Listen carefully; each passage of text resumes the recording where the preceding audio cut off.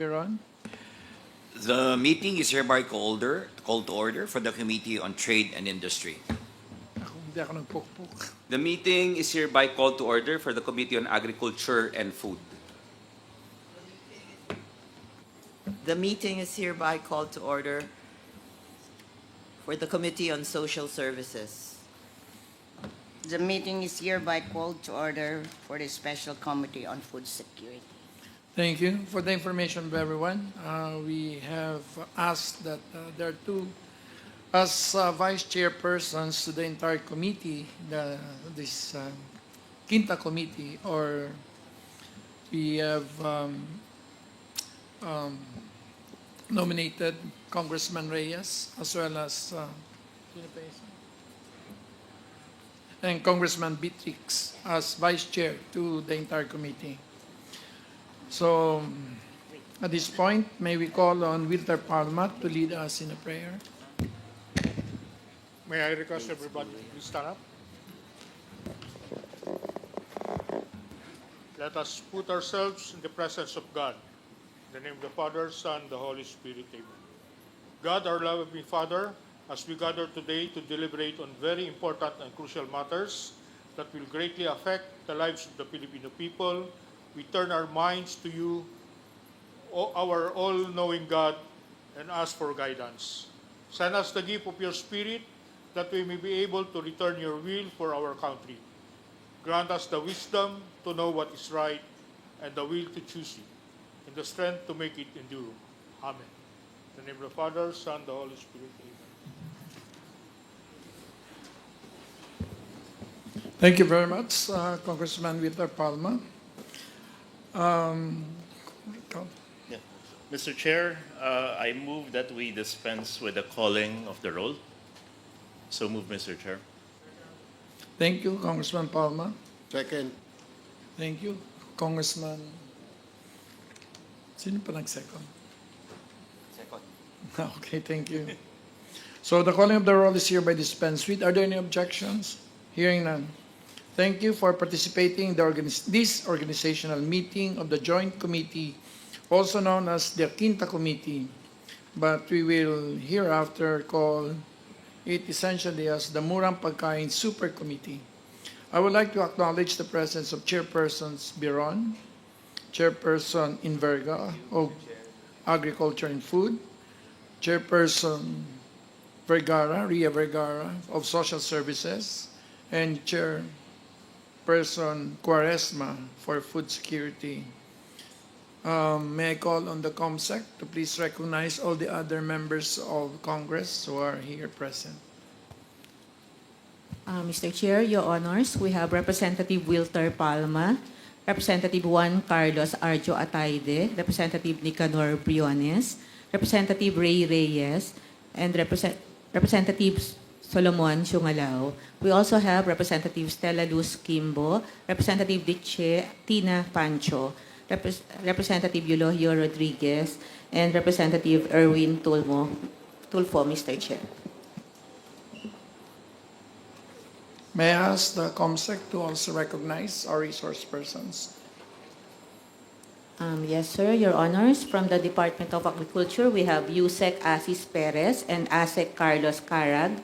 We also have Director Gerald Glenn Panganiban from the DA Bureau of Plant Industry, Deputy Director Glenn Estrada from the DA National Rice Program, Ms. Sonia Luis Sanchez from DA BIFAR. From the Department of Finance, we have Ms. Jem Kiflor Sacar, Ms. Ana Isabel Lejano, Ms. Althea Marie Fiel Rojas. From the Bureau of Customs, we have ASCOM Vincent Philip Maronilla. Also from the Bureau of Customs, we have Acting Director Isabelo Tibayan III, Colonel Ronnie Principe, Attorney Maria Lisa Sebastian. From the DSWD, we have ASEC Baldri Bringas and also Mr. Ferdinand Paredes. We also have Attorney April Ann Dizon from DSWD. From the Philippine Statistics Authority, we have Assistant National Statistician Rachel Laksa and also Mr. Grish Lucien Cortel. From the Development Academy of the Philippines, we have Director Gilbert Lumantao. From the Malusog At Matalinong Bata Coalition, we have Mr. Lionel Tacangco. From NFA, we have Administrator Larry Lacson himself. From the Philippine Rice Institute, we have Dr. John De Leon. From UN World Food Program Philippines, we have Ms. Dipayan Batak Charia. From the Foundation for Economic Freedom, we have Attorney Reina Valdez. Sir, Your Honors. And we also have Che Carbonell from the Department of Trade and Industry, sir, Your Honors. Thank you. Each of the chairpersons will give their opening remarks.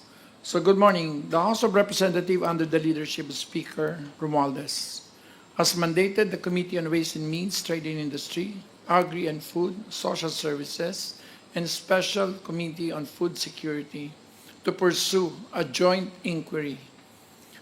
So we are on an inquiry in aid of legislation. So all your testimonies will be under oath. So under adopted House Resolution number 254 to address smuggling and cartel as the principal combinations underpinning hunger through the of both basic goods and essential commodities through the price mechanism in the market dysfunction, with the end view, of course, of our national goal of a zero hunger and promoting food security along with social protection. We are given once again an enormous responsibility. The Committee on Ways and Means has some experience. We don't.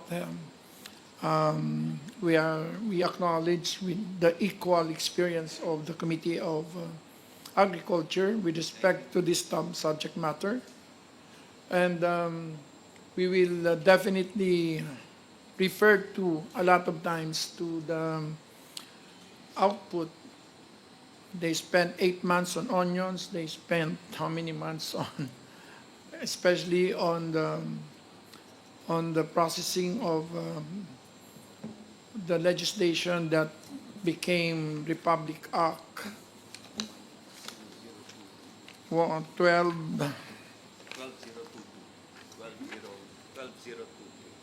Whatever, with respect to agri-smuggling. The Committee on Ways, actually, this is the second time that the committee is being asked to spearhead the joint committee.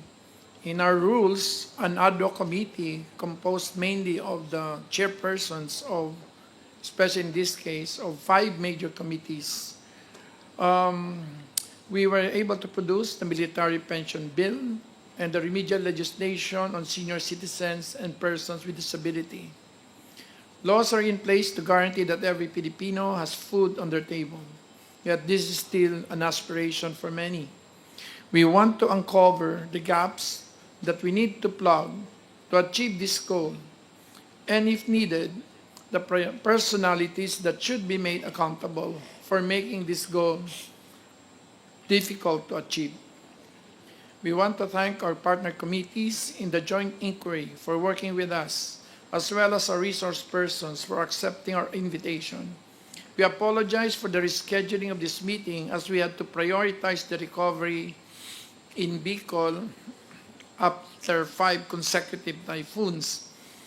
But still, thank you for accepting our invitation. I would like now, I think just to summarize, this is probably the most serious attempt by Congress to address the twin evils of smuggling and cartels as the fundamental basis for high food prices. That actually summarizes essentially what the committee will seek to achieve. Smuggling leads to cartels, and smuggling plus cartel leads to not just loss of revenues, but to high food prices. So at this point, I would like to call on my co-chairpersons for the respective opening messages.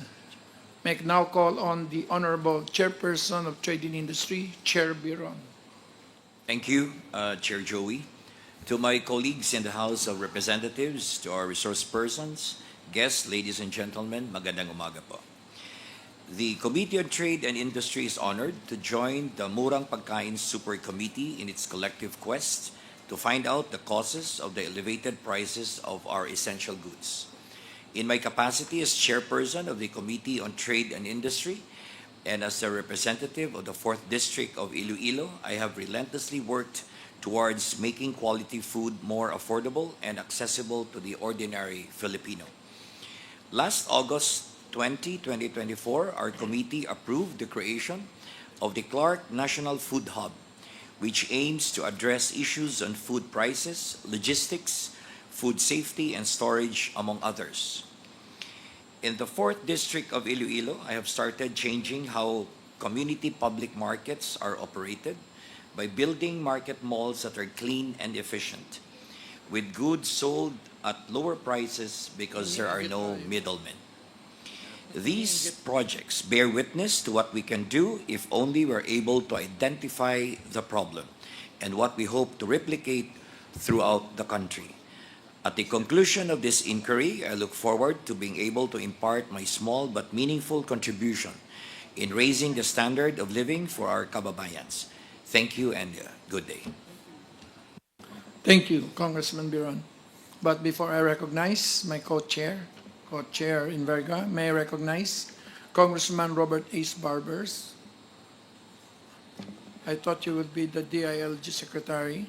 Congressman Christian S. Unavia of Misamis Oriental, and Congressman Edvic G. Yap of ACT-CIS Party List. Thank you, sir. At this point, may I recognize the very able, very energetic, and very industrious, one of the most productive committees of Congress, the Committee on Agriculture and Food, Congressman Inverga of Quezon. Magandang umaga po sa ating lahat. Thank you so much, Chairperson Joey Salceda. And thank you also to the Honorable Chair Ferge Biron for giving the body enough guidance on what to expect in this inquiry. Allow me to say my very short statement. This inquiry will be a venue to better inform our kababayans of what the government has been doing to address smuggling and other acts of price manipulation, which have been affecting consumers as well as legitimate businesses, as stated by our good colleague, Chairperson Joey Salceda. Addressing these unfair business practices would lead us to a food and nutrition secure nation, and eventually help mitigate hunger, which is the ultimate goal of our Honorable Speaker, Martin Romualdez, in House Resolution number 254. Allow me to inform the body of what Congress has done to help address unfair practices that harm our people. Just last September 26 of this year, the President signed Republic Act number 12022, or the Anti-Agricultural Economic Sabotage Act, which seeks to eliminate rampant agricultural smuggling, hoarding, profiteering, cartelizing, and other acts of market abuse. This law greatly enhanced Republic Act number 10845, the Anti-Agricultural Smuggling Act of 2016, by providing substantial fines and a maximum sentence of life imprisonment to those who will continue to violate the law. Also for signing, hopefully, of the President is the amendments to the Republic Act number 11203, also known as the Rice Tarification Law. This law amends the Rice Tarification Act of 2019 by strengthening the regulatory function of the Department of Agriculture and vesting them with powers on rice price stabilization and supply regulation. DA can call on local government units, the Philippine National Police, the National Bureau of Investigation, or other law enforcement agencies to provide prompt response and assistance in doing these functions. These laws manifest the desire of government to address unfair practices for the benefit of the consuming public, as well as for legitimate businesses to thrive. We are all here today in the same objective, and that is to inform as well as to be more informed to better serve our people. Maraming salamat po. Thank you very much. At this point, may I recognize one of the most intelligent members of Congress, representing Nueva Ecija, the chairperson of the Committee on Social Services, Chairperson Ria Vergara. Yung kapatid niya po mas matalino. Mr. Chair, may I just make some statements not related to the Quinta Committee? Please. Thank you, Mr. Chair. I would just like to make the following statements.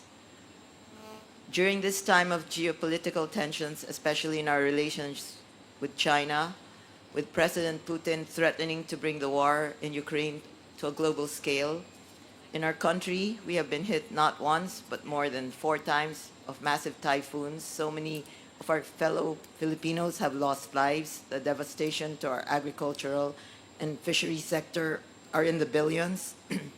All these disruptions happening are out of our control. But how we respond, this we can control. I was personally disheartened, disappointed, and frustrated watching our former president's press con last night, a man I respect for calling on the military to rethink their stand on supporting President Marcos, our commander-in-chief, because he claims our president is a drug addict. These are careless and unfounded, dangerous statements that are meant to destabilize and divert our country's attention from Congress' mandate to review and expect accountability, transparency from our fellow government colleagues. The confidential funds under the Vice President as Deputy Ed Secretary are no exception. So I appeal to our former President, a man I respect. I respect you and I recognize all you have done for me personally, and I am grateful as my family and the people I serve. But just as the previous late President Aquino stepped out of the public scene and out of delicadeza, didn't say anything to question the Duterte's policies on its direction on the drug war, President Aquino stood helplessly by as a full force of the Duterte administration accused, detained, and jailed then Senator Laila de Lima, who has now been exonerated by our courts. Former President Aquino kept his opinions to himself, even as our former President Duterte verbally attacked VP Lenny, wishing her death, mamatay ka na, referring to her as a colossal blunder. So many statements unbecoming of a duly elected president to an elected vice president. And that now you are no longer president, Mr. President Duterte, when you wielded great power during your 6 years, just as former presidents didn't interfere. I pray you do the same.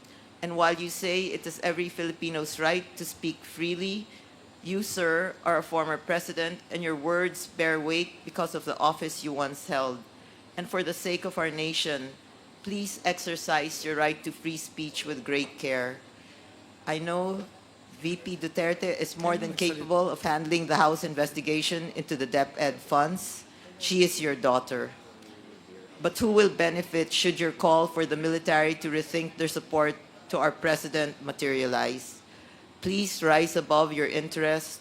Ito po ang buhay na pinili natin. Please do not divide our country. Rise above personal political agendas. As a former president, one of those who has stepped down of office with the highest approval ratings, please give President Marcos a chance without being threatened. Please do unto others as others have done to you. This, Mr. Former President, is the golden rule. Thank you, Mr. Chair. Thank you. We recognize the importance, the existential importance of the statement. And it does affect, certainly, volatility in our markets. But I think it is the decision of the chair to refer the omitting statement of the Honorable Vergara to a separate committee, the Quadcom committee. So at this point, but we thank her for the honesty as well as, of course, the bravery for her statements. At this point, may I recognize my good friend, pag congressman niya, congressman ako, pag governor niya, governor ako, ngayon congressman na naman kami, no other than Congresswoman Quaresma of Nueva Vizcaya. Chairperson of the Committee on Food Security. Thank you very much, Chair Joey Salcedo. Welcome, distinguished members of the Joint Committee, esteemed colleagues, honored guests, ladies and gentlemen, and fellow advocates for sustainable development and food security.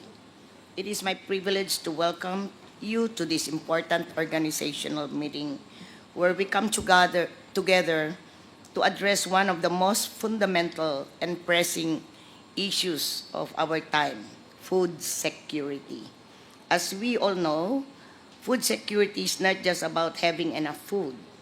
It is about ensuring that all people have physical and economic access to sufficient, safe, and nutritious food.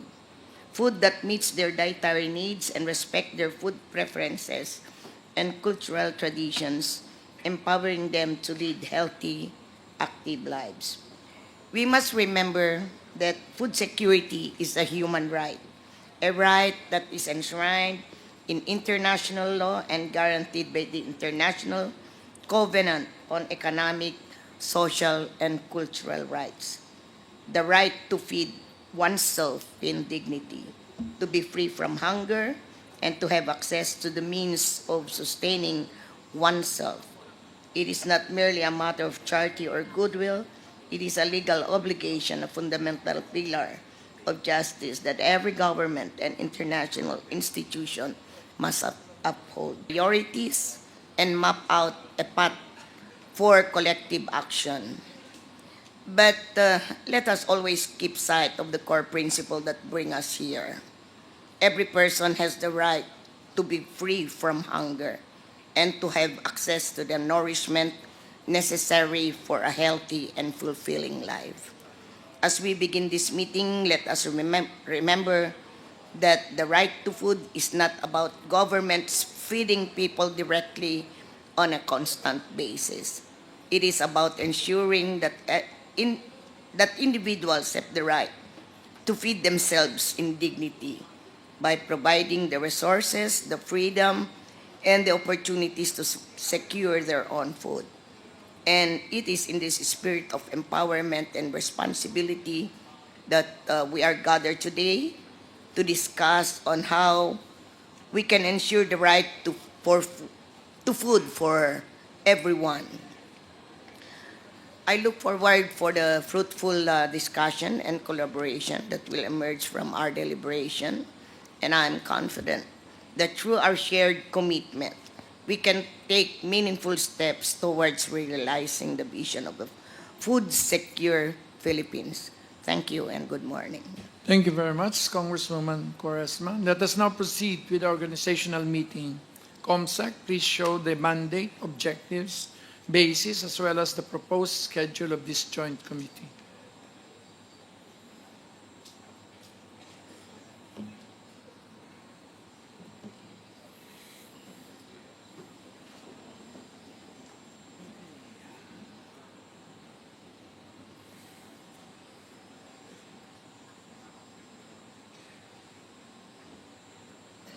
Next. Next. Next.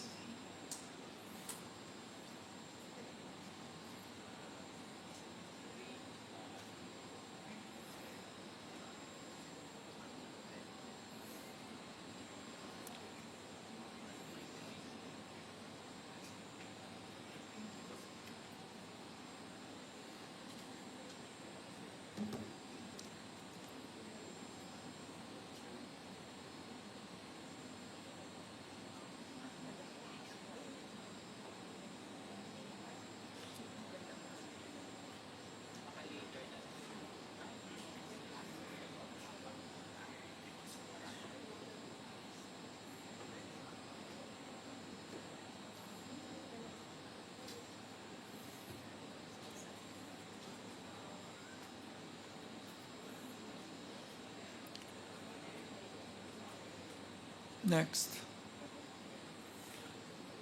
So it is really smuggling and cartels, basically, in order to mitigate hunger and promote food and nutrition security. Next.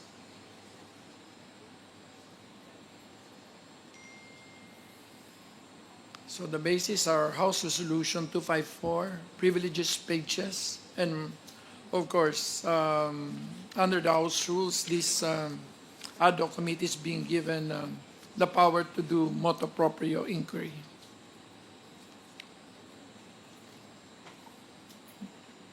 Thank you. Given the mandate of this joint committee, would like to present any comments? Hearing none. Given the mandate of this joint committee, would like to present our rules of procedure, which is virtually alike to most rules of procedure of most of the committees here. The rules are attached to the notices. Secretariat, please show the said rules on screen.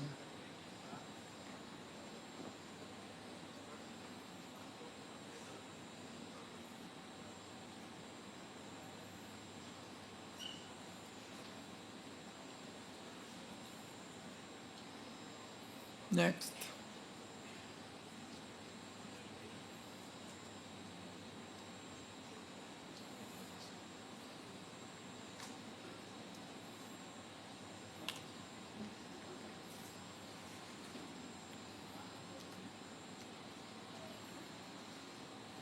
So yung dalawang batas mo, mako-cover namin. Hindi pa ba pirmado? Yung IPL. Hindi pa. Pero yung anti-smuggling. Saka yung effectiveness. The anti-smuggling has no IRR requirement, no? And it's So it's self-executing. Next. Can you, tanggalin mo nga yung mukha ko. Nakakagulo. Next. Next.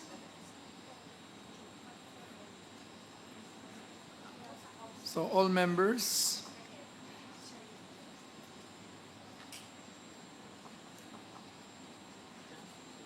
Next. Next.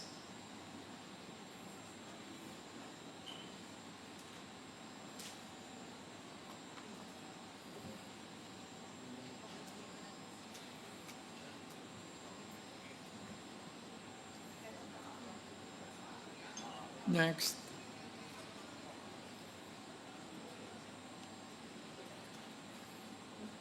So we still follow the 1/5 rule. And similarly, with respect to the vice chairperson of the entire committee, is also subject to the 1/5 rule.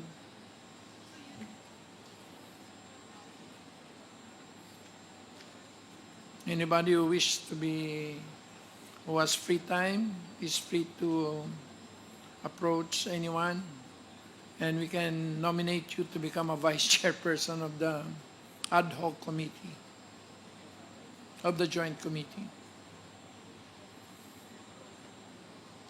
Actually, under the House rules, these joint committee or ad hoc committees are the most powerful instrument of Congress because essentially the members are the chairpersons.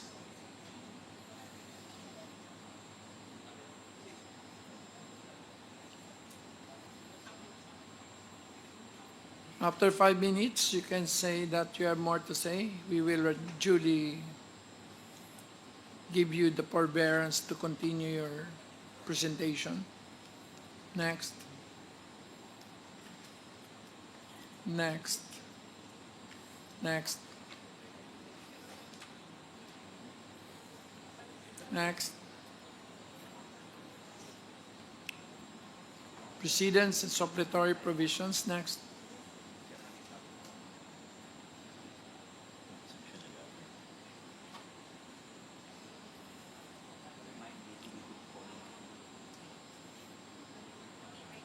So section 11 means, so this is an inquiry, so everything will be under oath, and therefore, since it's under oath, and therefore subject to a possible motion for contempt under the supplementary rules of the entire House rules.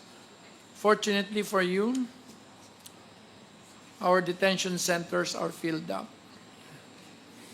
So, we have only 8, but some of the rooms are reserved for those who cannot be together in one room. So, we have no room for any contempt. But There are other facilities. is there a motion to create new facilities for?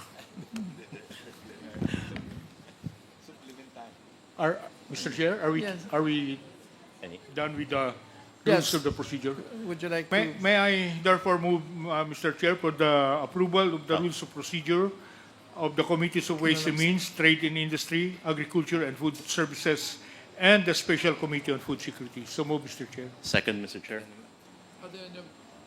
Are there any objections? Hearing none, same is approved. Okay. So the rules of procedure of the joint committee is hereby approved. Okay. Mr. Chair, in accordance with the rules of procedure governing inquiries in aid of legislation on the House of Representatives, may we also move that we extend this joint committee's period to conduct an inquiry? So move, Mr. Chair. Second. Are there any objections? Hearing none, same is approved.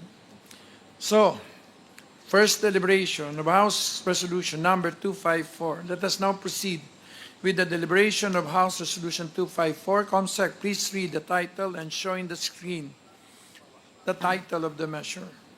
House Resolution Number 254 entitled Resolution Authorizing the Committees on Ways and Means, Trade and Industry, Agriculture and Food, Social Services, and the Special Committee on Food Security to conduct a joint inquiry in aid of legislation relative to House resolutions and privilege speeches referred to the mentioned committees, including motu proprio investigations on the implementation of government programs to address smuggling and price manipulation of basic goods and essential commodities, mitigate hunger, and promote food and nutrition security, authored by Speaker Ferdinand Martin J. Romualdez. Sir, Your Honors.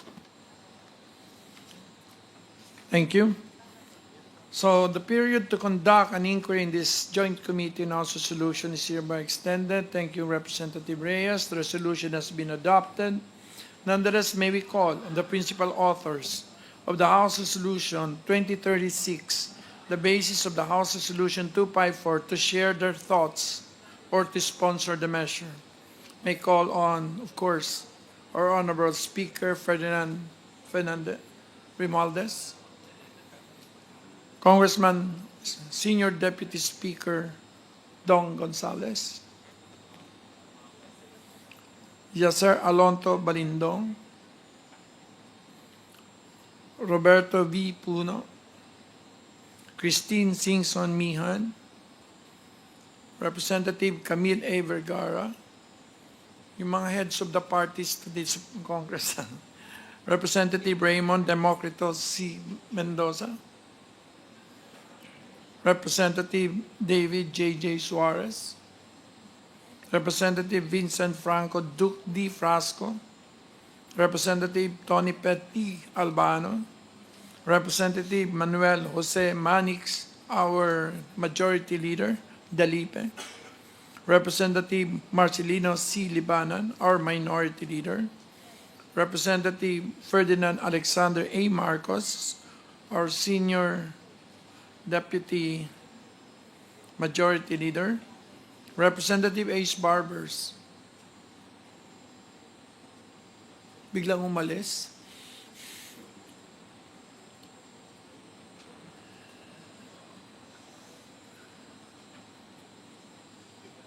May I recognize, of course, the presence of Congresswoman Lani Mercado Revilla of the 2nd District of Cavite and Representative Ana Victoria Veloso Tuason, my favorite, Veloso.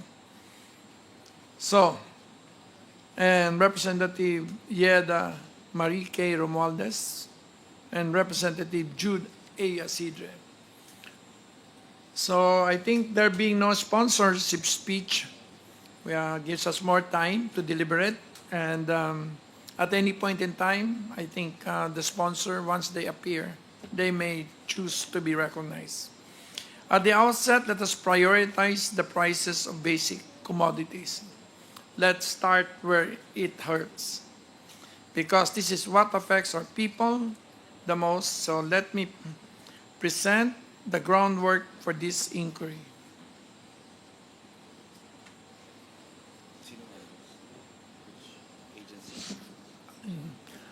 Next. Next.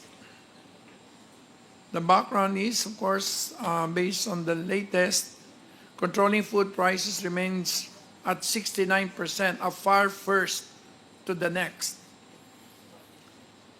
as the most urgent national concern. Next, across all socioeconomic class.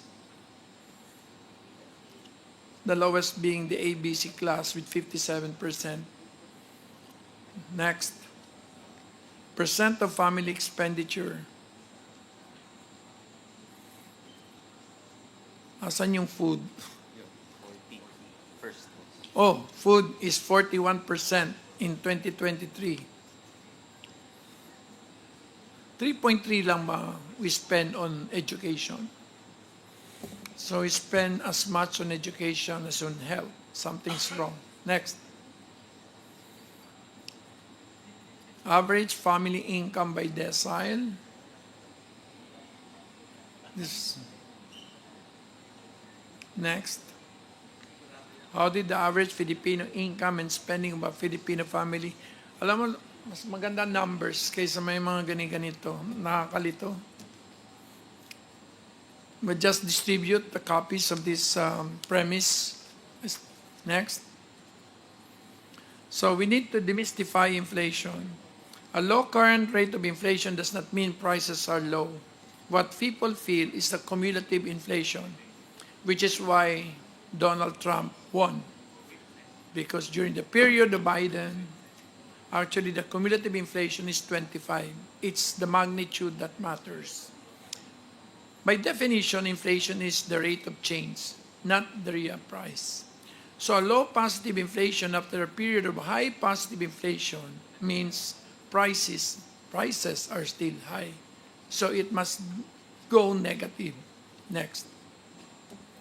Food inflation has only decelerated recently. It decelerated in August at 3.8 to 1.4, but easily went back to 2.9 in October. Next. People feel food prices are still high. They are at elevated levels from July 2023, end of the COVID emergency. Post-COVID cumulative inflation is 6.36, higher than almost all other major food groups except education. So that's something for the members of the Committee on Higher Education. So mas mabilis na po tumaas ay ang presyo ng tuition kaysa sa pagkain. Next. The average national retail prices for selected agricultural products. This is based on what? This is from DA. Rice special 64, rice well milled 56, rice well milled 50, beef 347, meat pure meat 422, Yempo at 350, pork meat with bones 298, dressed chicken 203, chicken egg 9 pesos, bangus at 209. So wala na pala mas mura kaysa 200 ano. Next. Average national retail price for selected agricultural products, ampalaya 104, gano'n na ba kamahal to? Cabbage 93, carrots 137, eggplants 91, petchay 107. Mas mahal pa ang petchay kaysa tomatoes 92, onions 127. Akala ko pa 700 yan. Garlic at 172, cooking oil at 161, brown sugar at 74, refined sugar at 84. But if you look at the global comparatives for sugar, the Philippines is actually number 2 most expensive sugar in the world. Next. Rice is the number 1 concern as the largest share of the household basket of goods. Naduduling ako. Next. So the problem is the food that we eat affordable, accessible, and safe? So what role do agricultural practices and food production system play in contributing to food insecurity in the Philippines? Naduduling ako. Next. So the problem is the food that we eat affordable, accessible, and safe? So what role do agricultural practices and food production system play in contributing to food insecurity in the Philippines? And how do seasonal fluctuations in food impact food security and nutritional intake among low-income families? Next. Our weakness in food chain value are actually, ano yan, are actually structural. If you look at this chart, if you disaggregate what goes into the cost of food, the Philippines has the highest post-harvest cost. So basically, it's logistical. If you look at the disaggregation, 32.7 ang post-harvest natin compared to only 10% for Thailand. So saan where is the difference? The basic difference is in inventory carrying, that's cold storage, and warehousing. So pag kinompare mo naman yung transportation, kasi archipelagic tayo, we're 14% versus 9% for Indonesia. In simple language, this would have been just a technological and technocratic solution. You must go into cold storage as well as, of course. So yun ang pinakamalaking kulang.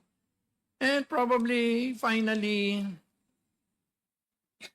end the rule of cabotage, which we have. Kasi archipelagic din ng Indonesia. Pero since time immemorial, ang na-change natin yung cabotage rule sa Pilipinas only when foreign shipping lines carry foreign goods but not domestic goods. So, kitang-kita dito na structurally, it is the lack of cold storage that makes food prices really high. So, at least, I don't know how much of the budget of DA is in cold storage. Do you know, Asis? Sir Chair, it's improving now. Not just cold storage, but post-harvest in general, sir. Yes. When you say cold storage, what else? Processing facilities, silos for Yes. grains. So how much? 10% of your budget? It's still very small. We actually requested for a higher budget for post-harvest, but unfortunately, the NEP did not give us that much. Who, DBM? There is a different opinion, but we understand, sir, that the lack of fiscal space is the reason for that. So will you, for example, support if we go after the cabotage law? That has been previously identified in so many hearings, Mr. Chair. And we agree that one of the reasons for these high prices is the price of logistics. The department is also embarking on the development of agricultural ports to also facilitate the transport of agricultural goods. Because Anyway, right- nag-segue lang ako. So may I Yes, sir. recognize Congressman Lawrence Defensor, our Deputy Majority Leader. Representative Milagros Aquino Magsaysay. Bakit ang... Kayo ba may-ari ng Magsaysay Lines? Baka pwede kayong pakiusapan. Representative Emilio Bernardino Yulo, 5th District of Negros Occidental. Ano siya? Representative Felito Alfel M. Bascug, my God, my favorite, for PWDs, no? Representative Ramon Rodrigo L. Gutierrez, you would have been a vice chairman of this entire committee, kaso it was rejected because your opposition daw. Representative Florida Rida P. Robles, cause Sa malayo pa lang, maganda na. Of the Lone District of San Jose del Monte City. And Representative Eddie Bong G. Plaza, of course, my good friend from way back. So let's finish. Tapos na ba yun? Next. Let's go. Let's go. Mr. Chair, Yes. I just like to add, you're talking about cold storage, right? Yes, that's right. So, fortunately, in my district, the DA allocated enough funds for cold storage. So we Swerte have mo. 2 cold storages now in Bongabon, that's the onion capital of the Philippines. But what's happening is the implementation, the mayor there is also an owner of a cold storage. So he was able to come up with a joint agreement with private traders to use the government cold storages that we supplied for his own personal gain. And now the DA is having a hard time to reclaim it because of some legal technicalities. So I was wondering, can this committee pass resolutions so that they can immediately take back The those cold COMSEC is storages? hereby instructed to ask for the name of that mayor and Thank you, Mr. Chair. shall be asked at the appropriate time. Can we finish the presentation? Ilang pages pa ba? Let's skip na lang. Next.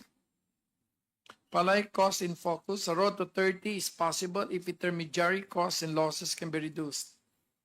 So this is my own. I studied it very well. And not because I want to pander to the president, but theoretically, there is a way of going to at least, at best, 29 pesos. But no way, 20 pesos. Next. Expensive prices killed.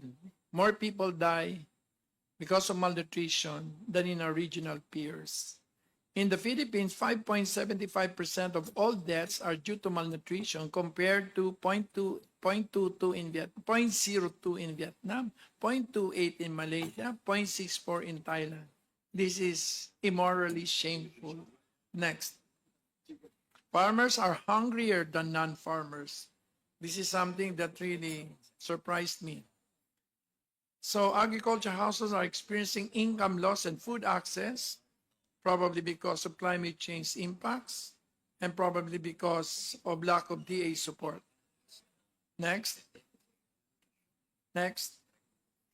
Impact of high food prices and malnutrition. Some 23.9% of respondents lack protein in their diet as a share of local energy. Some 47.7% of respondents lack carbohydrates. So mas madali pala dahil sa isda. Ganito ba yun? Is this because we have more fish? Therefore, we have less protein deficiency than carbo deficiency. Next. Low self-sufficiency for key sources of calories is below 100%.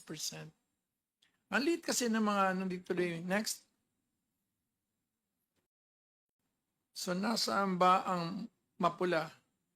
Oh, it's in southern Mindanao. Basically,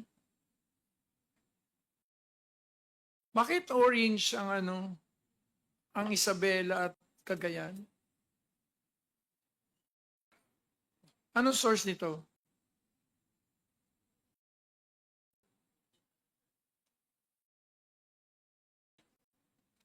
This is from PIDS.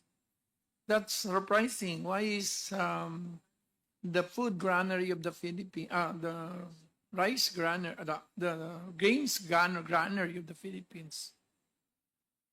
So it's barm. Then, can you just distribute copies of this? So there will be a base. You have it. Okay, next. So I don't have to discuss this. Meanwhile, our neighbors develop surpluses enabling exports. Asa ng Pilipinas? Dun. Next. Agri is the laggard of the Philippine economy. Nag-negative 2.2 pa yata tayo. Next. With a declining share in the economy. Next. And low output per worker. That's the green one, which is why they're poor. Next. Resulting in high poverty rates among farmers.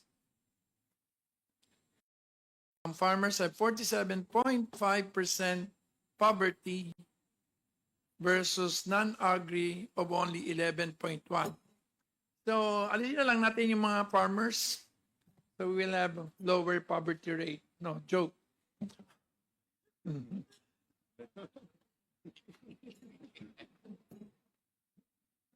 Next. DA's 4-year plan para sa masaganang bagong Pilipinas to optimize cost in the value chain, develop improved post-harvest facilities. Puro na logistics ngayon, ha? Value chain, post-harvest system, logistics, transportation, and distribution. So nawala na bigla yung mga dating nakikita natin dyan. Yung masaganang GMA Rice, GMA HBCC, GMA. So that's a very nice policy shift in the DA. We wish to recognize our new secretary, Kiko. And then, of course, health food, small farmers and fisher folks. Next. High value crops development programs. Next. Kayo na lang magbasa. AMAS, binalik nyo yung AMAS? Di ba dito nangyari kung bakit nagkaroon tayo ng onion problem? Nakipag G2G sa FTI para bumili ng mga onions sa mahal. Download yung pera. So, tanggalan kaya natin to ng authority ng G2G. Sa Gipsaka Act, boss. Sa Gipsaka Act ba yun? Yung basis. Okay. Baka we have to review. So, wag na. We just have to put good people. Kulang ba ang good people sa DA? We have enough good people to make this work? So, there will be no more onion scandal? How much did you spend to buy all those onions at 700 pesos? Remember, you started the high prices by buying, using government money to support prices of onions. Were you there? The administration of Secretary Kiko was not yet there yet, sir, at that time. So you're just here to deny it. Okay. Kadiwa ng Pangulo, Food Lane Project. Next. Matatapos na ba to? Palgu. Parang nakakaano. Ba't may legislators dyan? Pagbibintangan na naman kami nito. Enables palay farmers to maximize their income, assist the legislators and the LGUs in sourcing their palay requirements intended for their constituents. Do I need to discuss that? Let's discuss that at the appropriate time. NFA Modernization Program supports the NFA's buffer stocking mandate by achieving efficiency and effectiveness in the delivery of services to NFA's stakeholders. Next. Masagana Rice Industry Development Program. As a roadmap, so matatag. Di ba may kulay ang word na matatag? Buti naman So it is on resilience, basically against what? Calamities? Sama-sama means economies of scale. Asis, what do you mean by sama-sama? Clustering, farmers and fisher folk clustering, and what? Yes, sir. And consolidation. For consolidation for the economies of scale, sir. Kailan na kayo na-consolidate? We're still in the process of finalizing. Na-condone na yung mga So Opo. there's no more there's greater flexibility for you to consolidate. Yes, sir. Not the farms. Consolidate the farmers. The farmers, yes. Sir. Anyway, next. Let's go back. I want to finish this. Ganado. What does ganado means? Emphasizes modernization. What is ano meaning ng ganado?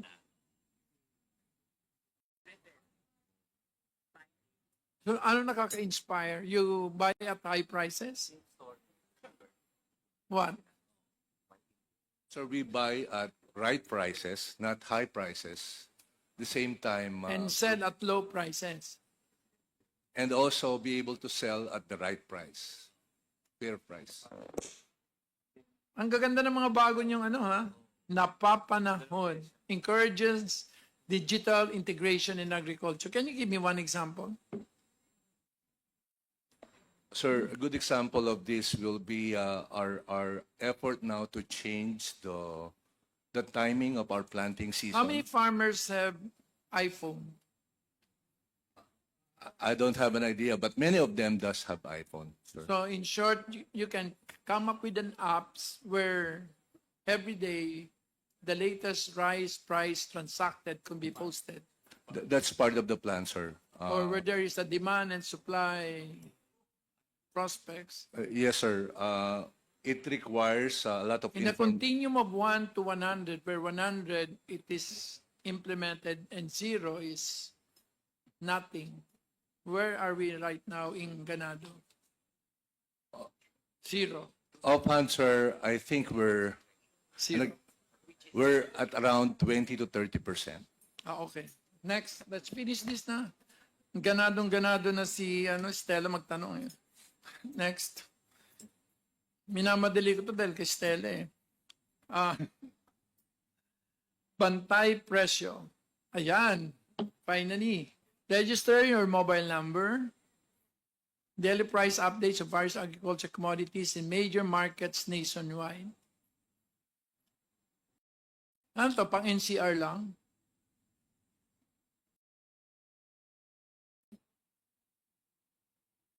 Sir, the idea is to deploy this system throughout the country. Okay, next. Philippine Food Fortification Act of 2000. Next. Sorry if I have to bore you with all these things, but apparently we went through the entire gamut of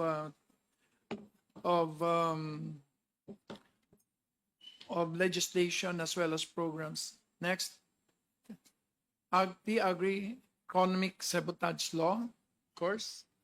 Republic Act 12022. Anti-Agri-Smuggling Act. So ano yan? Is that bailable?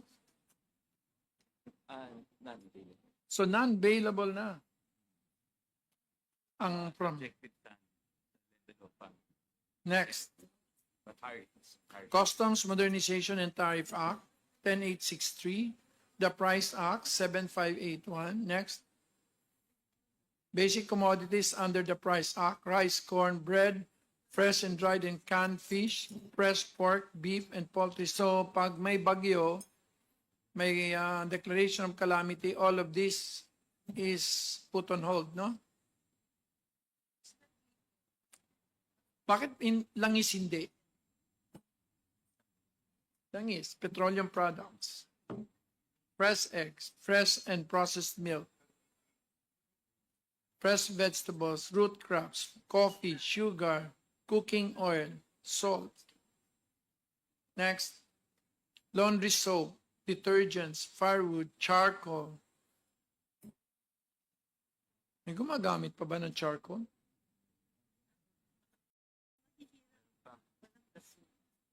Okay, so you cause climate change. Handles, drugs classified as essential by the Department of Health. We will ask for that list later on. COMSEC, you are hereby instructed. So these are the basic incentives under DTI, DA, DOE, JAO number 24. Andyan ba yung kerosene? O, ayan yung kerosene. Finally, LPG. So, wala pa rin yung diesel tsaka gasoline.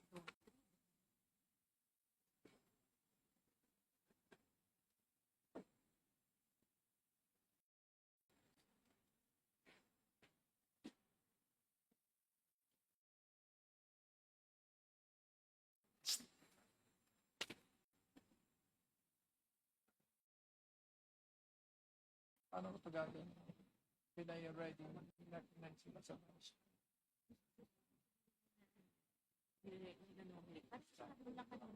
Okay, next, let's finish this.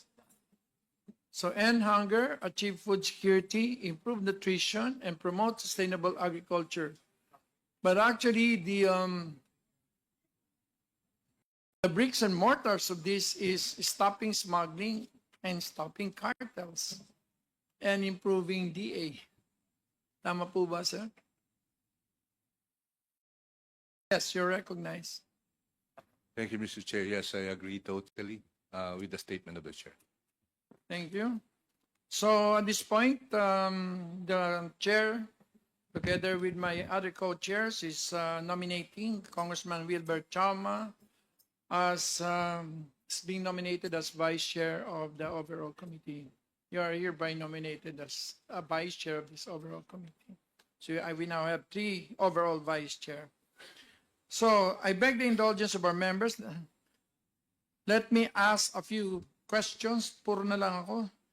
First, let us call on the Philippine Statistics Authority. Mr. Chair, Yes. before anything else, may I move that our resource persons should take their oath before we proceed with the Kaya naman pala So, kita ni-nominate dahil mas maalam ka. So, upon the motion of Congressman Palma, may I ask everyone who are here, who are not members of the House, who will be asked later on to please stand up, and may I ask the COMSEC to render the oath. Yes, sir. Please stand up and raise your right hand. I, please state your name. Do solemnly swear that a testimony I will give before the Joint Committee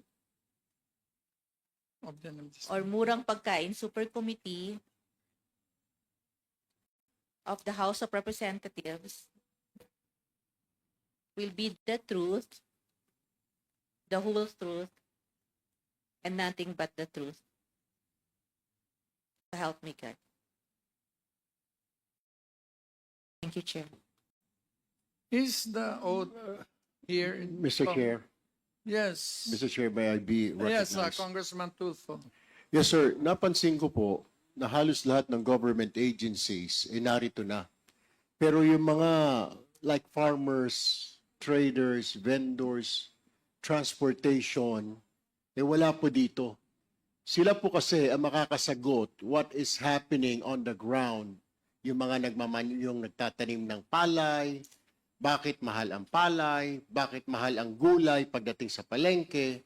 Kasi basing po in our investigations, in our research, ang farm gate po ng mga vegetables mura. Pagdating po sa palengke, nagmamahal. Now we have a problem here, sir, na trabaho dapat ng ilang ahensya yan, meron hong malaking disparity.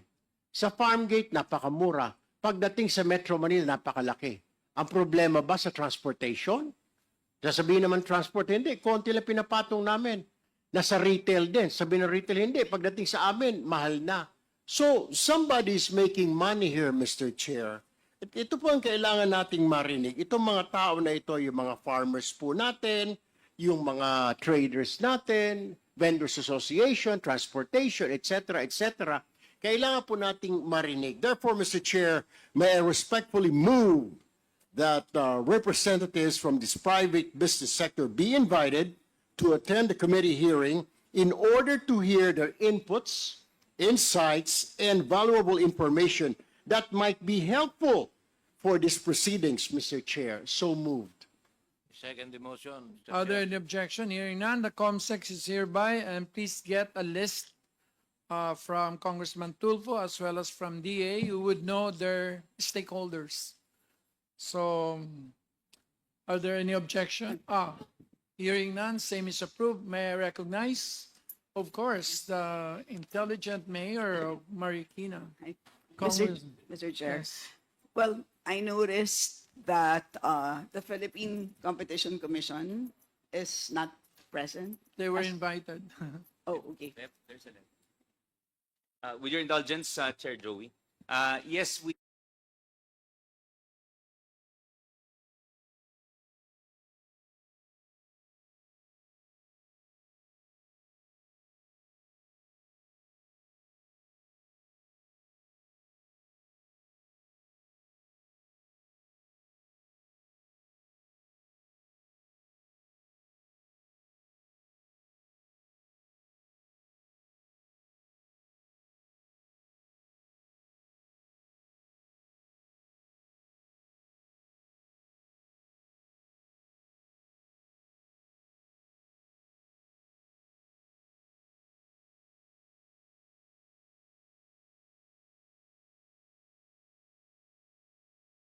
Just to read, Philippine Competition Commission, November 26, Honorable Wilfredo M. Imbarga. The PCC remains term, however, due to short notice, and with the commission meetings set for November 26, I'm unable to personally attend the same, and our senior personnel cannot attend the deliberation due to prior commitments which can no longer be moved. To reiterate, PCC recognized the integral role of the agricultural sector, blah, blah, blah. As such, the Commission commits to providing technical assistance and participating in any subsequent hearings to be conducted by the committee. Is there any motion to summon all documents pertaining to the hearings of the PCC with respect to its investigation into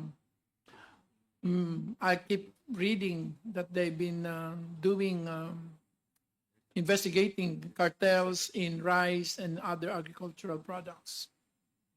Mr. Chair, there is an ongoing investigation on the onion cartel, and I believe it is on adjudication at the moment. So malapit na po matapos yung case. So But yes, with I agree respect with to you. rice, With respect to rice, parang wala yata. so the chair moves. Can you support me? Yes, I second, Mr. Chair. So the COMSEC, please summon all documents pertaining to all investigations and all other deliberations made at Philippine Competition Commission with respect to rice cartels. So at least we did something with their absence. So at this point, may I now call on PSA to put us in the proper perspective or where we are with respect to food prices. You have a presentation? I don't have a presentation, Mr. Chair. But Okay, we will listen to you. Okay. Thank you, Mr. Chair. Thank you. Good morning to everyone. As mentioned earlier in the presentation, the food prices, both from the farm gate, wholesale, and retail are available in the PSA. And as also mentioned earlier in the presentation, we have increasing prices for some. I would like to mention our farm gate prices for palay. We have 20.51 pesos per kilo for October 2024. And from that 51 pesos per kilo palay price, we have actually 44.71 pesos per kilo regular milled rice at wholesale, meaning there's a gap between the farm gate price and the wholesale price. And then when we go to the retail price, we have 50.22 pesos per kilo for the regular milled rice, still for October 2024. So I agree, Mr. Chair, with your earlier connotation that there's a gap between the farm gate, wholesale, and retail prices, particularly with respect to rice. As to the inflation for the rice inflation has been increasing from March. The rice inflation has been decelerating rather from March 2024 to September 2024, or for 7 consecutive months, but it increased in October 2024 at 9.6%, but that is also because of what is mentioned earlier, that the inflation is based on the growth rate or year-on-year growth rate of the consumer price index for the current period in comparison with the consumer price index in the same period of the previous year. The reason of the increase of inflation, particularly for rice at 9.6% in October 2024, is due to the increase or to the higher or to the lower inflation in the same period of the previous year, October 2023. As you may remember, the president has imposed a price cap in September 2023 last year, so it reflected with lower inflation in October 2023, which in effect increased the inflation due to base effect in October 2024. Thank you, Mr. Chair. I wish others can ask this question. Despite the decrease of tariffs from 35 to 15, you had a 9% increase in rice prices? Yes, Mr. Chair. Do you have, I'm sure that PSA subsume what, SRTC? Did you subsume the SRTC or all the other, like NSCB? The PSA is composed of the four statistical agency, the Yes. NSCB, the BAS, Bureau of Agriculture So kayo sa Statistics. numero lang, pero yung mga analytics, where does it lie within the new PSA? Come again, Mr. Chair. I'm sure you are in charge of doing the periodicity as well as, of course, the basket, etc., and where to take all the samples. So Yes, where sir. does the analytics come in? Where in the entire PSA? Who can explain to me, despite the decrease in tariff from 35 to 15, still you had a 9.6% increase in rice prices? That's impossible. Harvest season pa. As mentioned earlier, Mr. Na- Chair, Sino ba dun sa loob ninyo makakasagot sa akin? Kasi mukhang ikaw PSA ka lang, no? Sino Yes. ba yung NSCB na dun yun? the NSCB is now under PSA, I Mr. know, Chair. but who is handling the task of NSCB before? The guys who do all these studies, whenever there is, how do you call it, PES, you make presentations in the BSP, all those sorts of things. So, can you answer my question na lang? Mr. Chair, as mentioned earlier, the increase in the inflation of rice is because of base effect. As mentioned, What is the base last year? It went down in November last year. it went down in October last year because of the price cap set by the President in September 2023. Therefore, due to the lower denominator, the inflation is higher in October 2024. So, price cap. Yes, Mr. Chair. Oh, I wish you can present it here. That's the problem if you don't have a presentation. So what was the price cap? 24? 36? Price cap was 45, Mr. Chair, last year. Oh, 45. 44 naman yung sinabi mo ah. Parang layo yata, ma'am.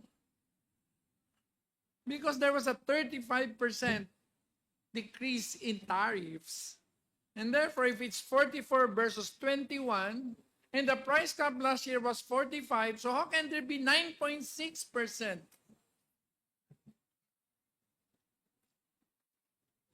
Mr. Chair, if I may, the prices of rice month on month is decreasing, though lower rates. Yes, It's between pre-tariffs, post-tariffs. Ano yung... The price of, for example, regular milled rice in July 2024, when we started started the implementation of the reduced tariff rate is 50.90 per kilogram. 50.90 pesos per kilogram. And now we have 50.22 centavos. So it decreased by minimal around 70 centavos. Ano nangyari? So is that a proof of cartel? So all the benefits of reduced tariff just went down the drain? Just mio, perdon. Pwede ba ako mag-resign dito? Mr. Chair, Mr. Chair, Yes. Mr. Chair, may I be recognized right here, Mr. Yes, Chair? Congressman Tulfo, then Congressman Briones, who is from the AGRICUTURE. Basing on our investigation, my office, yung tariff po, parang instead of magkakaroon po ng savings, hindi napupunta lamang po doon sa importers natin. We're talking about tariff doon sa import. Hindi po nababawasan because umiikot po yung mga tao ko every week, yung rice price sa import po ay nasa 50, 60 pa rin. So the question is, saan napupunta yung tariff reduction natin na 20%?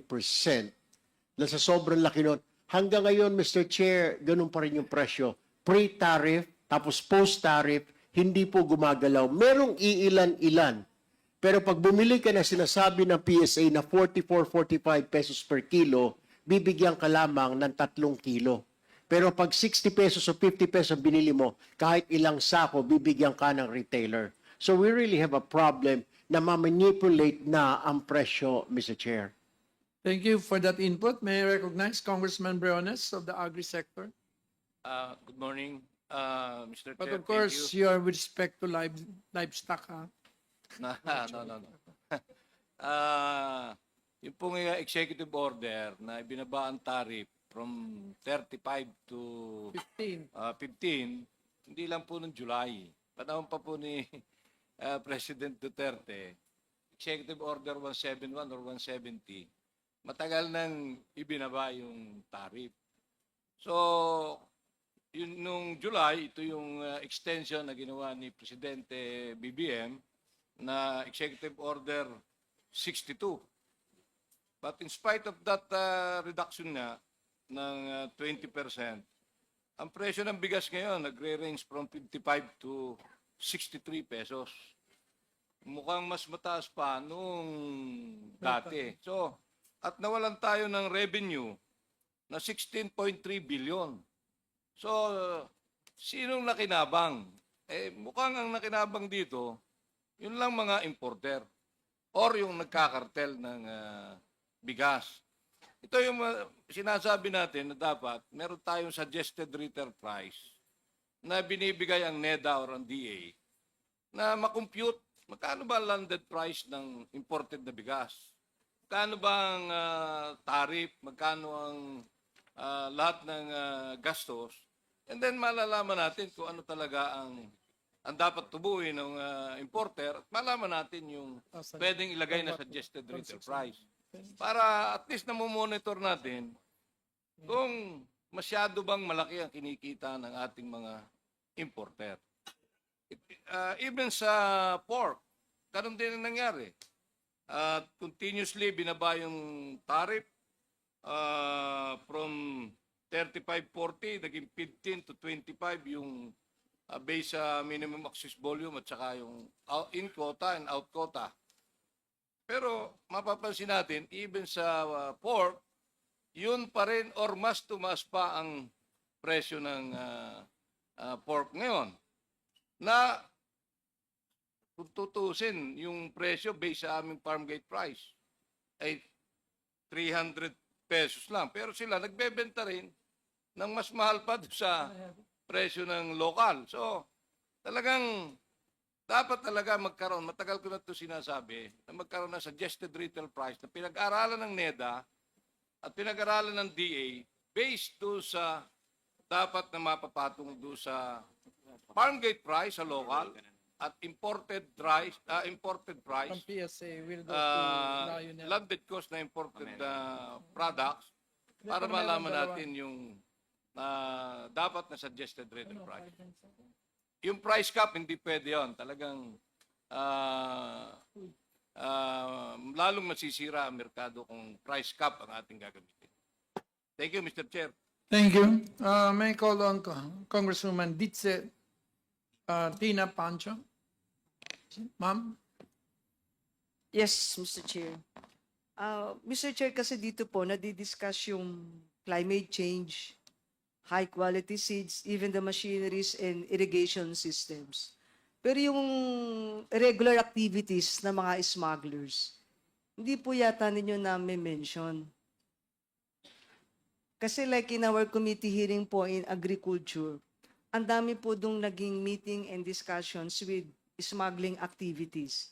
Siguro naman by this time, alam niyo na yung short list ng mga smuggler. Meron po ba kayong ginawa dong legal activities man lang o legal case against these smugglers?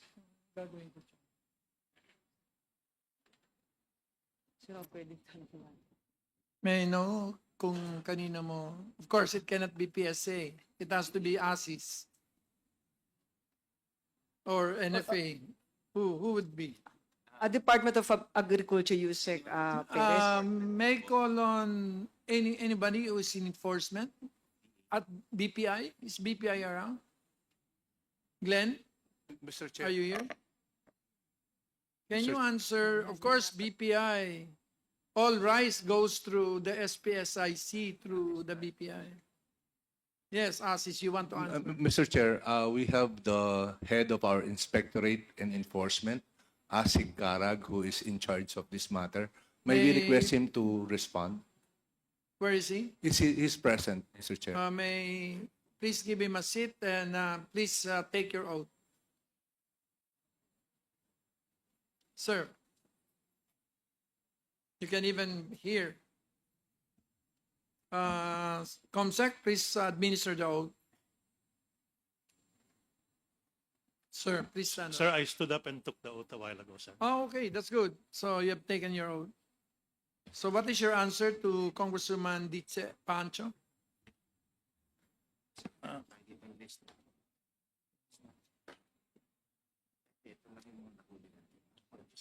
Number one, sir, the question was, do you have a short list of smugglers? Your Honor, we have a long list of smugglers. All right. So The- do you want it now? Kahit yung short list lang po. Ma'am, May long the- Any legal case against these smugglers? Hindi. Yung nga short list, baka wala kayong ginawa eh. Ma'am, may I just reiterate a few other things prior to actually answering the question. Our problem, ma'am, is the Inspectorate and Enforcement of the DA has no mandate for actually law enforcement. See, we are only under the office of the Secretary. We have no law Mr. Chair. enforcement powers. Excuse me, Mr. Chair. Kung di po sila in charge, so is in charge. No, Kasi kung, I'm in charge of the Inspectorate and Enforcement Office, ma'am. so But inspection lang po kayo, pero wala kayong we have- police power We have na- no mandate for law enforcement. Kaya nga, Mr. Chair, sino yung involved? Kasi kung mag-explain lang siya ng mga legalities and all, When we do operations, ma'am, we have to coordinate with the NBI, Coast Guard, Customs, and other law enforcement agencies, ma'am. Mr. Chair, do you have any representative from this group? So are you not in the first border? We are in the first border as regulatory agencies, sir. Either BPI, BFAR, BAI, and MIS. You just ensure that biosafety. Yes, sir. Food safety. So- We have no powers for law enforcement. Siguro, That's not Mr. under Chair, our mandate. Would kung you sino like- yung may mandate. Kasi useless lang po kung mag-explain po kayo eh. Ang gusto po natin makita kung ano naging action against these smuggling activities. Kasi ang dami po namin committee meeting under Chairman Envergad, pero wala naman po yatang ginawa. So, kahit mag-create po tayo ng multiple committees, I think it's useless. Anyway, at this point, before you answer, the chair hereby, how do you call that? Ask for the submission of your long list of suspected smugglers. Do you have it? Sir, these are only the cases of the people that It's okay. We will not. that we have caught. We might go into how they call that, a closed hearing. So we just have. But anyway, if you don't submit that, but our rooms are full, so you're safe with me.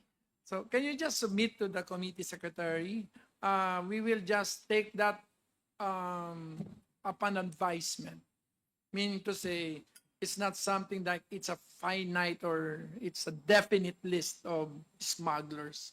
So at least give us a lead, give them a time to defend themselves. Yes, Your Honor, we will do so. May I now command the COMSEC to please get the list, but don't publish until we give them a chance to taste our detention centers. Mr. Chair, Yes. One- Before you go there, ma'am, global rice prices went down from 574 per metric ton to 496 per metric ton. So that's a 14% decline during the same period that Madam PSA is talking about. So how? And even if the peso went down from 58 to 59, so how the hell are we in 55 pesos per kilo of rice? So anyway, you can proceed. I was just wanted you to add more to the compelling that something is very wrong and it cannot something wrong with the markets. Anyway, Congresswoman Diche, it takes a woman to ask. I don't know how to ask that question, but since you asked that question, thank you very much. Then Opo, you can Mr. proceed. Chair. And another thing, Mr. Chair, if we have any representative from LGUs, kasi ang concern natin is the whole country, yung Philippines. Kunin mo na. Maybe we should narrow down the budget dun sa region or maybe sa Ang province, aga naman ng ano na. city or municipalities that is really interested in agriculture. Kasi kung makita natin, Mr. Chair, ang LGUs ngayon, ang concern is land conversion. So how come nako-convert yung land na yan? Aggregated agricultural land po yan. Diba? How come? Tapos maghihingi sila ng budget for road widening. Tapos magugulat ka lang, may kinikrate doon na housing, commercial, industrial, warehouse. Pero that is intended for the farmers. Accessibility to road. Diba? So any representative from who can answer my question, bakit nagkakaroon tayo ng land conversion? Kasi kahit magbigay tayo ng budget, kung ang concern ng LGUs is land conversion, there's something wrong with us. Mr. I Chair. think in the next hearing we will ask the DAR because that's properly within their jurisdiction under our laws. So we have no resource person from there, Mr. Chair? As far as we're concerned, the LGUs have 10% flexibility in declaring lands from agriculture to non-agricultural. So right now, I don't think we have the proper resource person. But we are duly noting your question and we will look for somebody who can answer your question. Thank you po, Mr. Chair. Next is, may I recognize Congressman Saldi S. Villa, the Lone District of Siquijor, who is now a very famous tourist spot. So, PSA, are you done with your presentation? Yes, Mr. Chair. So that's only rice, huh? Yes, Mr. Chair. So, when we speak of hunger, what does this mean? May I now ask FNRI, are you around? Food and Nutrition. Kasi baka naguhula-hula lang kami kung talagang May call on Dr. Mildred Girindola, Supervising Science Research Specialist. Are you here? Ma'am?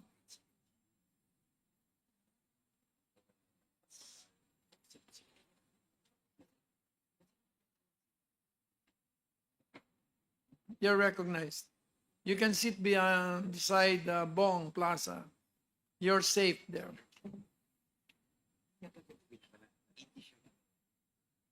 You don't have a presentation.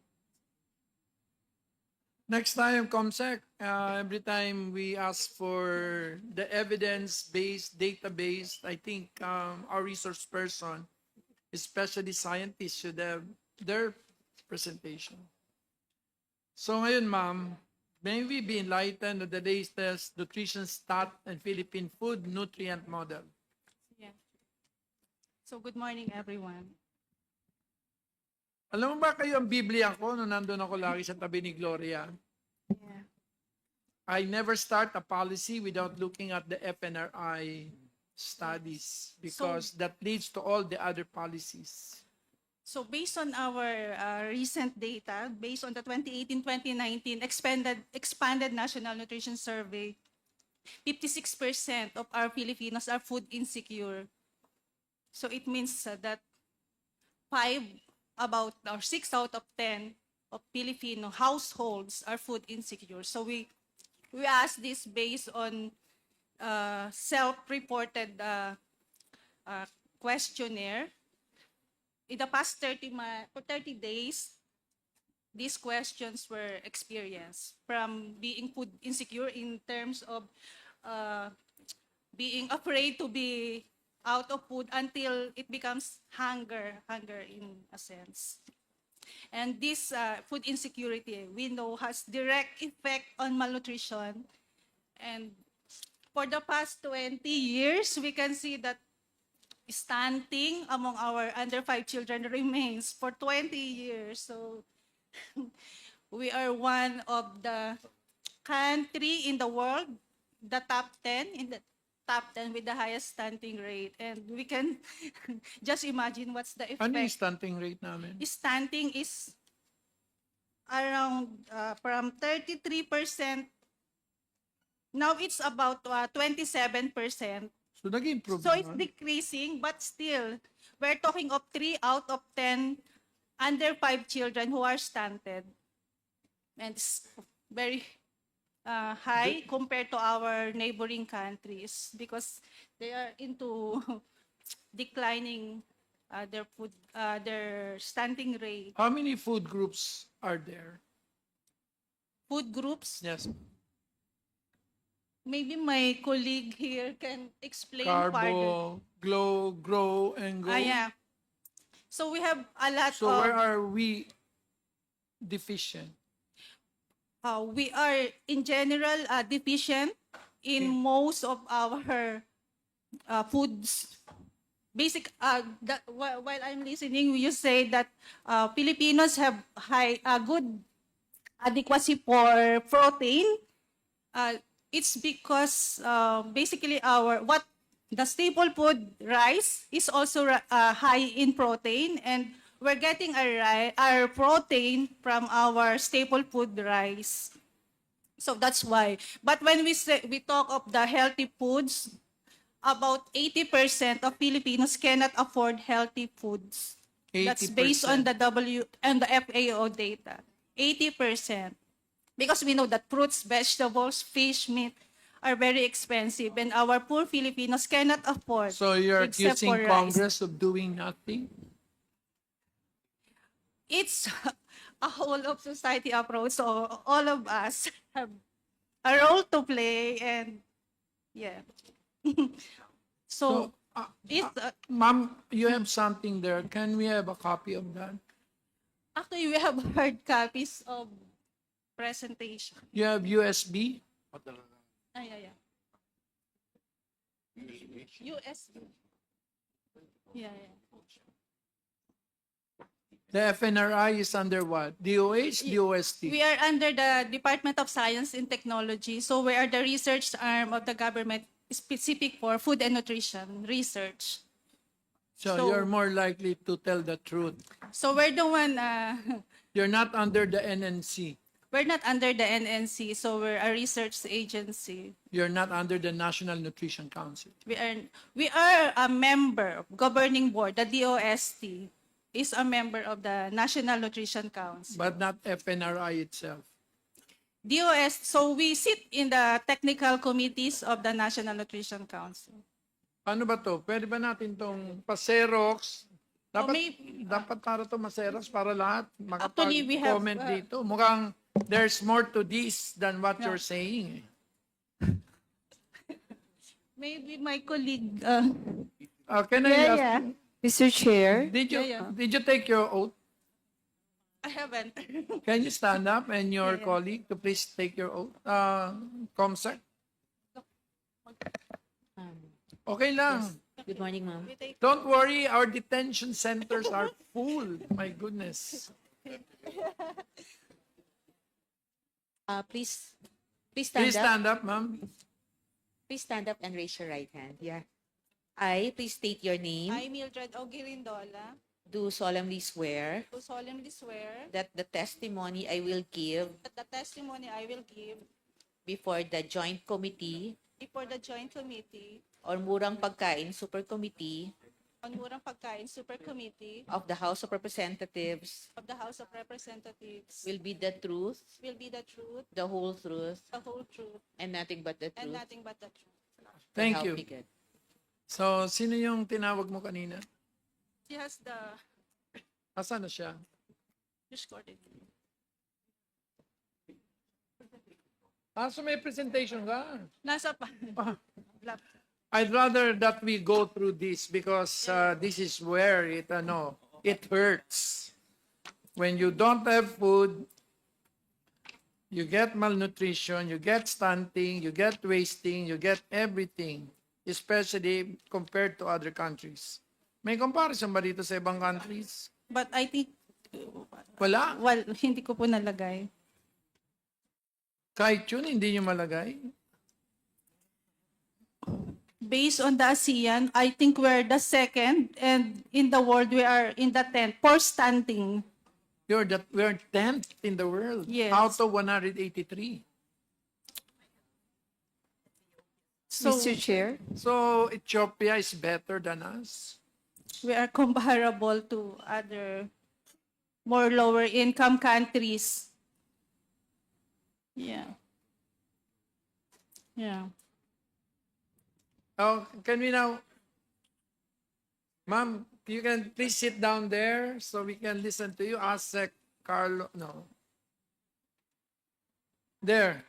Can you just go through the proper pages? Ayan. Yeah, please sit down. Ilang pages ba to? So maybe I will just Go through the right page. through the. So this is based on the expanded National Nutrition Survey. Next. Yeah. Next. Yeah. So the National Nutrition Survey, actually we changed our methodology for the conduct of National Nutrition Survey. Before, it's just to represent the national data, the national situation.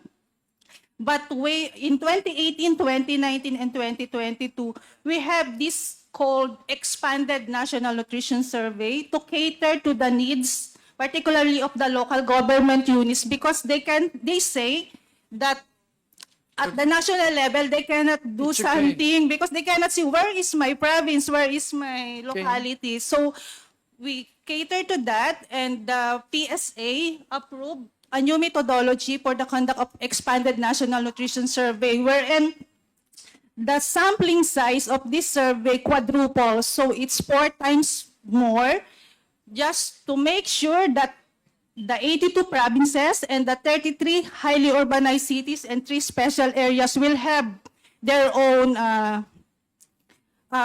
survey, their own results that they can use for their It's okay, ma'am. program implementation. I think your Next. methodology is better than before. So can Yes, you po. now go to the prevalence of food insecurity in 2018, 20... Next. Next. Kasi the next questioner is... Yeah. So this food insecurity among households is based on the Household Food Insecurity Access Scale, or the HPS. It is a self-reported experience in the past 30 days. Okay, next. So we can see here the national level data. So 56.3 at the national level ang food insecure. And we have this here, the regional results. So we can find sino po yung region na mas mataas yung food insecurity compared po doon sa mas mababa. So yung above doon sa red line na 56.3, so makikita natin, ito yung mga regions na mataas yung food insecurity. So yung nakabilog nga dyan na 81.1, so yun yung region, nakikita natin, yung region ng BARM. At ang may mas pinakamababang food insecurity, so lower than the national level of 56.3, so ito yung NCR, Cordillera, Central Luzon, Cagayan. So nakita natin, ito yung mga nasa Luzon area. So sila yung mga mas food secure based dito sa survey natin. Next. So at the individual level, so nakita, ito na po yung food nutritional status. Next. At the different food groups. So children under 5. So ito na po yung pinapakita ko. So dito nga po nag-start tayo ng 2003 hanggang 2021. So nakita natin from 33.8 noong 2003, may pagbaba naman yung stunting, yung nasa taas po, pero napaka-slow, no? So 26.7. That's what I'm telling na still 3 out of 10 Filipino children under 5 are stunted. So yung malnutrition yung sinasabi ko dyan pertaining to stunting. So, pag sinabi po nating stunting, ito yung pagkabansot, no? So, mababa yung taas niya para sa edad niya. So, yung wasting naman po, yung pagkapayat. So, mababa yung timbang sa height niya. Samantalang yung blue line, so ito yung overweight for height. So parang hindi pa natin masyadong problema sa ating mga kabataan yung overweight. So ang problema talaga natin stunting and yung wasting na 5.5, ang classification pa rin yan ay poor in terms of severity. Next slide. Ayan, so ito yung details no ng stunting among age 0 to 5. Next. So at the national level, no? So sabi natin about 28%. At ano yung region na may mas mataas na stunting kumpara doon po sa national level at sino yung mas mababa yung stunting kumpara sa national level? So ito naman po yung mga areas na nakikita natin. So we have Western Visayas, so 4 out of 10. Yung BARM, 36%, Zamboanga, Mimaropa, Bicol Region, and so on. So ito yung mas mataas sa national. Puntahan naman po natin yung mas mababa. So consistent, no? So yung Central Luzon, Northern Ilocos Region, Calabarzon, NCR, Cordillera. Okay. Next po. I think we have what you have. We will provide copies. I Yes. think basically we already have Yes, established that stunting has not gone Yes. down. Yes po. So, And based on regions, we will provide copies. So now, please just stay there. okay po. Let Mr. me Chair. ask also our... Asa ba dito si ano? Sino? Oh, Can I answer a question? no, later na lang. May I ask somebody I know, a very bright person? Lionel, do you have a presentation? Yes, Mr. Chair, we have a He's presentation. actually advising the SWD on matalino at malusog na bata. Thank you, Mr. Chair.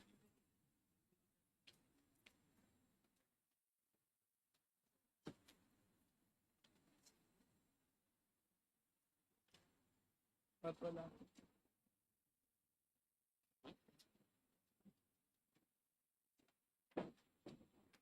Asan yung kay Lionel?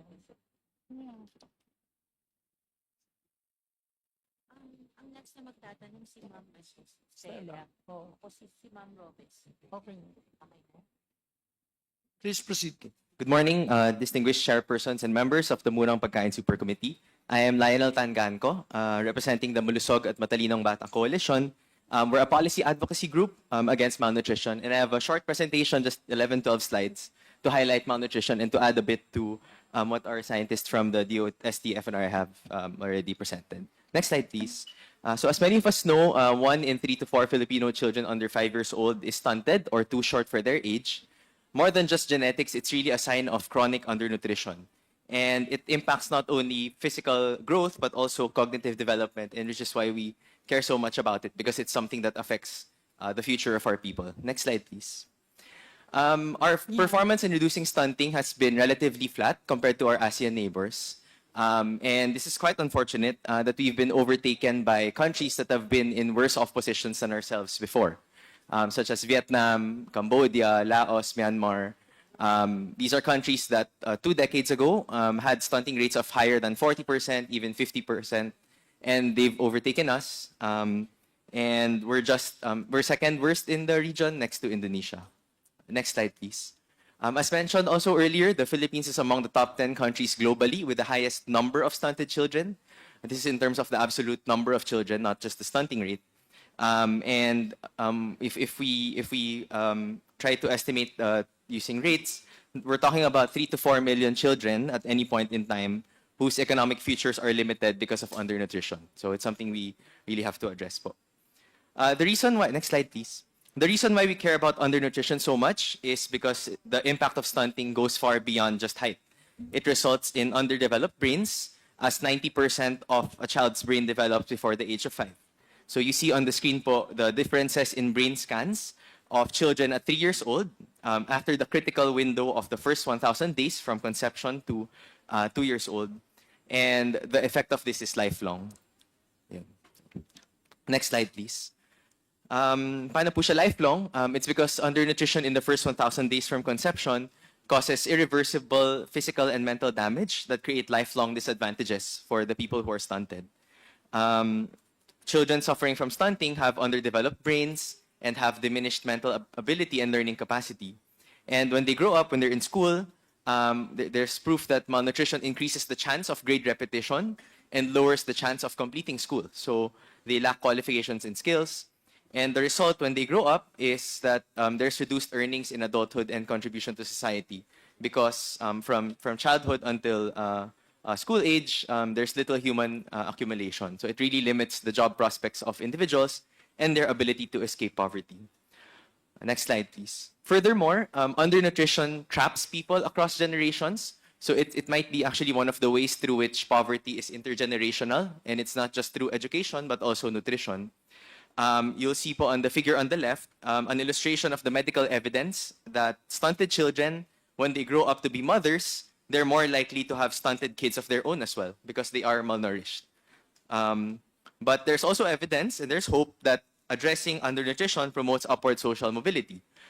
Children who are well nourished during their early years have 5 to 50% higher incomes as adults and are 33% more likely to escape poverty. So now we go to what drives stunting and undernutrition and how does it relate to food. A World Bank study based on our 2015 National Nutrition Survey data grouped the drivers of stunting into the following 5 categories. So I'll go through them quickly lang po. The first is lack of household food security and food diversity. So 2 things po yun, busog tsaka nutritious po yung pagkain. So the questions here are the questions na nakakain po ba ng food rich in protein, food rich in iron, vitamin A, and other macro and micronutrients. Second would be the poor prenatal environment, including the mother's nutrition status, no, as measured by the mother's body mass index, the mother's height, among others. A third po would be poor home care and feeding practices. So halimbawa, nakakapag-breastfeed po ba? Tama po ba yung timing of complementary breastfeeding, yung introduction of semi-solid food and then solid food? Fourth would be healthcare-related things, especially postnatal, so vaccinations. And fifth would be yung household water, sanitation, and hygiene situation. And we'll see po that the major drivers of stunting, the 3 of the 5 major drivers of stunting are actually related to food. So it's something that really has to be addressed. Next slide, please. As a snapshot of our food diversity situation, you'll see po that our people consume much less protein and other nutritious food necessary for brain and body development, leading to the prevalence of stunting. So flash on the screen is the consumption of different food types, yun po yung mga orange. It ends by the bottom 40% of households by income, compared to the dark green line, which is 100%, na recommended amounts po ng DOST FNRI. So the orange bars is from 2015 FICE, or Family Income and Expenditure Survey data. So our poorer households are only consuming 18% of the vegetables that they're supposed to be consuming, 12% of the eggs they're supposed to be consuming, 52% of the meat and pulses or nuts that they're supposed to be consuming, 18% of the milk and milk products. Di na po namin nasama, Mr. Chair, but our people are actually over-consuming rice at 167% of the recommended amounts. But it's hard to blame them when food prices are very high. And there's a documented economic phenomenon that when food prices soar, households try to maintain their consumption level of staple foods, so in our case, it's rice, at the expense of more nutrition-dense foods. So dahil po mataas yung presyo ng bilihin, kanin na lang or instant noodles on rice yung kinakain para busog. Pero hindi po yun masustansya. So, yun. Next slide, please. What can we learn from countries that have rapidly reduced stunting? There are 4 countries that a lot of international observers usually talk about. Peru, Vietnam, Brazil, and Thailand. They've really quickly reduced their stunting rate. And next slide, please. Among other things, on the food side, these countries made sure that a balanced meal is affordable. And it's especially important that we look at the whole meal, not just our staple. And if we focus first on the blue dots here on the graph, we'll see the cross-country relationship between food prices and stunting. On the vertical axis, we see the share of population that are unable to afford a healthy meal. And on the horizontal axis, it's the stunting rate, and we see a positive relationship. So that means that the more people are unable to afford a healthy meal, the higher the stunting rate. The Philippines is the yellow box there po. We're above the average, which is the red line, with 48% of people unable to afford a balanced meal. And so yeah, we're above the global average po of 35.4%. Next slide. And this is why we strongly support the objectives of the Super Committee to lower food prices, and we offer our technical support, Mr. Chair, for policies to make food cheap and to eradicate malnutrition. Thank you very much po. Lionel, isa lang tanong ko. May comparative analysis ka ba yung parang in dollar terms, what is the price of a balanced meal per country? We'll check, Mr. Chair. Yeah, because you just said that sinabi mo na yung balanced meal is expensive in the Philippines. So how do we compare to others? Anyway, at this point, may recognize my good friend, my clubmate, Congresswoman Janet L. Garin of the 1st District of Iloilo, where I'm always absent, you're always absent. Representative Arnan C. Panaligan, the 1st District of Oriental Mindoro. Now, for the questions, may I now recognize Congresswoman, the star of all seasons, Stella Kimbo. Oh, that's because of your name, Stella, not because of any other thing. Salamat, Mr. After Chair. you, it would be Rita Robes. Salamat, Mr. Chair. Mr. Chair, there is an interagency body on inflation, the IMO, which is co-chaired by DOF and NEDA. So may I know if we have representatives from either DOF or NEDA? We have from DOF. Okay. DOF? The NEDA. Okay. Are they here? Diba, sabi mo may NEDA. Sabi mo may DOF.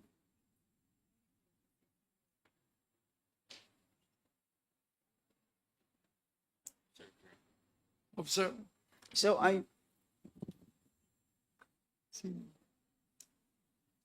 Sinong taga DOF?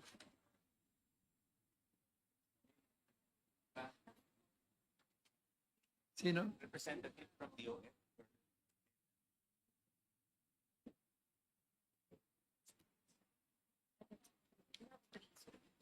We have three. Director Cheryl Carbonell, are you here? Good morning, sir. I am from the DTI DTI, pala sir. yan. Jemki Flor Sakar. Dr. Emmy Macabales. Here. Highlights. Ana Isabel Leahano. Natakot yata sa detention. Wala na tayo makukuha nito. ASCOM. Pero ba't ASCOM is with BOC? May I ask if anybody here is with DOF?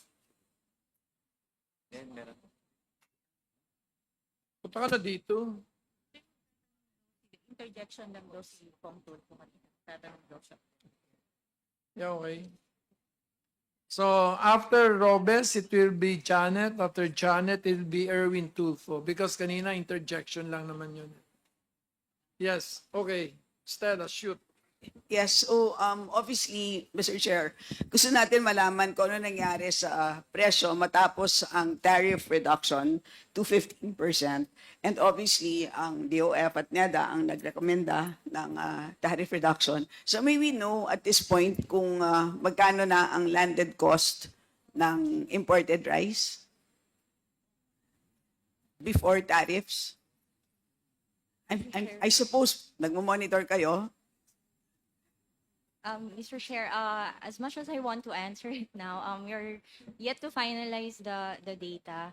So actually, I'm in charge with only the enforcement side. So I was actually expecting the other representative to be the one to answer since this is the question pertains to the pricing.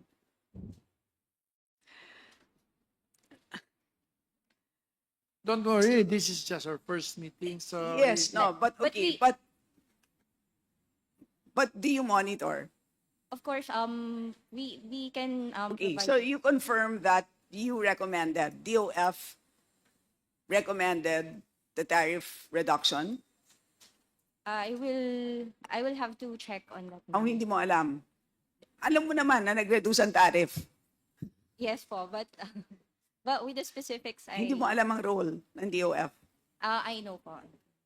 Which is, As explained po, with respect to the tariff reduction, Yep.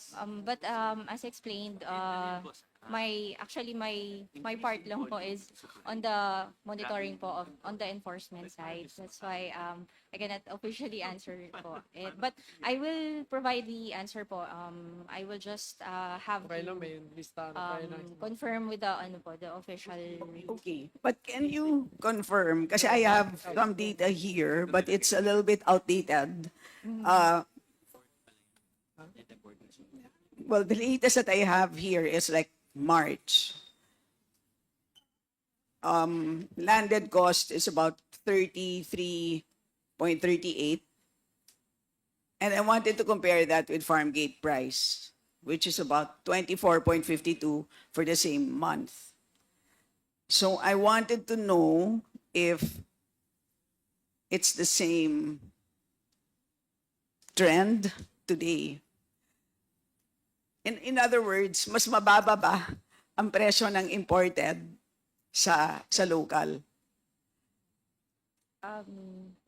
Ma'am, may I most respectfully request for the data that Your- I'm not actually privy of the data that is being discussed right now. Hindi, kasi di ba, bilang chair itong interagency on inflation, at alam naman natin na ang dahilan kung bakit nireduce natin ang tariff is precisely to address inflation.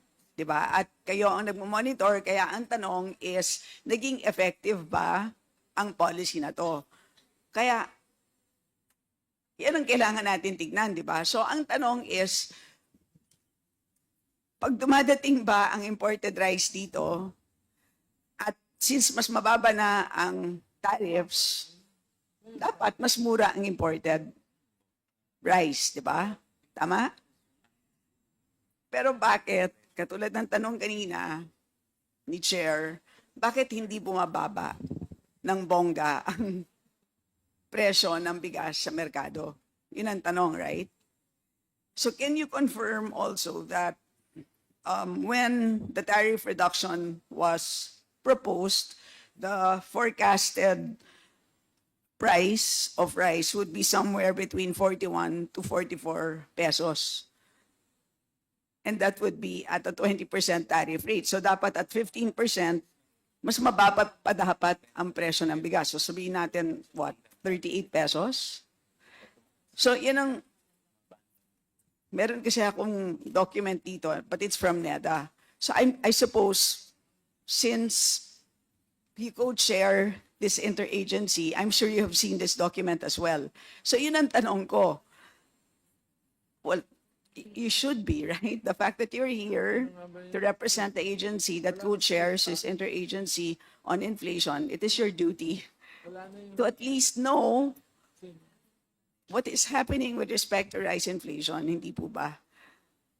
So, yun ang tanong. Bakit hindi natin na-achieve kung ano yung na-forecast na presyo ng bigas matapos ang tariff reduction? Kasi syempre, ang laki ng foregone tariff revenues as a result of the tariff reduction.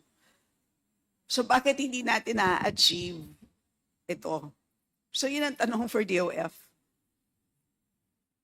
I will just have to verify, ma'am, and I'll give the answer po because I'm already telling you that that's a situation. You don't need to verify. I'm already telling you na yun na nga mas mababa naman talagang landed cost, right? Compared to the farm gate price. plus plus. Kasi pinakita na nga ni Chair Joey kanina dun sa kanyang presentation, farm gate price, 23 pesos, plus all the add-ons, retail price is about 55.6, di ba? So, if landed cost is 33.38, more or less, and you add the 15% tariff, di dapat 38 pesos lang ang imported. So, hindi ba with that, edi dapat magkaroon ng downward pressure on the market price. So ang tanong is, bakit hindi pa natin na-achieve yung forecasted lowering of price as a result of the substantial reduction in tariffs? Again, ma'am, You can interject. I will have to verify that as much as I want to answer, but it's just that I'm not actually privy to the document that is being No, it's- presented right now. We were not provided with the document as well. That's why we cannot disclose, No, you know. I am asking you, di ba sinabi nyo kanina, ang unit ninyo is tasked with monitoring, tama? Yes po. O, so ano ang namomonitor ninyo sa merkado? Alam naman natin na more or less, yon ang sitwasyon. I'm sure you agree with me na bumaba ang presyo ng imported rice after tariffs. Yes? Yes po. Oh, okay. So, ano ang namomonitor ninyo sa merkado as a result of the tariff reduction?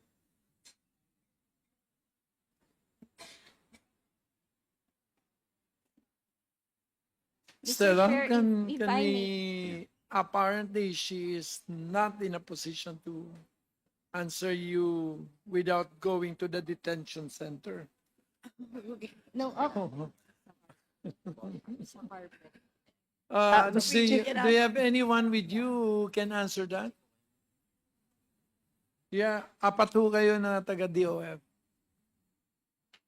I think the other one po kasi is from the... So, ano pong posisyon ninyo sa DOF? Actually, as explained earlier, I'm from the Revenue Operations Group, but my task actually is on the enforcement. Okay, side. Revenue Operations Group. Yeah, How, but- ano po yung foregone revenues natin as a result of the tariff reduction? I would have to... You also don't know. Yes po.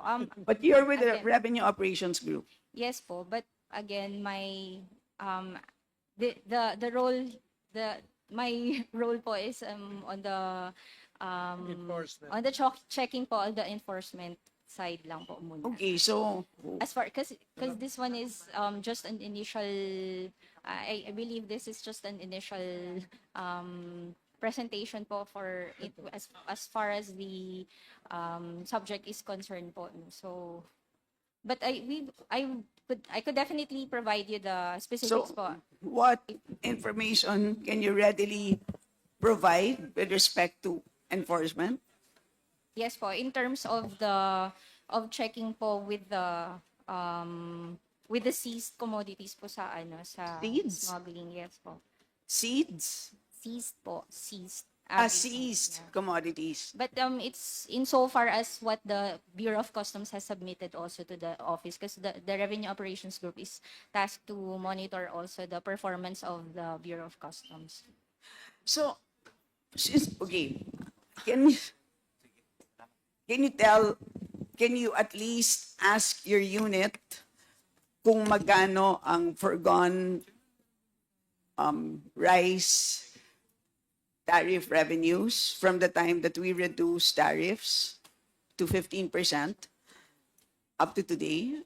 Is that something that Yeah, we can compute? We You can right? provide po within the day, but if I may po, respectfully request for a few Sorry? few leniency po on the time that I can Yes. actually confirm muna with the team. Yes, I'm respectfully requesting that information from you. I will give it in the day po, madam. Yes, okay. So, Mr. Chair. Buffer na. Kong Stella, Kong Stella. Yes. Actually, I wanted to ask a question in relation to your question, but not to DOF or NEDA, but because DA gave a pronouncement that we will realize yung the effects of the tariff by January. So my concern is on what basis? So I don't know if it's the same question. Baka we could Yes. also hear yes, from I was DA. about to. Yes. Sorry. Thank yes, you. either DA or if not, well, Ned is still not here. Yes, DA. Is DA here? Siguro naman. Oh, he left. Pagbalik na lang niya. Meanwhile, can we ask BOC? May we know the increase in import volumes as a result of the reduction in tariff? Dumami naman siguro, tama? I'll verify that, Your Honor. My team is verifying that. But initial reports, I believe, yes. And to answer the query of the chair a while ago, per the records of the Bureau of Customs, Your Honor, the foregone revenue is about 12 billion pesos from the time the law was implemented. Landed cost, as of now, Your Honor, again, I will verify this. It should range between, if it's coming from Vietnam at 5% broken, it should be about between 38 and 39 pesos. I'm sorry, 39 to 40 pesos coming from Vietnam. If it's Myanmar, it should be between 38 to 39 pesos, Your Honor, at 5% broken. So that's before the tariff. This is at the 15% tariff rate already. O sige. Your So Honor. pareha pala tayo. Yes, Your Honor. So, okay. So in short, ay, ikaw pala may alam eh. So in short, Mr. Chair, it really doesn't make sense, right? Kasi 55 pesos yung local, tapos ang imported is 39. Nag-increase naman ang volume. So bakit? We believe so, Your Honor. I think there's an increase in the volume because of the lowering of the tariff. There's more incentive to import. So, okay. If I may show a graph, Mr. Chair, just quickly. Sa RTL experience natin, Did you give it to us already? I asked the may I ask the ComSec to load the Because graph? after you, Congressman Tulfo and Congressman Brones would like to make some interjections. Yeah, so Mr. Chair, ito ang rise inflation rate mula 2015 hanggang 2024. Makikita po natin yung mabilis na pagbagsak ng inflation rate matapos natin na pinasa ang rice tarification law in 2019. Kasi ang ginawa po ng RTL was that, of course, ang naging effect ng RTL was dumami yung imports. So nung dumami yung imports, nakita natin, dahil of course, mas murang imports, ang naging effect is ang laki ng binagsak ng inflation rate and immediate yung bagsak ng inflation rate. So, and so yun ang gusto natin malaman, right? Of course, 2024, if you look at the orange dot, that was the point in time na bumagsak yung tariff rate natin to 15%. Makita naman natin na since mataas ang inflation rate right before we did that, which was about 23.13%, makita naman natin, in fairness, bumagsak din naman ang inflation rate after that to about 8.83%. However, if we look at the prices itself, ang liit ng binagsak, which is it went from only 51 pesos per kilo to about an average of 50.68. So, yun ang tanong natin, di ba? Bakit hindi masyadong malaki yung effect on the levels? So, baka nga merong pagsasabuatan. Okay, so I go back to BOC. Sir, sino ang top importers of rice? Ma'am, we can provide you the list within the Can you just give us the 5 names? Top importers of rice? companies.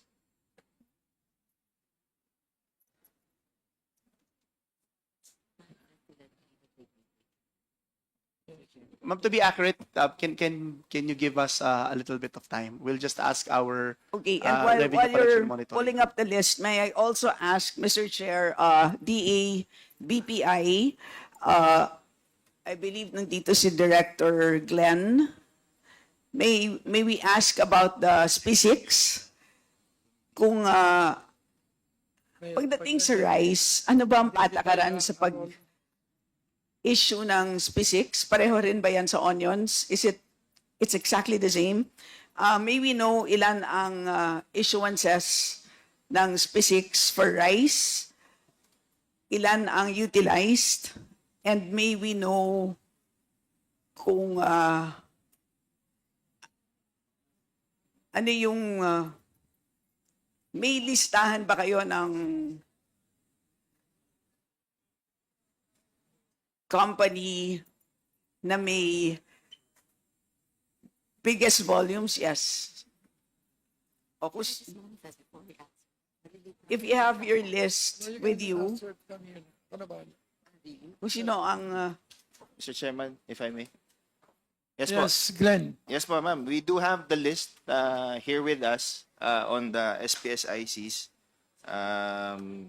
In 2024, for SPICs issued, it's 5,688.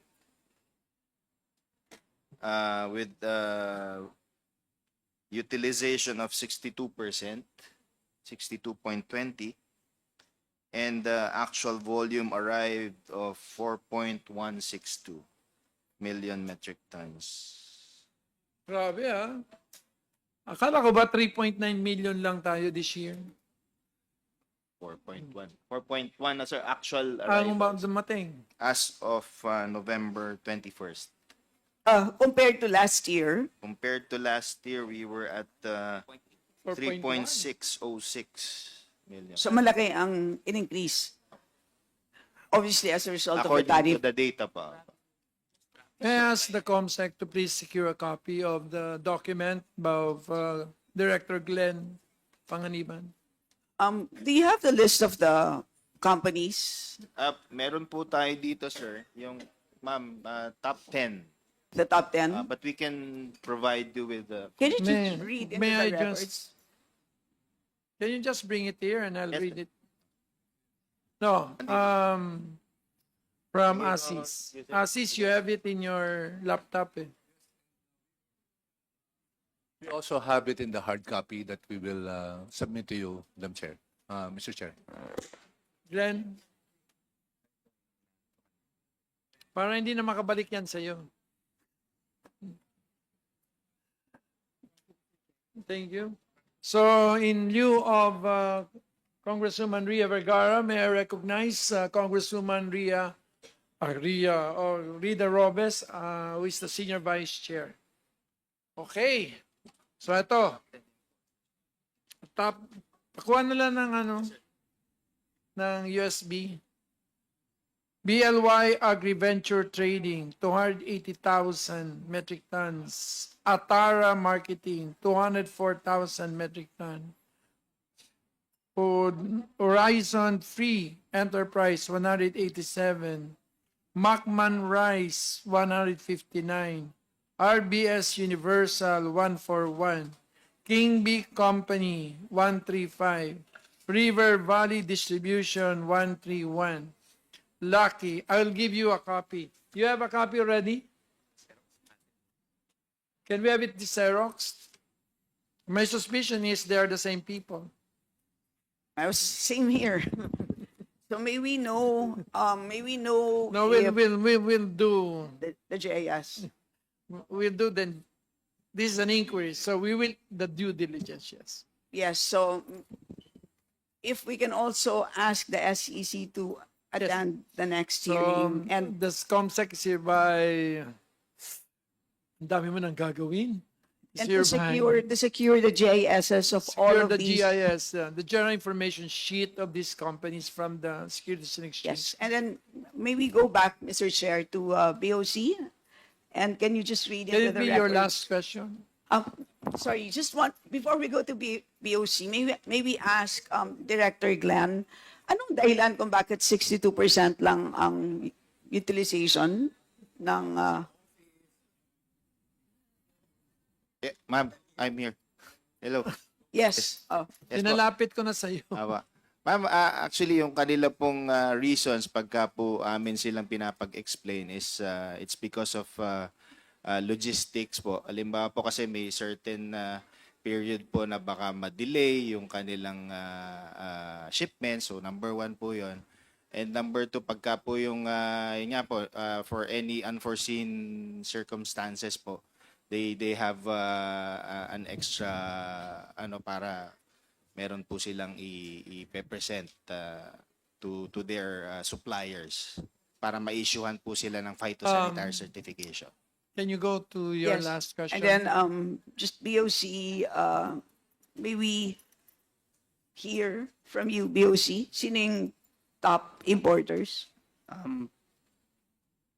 Mr. Chairman, the top importers as of November 7, 2024 is Bly Agri Venture Trading, Atara Marketing Incorporated, It's almost the same.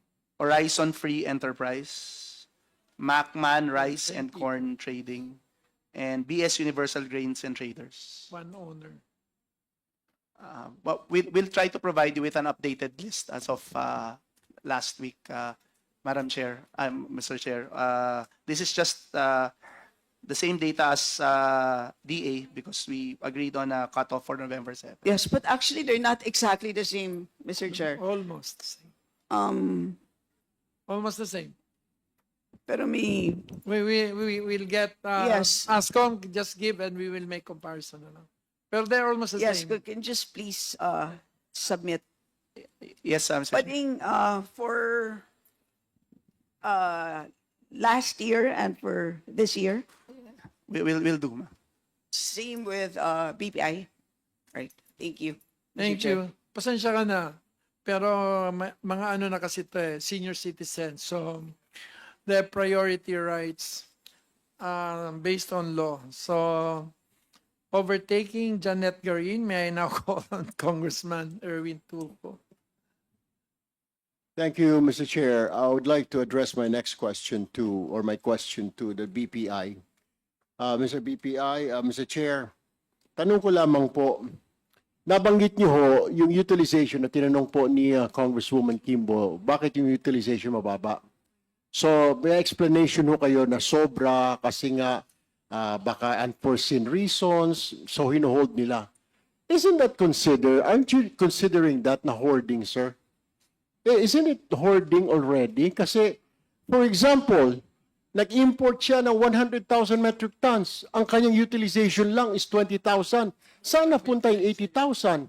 That's a very poor excuse, Mr. BPI, by saying na wala pong kailangan unforeseen. Unforeseen what? Talagang gano'n ho, pag nag-business kami, mga unforeseen things na kailangan mong tugunan o kailangan mong it's a part of your business.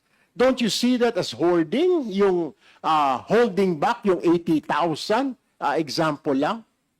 You comment on that. Mr. Chairman. Yeah, Apo. please. Thank you po. Sir, actually po, yung pong paggamit po nila, pag-utilize, kasi nga po may duration po yung SPS IC natin. So, with regards to hoarding, I cannot comment po kung yun po ay I can consider it hoarding. Pero pinapag-explain po nga namin sila about their utilization. Actually, sir, ang amin po kasing concern is on the sanitary and phytosanitary condition of the shipments. Kung may pest and disease. So yung pong kanilang utilization, actually sir, ay tumaas na nga rin po yan. Before po ay nasa 50% lang po.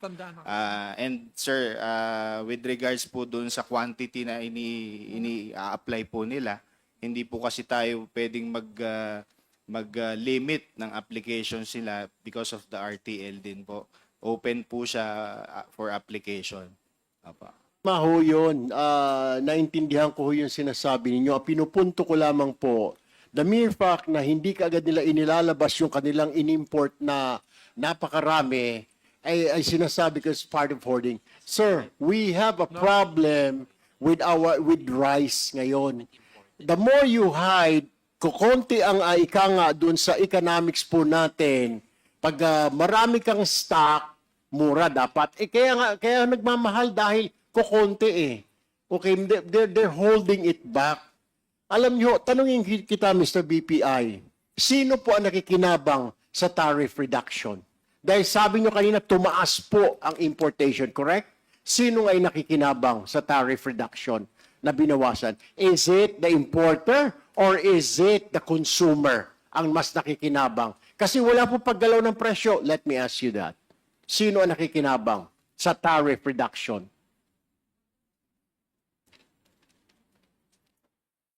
Sir, No, apa? I'm asking Thank you you, as, kayo ho nagbibigay ng permit, di ba, import. So sino ang mas nakikinabang, binabaan ng Pangulo yung taripa, less 20% na ngayon, 15 na lamang po, pero ang presyo hindi gumagalaw, mataas pa rin. Sino ang nakikinabang? Yung importer o yung consumer? Sir, kung ganun po nga yung premise, malamang po yung pong mga nag-i-import po ang nagbe-benefit, sir. Thank you, Mr. Chair. May I now direct my question to the Department of Agriculture.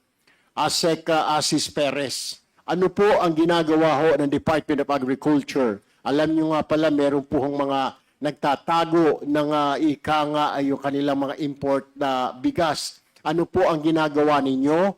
Ano ho, nakita ninyo, hindi gumagalaw ang presyo? May ginagawa na po ba ang DA, Mr. Chair? Mr. Chair, if I may, Honorable Chair, ang nangyayari po, hindi naman po, wala pa po dito yung bigas. Kasi ang hindi po na-utilize yung permit to import. Ibig sabihin po nung ni Director Glenn kanina, yung 61% utilization, yun lang po yung dumating na actual ng bigas. Pero yung pong 39% doon, hindi pa po dumadating yung bigas doon. Then, Mr. Chair, ang tanong lang ho natin, bakit ka magbibigay ng excess? Di po ba? Parang naniniguro ka na, bigyan mo ako ng 100,000 at tapos ipaparating mo lang 20. Anong reason? You tell me what is the reason. Why will you do that? Yung pong pag-i-issue ng BPI ng permit na SPSIC, hindi po siya pwedeng tumanggi pag nag-apply kasi po online po yon. At bawat isa po ay pwedeng mag-apply. Kaya nga po ang nangyayari, pagka po hindi sila nakapagpadating ng bigas, pinatanong po sila anong rason. At nakikita po namin na may problema yon dahil bagit nga po ninyo, pagka kukunti po yung dumating na bigas, mamahal po yung presyo. Kaya po pinag-i-explain po ng BPI yung mga importer, bakit hindi nila pinaparating kagad. All right, let's granting ho yung sinasabi ninyo, hindi mo na pinaparating kaagad. Ang sunod ko pong katanungan, Mr. Chair, ay ito hong, minomonitor niyo ho ba kung magkano yung presyo ng bigas sa origin? For example, galing sa Vietnam, galing sa Taiwan, or galing sa Myanmar. Minomonitor po ba ng DA? Yung pong presyo ng bigas na dumarating ay namomonitor on a more on a monthly basis. At nakita po namin talaga na mumura po dapat yung, hindi lang po yung taripa, Mr. Chair, pati po yung presyo ng bigas sa international market ay bumaba nitong mga nagdaang buwan. At ang nakita rin po namin na tama po yung conclusion ng committee dito na mukhang hindi po gumagalaw, hindi po nagre-reflect yung pagbaba ng bigas sa international market. At the same time, yung pong ating taripa kumpara po doon sa presyo ng bilihan ng bigas. Mr. Chair, kung bumaba na yung presyo sa international market, bumaba pa yung taripa natin, sobra-sobra na, Mr. Chair. Ang pagbaba dapat ng presyo. Kung sinasabi mong mura na ang bigas sa international market, binabaan pa ng Pangulo ng 20% yung taripa, set. Sa computations namin, dapat ang mga pinakamahal na bigas na broken na imported rice ay dapat nasa 30 na lang, Mr. Chair. Broken po yun na broken, hindi po well-milled yun. Otherwise, nasa 30 na pa yun to 35. Bakit po nasa 50 pa rin, Mr. Chair? Ang tanong ko sa inyo, what are you doing, Department of Agriculture, Kaya nga binabaan ng taripa ng Pangulo para makabili ang mga Pilipino ng bigas, si Juan, si Maria. Bakit hindi pa rin siya makabili? Bakit 50 pa rin ang bigas? You tell me that. You tell that to the people. Maraming salamat po sa katanungan. Mr. Chair, ang Department of Agriculture po ay walang karapatan na magdikta o magbigay ng presyo ng bigas. Subalit, nito pong mga nagdaang araw, pinatawag po ng Department of Agriculture yung pong mga retailers sa palengke. In fact, nadyaryo po ito at tinatanong po namin sila, bakit mataas pa rin? Kahit po kasi kami, nakikita namin na tama po yung sinasabi ninyo na looking at the international prices plus the reduced tariff, dapat po hindi na 44 yung presyo po ng pinakamurang bigas ngayon. Dapat po malapit na tayo sa 30. Pero hindi nga po ito nangyayari. And we understand and we are very thankful to this committee na binibigyan po natin ng pansin so that we can resolve this once and for all. Medyo kulang po kami ng kakayanan kung kami lang, pero I think our colleagues in the government, particularly DTI and other sectors, can help us ensure that the prices will go down. Per November na ho tayo. July po bumaba yung taripa. So you have July, you have August, you have September, you have October. 3 buwan, hindi pa kayo nag-uusap-usap ng DTI, ng Bureau of Customs, kung sino man yan. Hindi pa ho kayo nag-meeting, paano natin bababain? Araw-araw nilang tinutuligsa yung gobyerno natin. Araw-araw binabanata ng Pangulo. Araw-araw tinitira nasaan na yung 20. Sabihin na natin granting, hindi na natin maabot yung 20, pero sana kung bumaba at kaya nang bumili yung 100 piso na kinikita ng isang ordinaryong mama ay makabili ng 2 kilo, masaya ho siguro. 3 months na ho bumaba ang taripa. July, August, September, October. It's already November. Wala pa rin ginagawa. At sasabihin nyo, pasalamat sa committee na ito. Hindi ho namin trabaho yun. Trabaho ho ninyo, magsama-sama kayo. We don't care kung sama nyo yung DTI, isama nyo yung Customs, PNP, NBI, lahat na kayo magsama-sama. Ang importante, makabili si Juan Maria ng murang bigas. Ikaw na rin may sabi, mura na sa international market, bumaba na yung taripa, dapat ho, malapit-lapit na sa 30 per kilo. Pero bakit wala pa rin po? Now, bakit nga ho pala, Yusek Perez? Sir, siguro po kailangang linawin natin na yung Department of Agriculture has no power to control prices. Naintindihan ho namin yon, Mr. Chair. O sige, kung wala kayong power, kaninong power ngayon na magsabihin yung suggested retail price? Dapat to, kasi kung hindi yung sa inyo, kaninong trabaho yon? So, ibig sabihin, yung retailer, pwede niyang gawing 100 piso ang 1 kilo? Then you can't do anything. Walang magawa ang DTI, walang magawa ang DA, ang BOC, walang magawa. Wala tayong magawa pag ginawa ng retail kasi wala kayong power. Then whose power is it to say na ito ang suggested retail price? Mr. Chairman. Mr. Chair, if I may respond. Base po sa Price Act, kung meron pong existence ng spike in prices by 10% of what is the previous month's prices, then the government can do something. Sa ngayon po, ang nangyayari, bumababa po yung presyo. Kaya lang, hindi pa po natin tinatamaan doon sa palagay namin na tamang presyo. In fact, sir, if I may just make a may I inform you that kasabay po ng pagbaba ng presyo ng imported rice, bumababa rin po yung presyo ng local rice. In fact, mga 2 piso po ang ibinaba ng presyo ng local rice.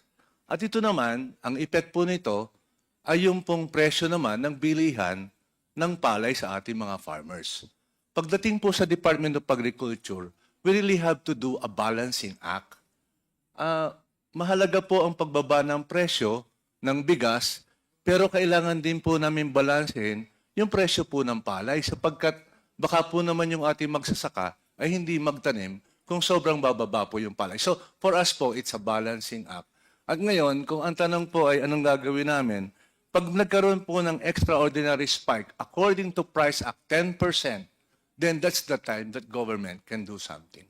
So ngayon, Mr. Chair, are you telling me wala tayong gagawin, bumaba na yung taripa, bumaba sa international market? It's not a concern yet? Hindi pa rin concern sa gobyerno? Ang bigas, sir, ay nasa 50. Meron pong 45. Umikot po kami ng speaker 3 months ago. 44. Bakit ganon? Pero limitado yung benta ng bigas, Mr. Chair. 2-3 kilo lang ang pwede mong bilhin. Whereas kung merong 50 pesos, 60 pesos, pwede hanggang 10 sakong bigas. Pero yung mumurahin na 45, parang kinokontrol ika nga, Mr. Chair. Kaya nga po sinasabi natin, and we're not talking here of yung local production, sir. Alam natin talagang medyo mas mataas. Mas mura po ang imported. Kaya nga po ang tanong natin, wag muna natin isama yung mga local production. Pinag-uusapan natin imported kasi dapat mas mura sila. Pero hindi nga po bumababa eh. Mahal pa rin ho, nasa 50 pa rin. Sino ho ang nakikinabang? Tanungin ko yung tinanong ko sa BPI. Sino ngayon, Yusek Perez, sa tingin mo ang nakinabang sa pagbaba ng taripa na dapat savings po yan at dapat napupunta sa taong bayan? Sino sa palagay mo ang nakikinabang sa pagbaba ng taripa? Is it the importer or is it Juan and Maria nakikinabang, sir? Dito po sa senaryong ito, malinaw na hindi po si Juan at si Maria. Malamang po at sigurado tayo na yung pong nag-i-import ang mas nakinabang. Hindi po talaga si Juan at si Maria. Well, let me, because I would let my other colleagues to ask you a question. Then, sir, let me ask you this. May saysay pa ba na itong taripa ay mababa pa rin? O sa palagay mo, panahon na ibalik na lamang that we are losing money, the national government is losing money, billions of pesos dahil sa pagbaba ng taripa na ito. Problema ho natin yan ngayon, nawawalan tayo, pero ang bigas hindi bumababa. Will you at DA recommend to the President na ibalik na lamang sa 35% ang taripa? Base po sa mga, if I may be, because I'm under oath, Mr. Chair, I cannot lie. I have to be very, very honest with my answer to you. Kahit po yung NEDA, nire-recommend nila na yung taripa ay hanggang Pebrero na lang. Ang maganda po kasi nito, doon po sa executive order ng Presidente, nagbigay po siya ng periodic review for rice every 4 months. Kaya po, pagdating po ngayon pong Nobyembre, ay meron pong meeting, pag-uusapan po ito ng committee ng NEDA with TA this time po. Magmi-meeting po kami, in fact, bukas, Wednesday, magmi-meeting po kami sa Wednesday ng NEDA. Kasi po, ang lumalabas po sa mga news reports po ngayon, plano nila na by February ay hanggang doon na lang po yung 15%. Dahil tama po naman, Marso po kasi ay panahon po ng anihan. Kaya po, yun po yung senaryo po ngayon, Mr. Chair. Mr. Chair, before I give way to my other colleagues, my last question and point, sir, is i-address ko lang po sa DA. Sir, sana yung pag-meeting ninyo ng NEDA, pag-meetingan ninyo kung paano bababa ang bigas sa 40 na kakayanin po ng tao. Huwag ho kayo mag-meeting ng mga statistics at huwag mo akong bibigyan ng statistics. Walang pakialam ang sambayan ng statistics ninyo. Yung mga bilang lang yan, mga graph na yan, pataas, pababa, kung ano man yan, walang pakialam ang tao. Ang gusto marinig ng tao na ang bigas bukas o next week ay po pwede na sa 40 at 1 to sawa ang pagbili nila. Ayoko po ng statistics. Sa susunod po nating hearing, ayoko nang marinig. Ang gusto ko pong naming marinig dito, ang bigas ay bababa po na hanggang 40 at makakabili na sila na hindi limitado. Can we do that? Yan po ang dapat pag-usapan ninyo ng NEDA, Yusek Perez. If I may respond po, gusto ko rin pong ipaalam sa committee na ang Department of Agriculture po, meron kaming effort to reach out first to the vulnerable sector. Naintindihan po namin na mahalaga ang access sa bigas. Kaya po naman, meron po tayong bigas na binebenta natin at 29 pesos. Ito po ay 10 kilo ang binibigay natin Kaya lang po, we have to admit po, Mr. Chair, na limited pa po ito. Pero bababa po tayo hanggang sa mga munisipyo, maglalagay po tayo to our Kadiwa Center para maging accessible po yung murang bigas para po sa ating vulnerable sector.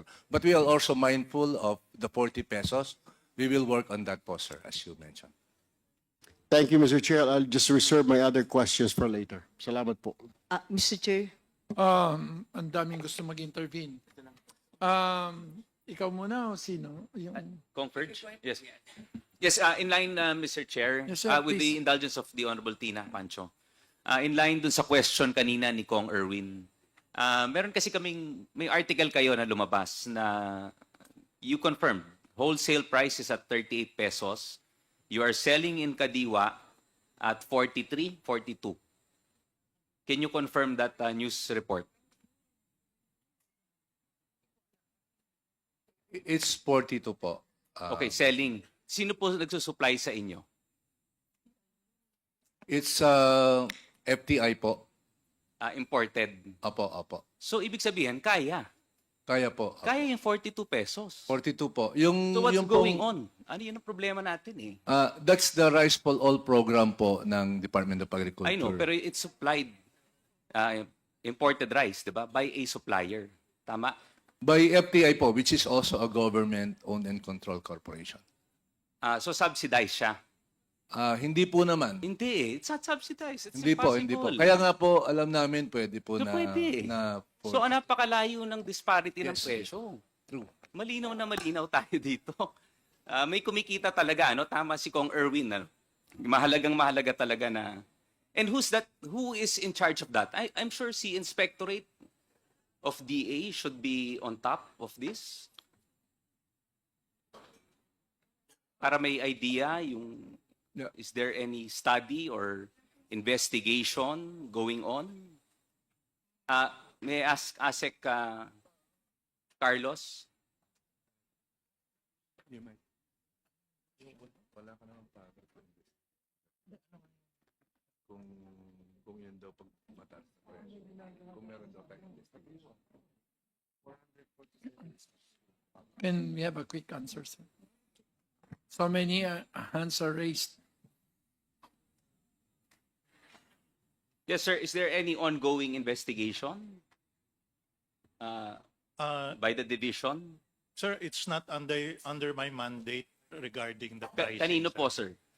Um, Yes, ASEC. Mr. Chair, ASEC Asis. Mr. Chair, as we mentioned, We have the no Department of Agriculture has no investigatory and enforcement powers. I think And we can so- take that. Hindi namin matatanggap yung sa ganun eh. Kasi- Apo, pero investigation po in a sense na Yes, so kasi you have invest- the access, you have the access kay BPI. Sino ba yung mga importers? They're required to register, di ba? Ngayon. So, kayo yung you have the data, di ba? You can start an investigation. You can visit these warehouses, di ba? So, ideally, Sir, may I just yes, ASEC.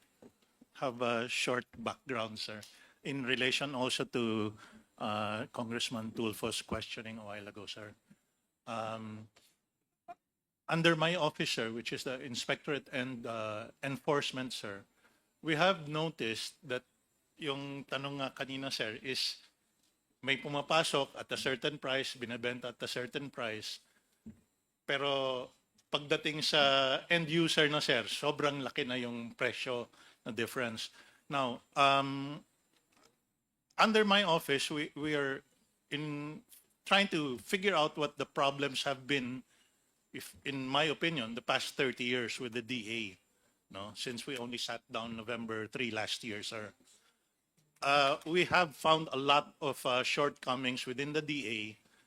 We are fixing a lot of the problems. We cannot fix a lot of the other problems because it will be under your department, sir, which is law already, sir. Even within the Sir, 1202 enforcement po kayo. Oh, sir, because we have regulatory powers only, sir. So, sir, if ever you refer to law enforcement, di ba? Yes, sir. Meron na po ba kayong When we na-refer? get information, sir, as the office, na meron mga from BPI, sir, they have what they call the SPSIC. It puts there the volume, etc., what kind of rice is coming in, 5%, 25% broken, or whatever, sir. And it actually says there, sir, where it's supposed to go, what cold storage, which is the final destination. Ang problema, sir, it's supposed to be under oath kung sino yung mag-import nyon, sir. Majority of our SPSICs we have found out, have no signatory on the under oath. So, wala kang makakasuhan. That's one, sir. Second, So, sir, sorry to cut you, but if ever the stock comes in dun sa SPSIC, it does come in, sir, pero wala nga yung So, walang under claimant. oath na yun. There's Because no one claim- supposed to be under oath, sir. Pero it's online. I know, but BPI has 7 days to act on this, di ba? Tama ako, Director Glenn, di ba? So when it comes in naman, sir, ang problema, sir, by law, it's supposed to go to where its last destination is supposed to be, or final destination, sir. The cold storage kung frozen, chilled, or dry storage kung bigas, sir. Again, majority of it, well, I can't say majority, but a large sum of it, sir, does not actually go to where it's supposed to go. So meaning, sir, na it's Again, sir, diverted somewhere else, tama ba? Naliligaw yung Tama po that's ba? one of the problems, sir. Okay. Second, more than anything, sir, is a lot of cold and dry storage facilities are not registered with the DA. See? Yes, Director Glenn, I think we've resolved this issue noon. I think the new law, the Anti-Smuggling and Anti-Economic Sabotage Act, or law, will actually address some of this. And we're in talks with the Secretary and the DILG, sir. Because as of practice today, sir, all cold and dry storages are supposed to be registered with the DA. It is not. Yes, SOP, I sir. know there's an existing AO, no? Yes, sir. Na 3 years ago pa na Yes, sir. it's So way for what question. happens is, supposedly when we first sat last year, sir, 50 to 70% are not registered. So kasi ang nangyayari, sir, it's local government muna kailangan ng BPLO, yung Business Process Licensing Office. So usually ang practice, sir, once whoever, businessman, gets the local government unit na licensing permits for a cold or dry storage, tuloy na business niya, may permit na siya, sir.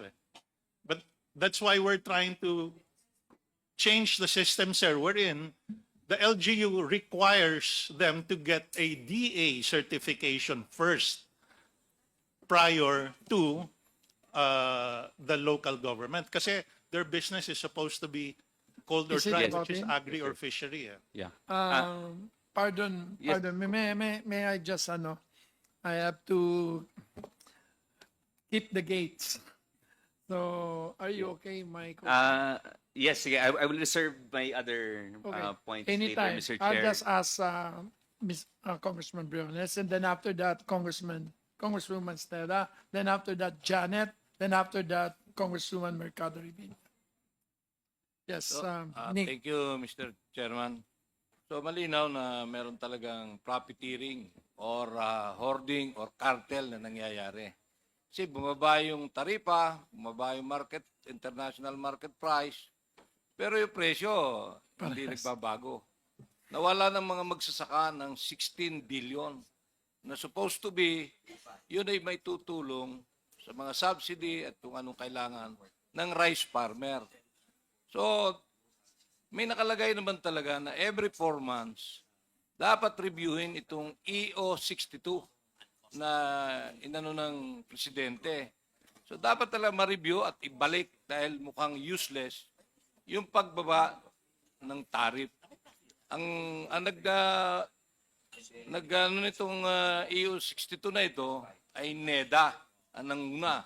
So dapat ang NEDA at yung lahat ng economic components na gumawa ng EU na ito na nag-recommend kay Presidente, immediately ay mag-convene at ibalik yung taripa. Hindi lang sa rice, kundi pati yung sa pork and corn. Dahil mukhang useless. Ngayon, Mr. Chair, itong hindi talaga ma-enforce at ang nakikita natin talaga yung batas na ating bagong papirma kay Presidente, yung Republic Act 12022, which is Anti-Agricultural Economic Sabotage Act. Doon may enforcement group, NBI, PNP, Coast Guard. So, kailangan kaagad maayos yung enforcement group na nakalagay dito sa batas na Anti-Agricultural Economic Sabotage Act at magkaroon ng investigation kung sino yung involved sa hoarding or profiteering nitong rice. Pangalawa, Mr. Chair, merong nabasa ko kahapon sa Inquirer, merong na-confiscate na frozen mackerel worth 178 million, 580 metric tons. Sino ba ang nakakonfiscate nito? Ang DA or ang custom? ASCOM? Sir, kami po. Dumating po siya sa pier nang wala pong kaukulang permit galing sa Department of Agriculture. Ano yung walang yung Opo, SPSIC? wala pong permit galing sa BFAR, SPSIC, sir. So, smuggled to. Yes, sir. Kailan dumating ito at kailan nahuli? Kailan nahuli ito?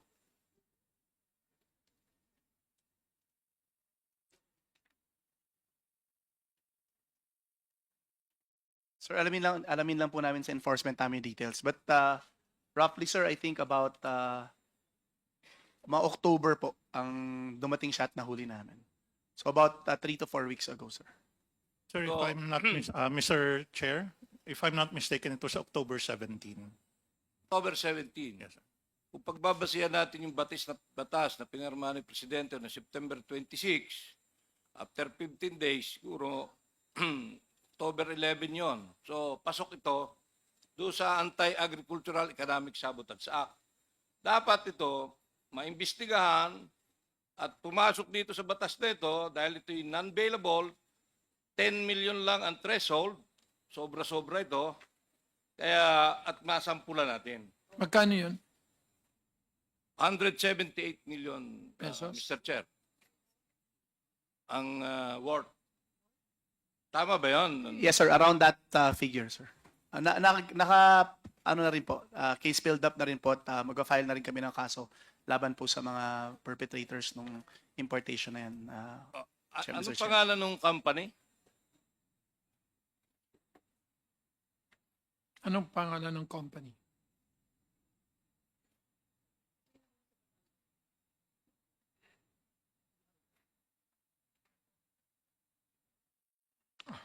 Well, sorry ang haba ng listahan ko. Kung Mr. Chair, mukhang Hindi. I think the public deserves to know. Mr. Chair, Yes. Mr. Chair, pahingi lang ko ng konting oras. I-verify lang po namin sa enforcement namin yung pangalan ng mga ng kumpanya. Mr. Chair, No more question. may I answer the question, sir? It's Pacific Seafood, sir. yeah. Pacific Sealand Foods Corporation, yun ang nakalagay sa Inquirer kahapon. Tama ba yun? One moment, sir. Sino may-ari? Wala na. Nasa panahon na tayo, papangalanan muna natin. Sino may-ari? Hindi na nga. Sino tunay na may-ari?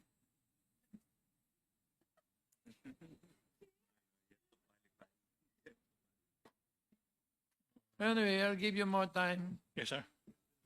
Kasi pinadala rin lang sa amin, sir. So, So, Mr. Chair, baka pwede kuhanin na rin yung GIS, General Information Sheet sa Okay, SEC. so, May-ari grabe na. nung Taga SEC ka na ngayon. company. ComSec. Yung SEC doon, SEC. So, are you okay?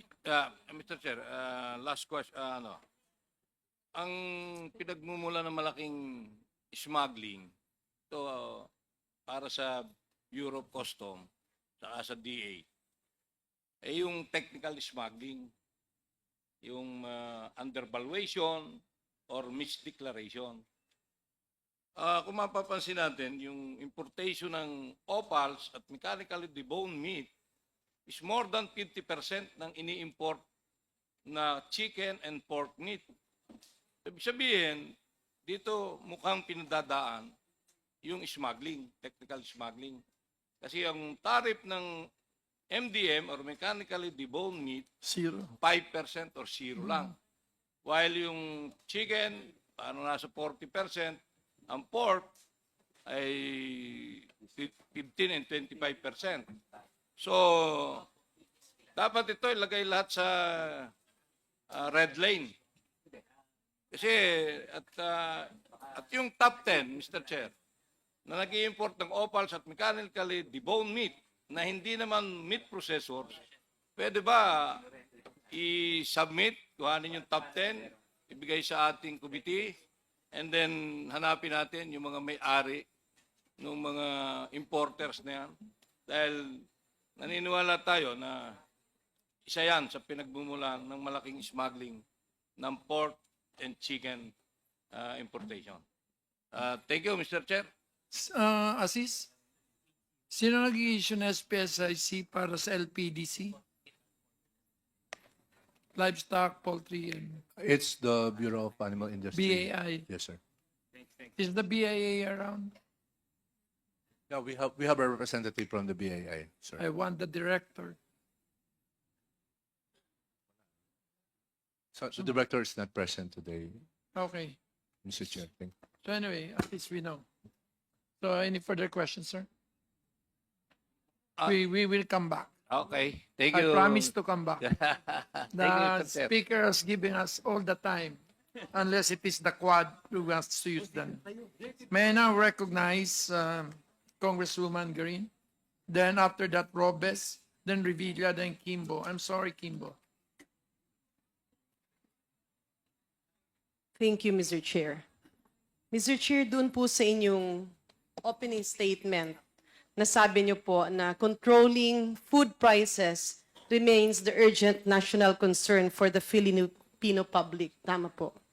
May I suggest, Mr. Chair, that while I agree with the word controlling, I believe it's time to change that to humanizing food prices dahil hindi na po makatarungan ang presyo ng ating pagkain.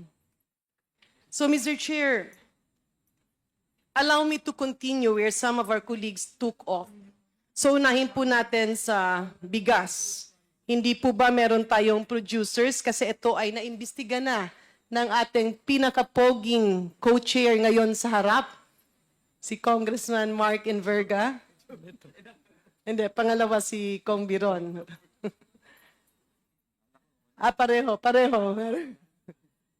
So, Mr. Chair, dun po sa ating investigasyon, kung maalala nyo, producers, yung ating mga farmers, or the importers, and then yung ating traders, and we actually divided them into two, the wholesalers and the retailers, and the consumers. At dito na-establish na ang isang malaking problema ay tila hindi nagkakaintindihan sa definition ng farmer.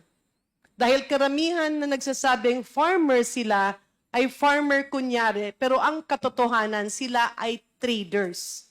And this was actually the biggest problem because the biggest price manipulation was apparently happening in that niche of the chain of rice production. So may I ask, Mr. Chair, kasi ito po, nung tinanong sa DA, I believe kung Mark Enverga would recall, na hindi na ibibigyan ng tamang definition. So may we inquire from the Department of Agriculture, how do you define a rice farmer? In that case, we were asking them, how do you define an onion farmer?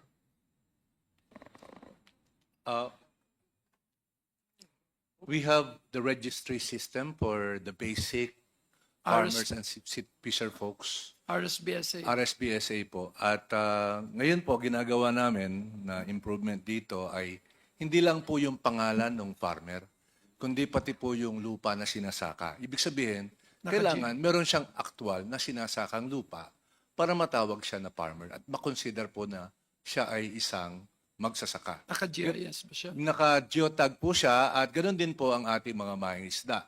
Hindi lang po siya basta nakarehistro bilang mangingisda, kundi nakalagay din po doon kung meron ba siyang bangka o wala at ano po ang gear na kanyang ginagamit. So that is how we define farmers now, both conceptually and operationally. Yeah, thank you for that, Yusek Asis, Yusek Perez. So, Mr. Chair, kaya ko ito tinanong, balikan lang natin yung usapin ng sibuyas. And of course, we thank the leadership of the House and Speaker Romualdez when he really had the balls and the political will to investigate it, kaya nga bumaba ang presyo.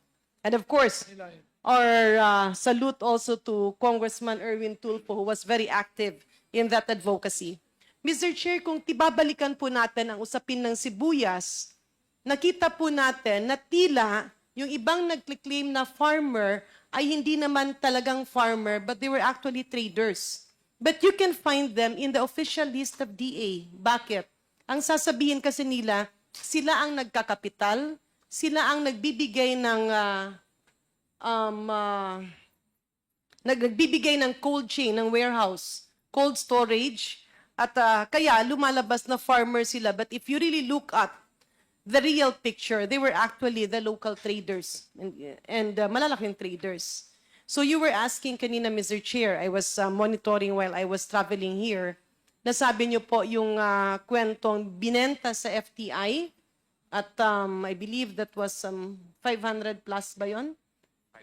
520.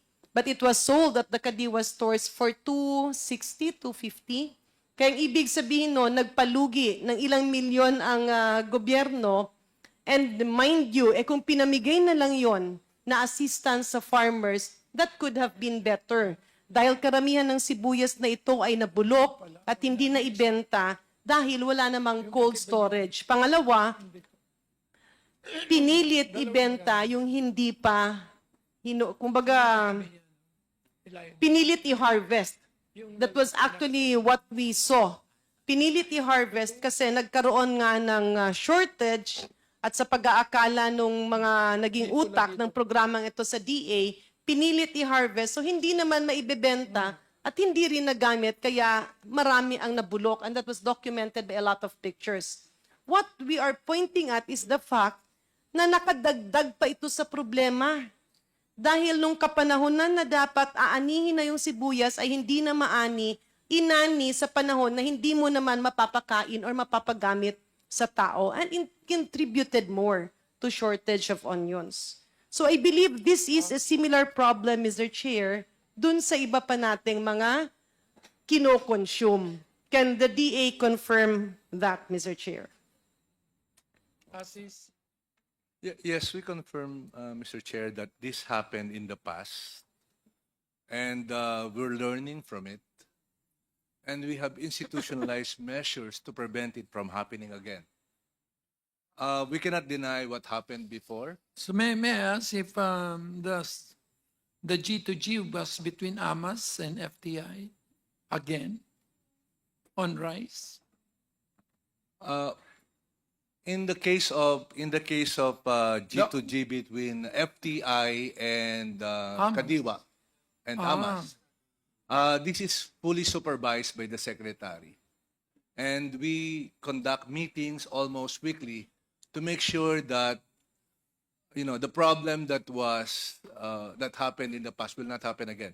That's why, sir, at least in the case for rice, nakakabenta po tayo sa Kadiwa ng 42 ngayon when the prevailing price is around 50. And so that's a very different story from our previous experience. from the previous onion. And this applies also to other commodities. In fact, Mr. Chair, in the case of Kadiwa, lahat po ng presyo ng commodities doon, mas mura ng 20 hanggang 30 pesos kaysa ordinaryong palengke. May tanong ka pa? So, Mr. Chair, sa usaping bigas, magkano po ba ang kilo ng bigas ngayon? 55.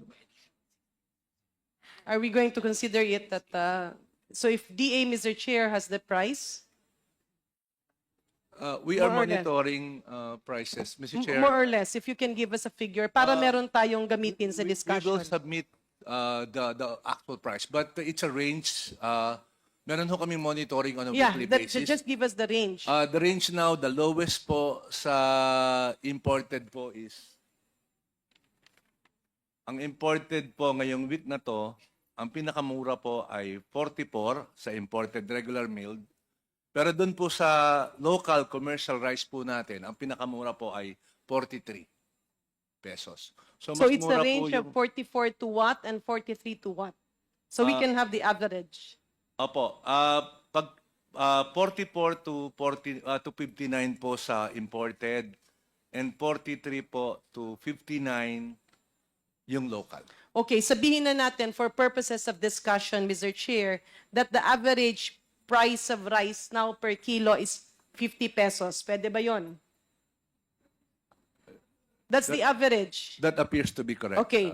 So kung 50 pesos ang average price per kilo of rice, how much was it? Magkano po yun nung hindi pa binawasan ang taripa?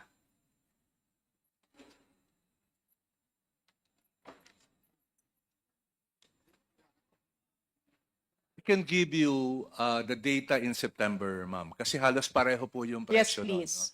So nung hindi pa po bumaba, nung September po kasi hindi pa nag-i-effect yung taripa po, halos 47 to 60 po 'yon sa imported based on our price monitoring, and pagka po naman sa local 47 to 60.19.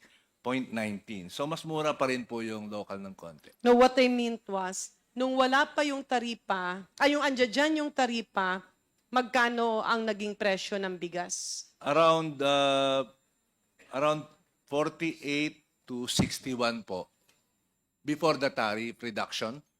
You mean? Yes. And pag sa local po, between 48, ang pinaka-lowest po to 62. Okay, Before the- let's talk the effect about of- the imported kasi doon yung taripa, di ba? Yes. Okay, before the reduction of tariff, before binabaan, magkano po ang range na presyo ng bigas?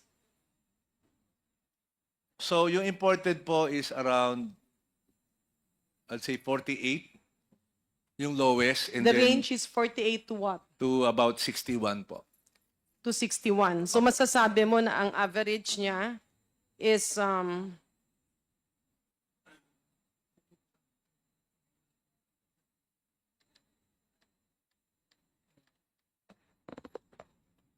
nasa mga 54.5.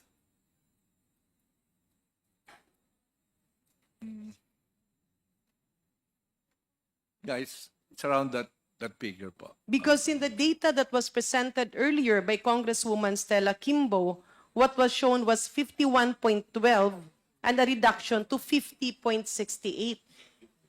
Do you confirm this? Our data is limited to those of Metro Manila data.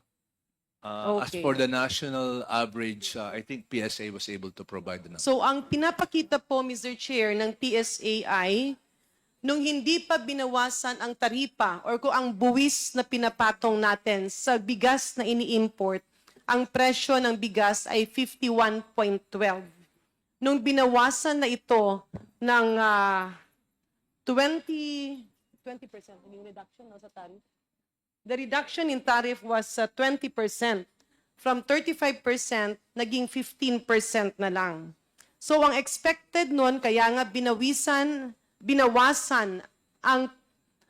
ang buwis ng imported rice is para bumaba ang presyo. That's the intention of the President of the Republic of the Philippines dahil foremost in his advocacy is to reduce the rise of prices and the cost of food in our country.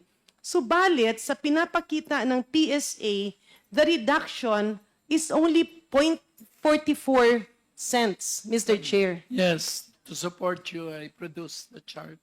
Oh, thank you very So much, the Mr. Chair. retail price based on PSA is the topmost. The red one is the imported, and the world price is the blue one. So it's apparent that the differential between the retail price and the imported price has widened. That can only happen if there's a cartel.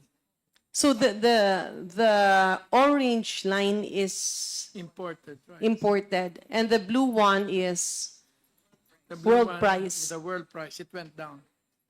Okay. So, Mr. Chair, kung babalikan po natin, maybe people from DOF can orient us with the reduction. Puntahan natin yung reduction ng taripa. Nung binawasan ng 20% ang buwis na ibabayad sa bigas, magkano ang dapat na expected na pagbaba ng presyo ng bigas per kilo? Let's laymanize it para maintindihan ng tao. From our DOF representative, Mr. Chair. Mr. Chair, I don't have the Please available speak official closely to the mic. please. available data as of now, but the team only provided the percentage or the average. Hindi, value ganito in na lang. pesos. Alam nyo o hindi? Is it? We also base it on the. Okay, from do you the have data. the figure or you don't have? And if you don't have, Mr. Chair, So we'll send- pwede po bang metawagan ka sa opisina nyo para matumbok natin ang problema? Ang tanong is, nung hindi pa binawasan ang taripa, ikumpara sa pagbawas ng buwis na pinapatong sa bigas, binawasan ang buwis ng 20%. How much was the expected reduction on the price of rice per kilo? Para malinaw. Ibig sabihin, nung ginawa ni Pangulong Bongbong Marcos, ang political will, bawasan ang buwis ng bigas para hindi mahirapan ang taong bayan. This was expected to reduce the price of rice on how much per kilo? Mr. Chairman. Mr. Chair. Yes. A Yes. brief interjection. The indulgence of Congresswoman Garin. For the guidance of DOF, you only need to ascertain the CIF price multiplied by 20%. That is the expected savings. Actually, that's the loss of the Philippine government. So just give us the CIF multiplied by 20%. That's the expected reduction in the cost of rice. So that's your guide, Madam DOF. Thank you. 497.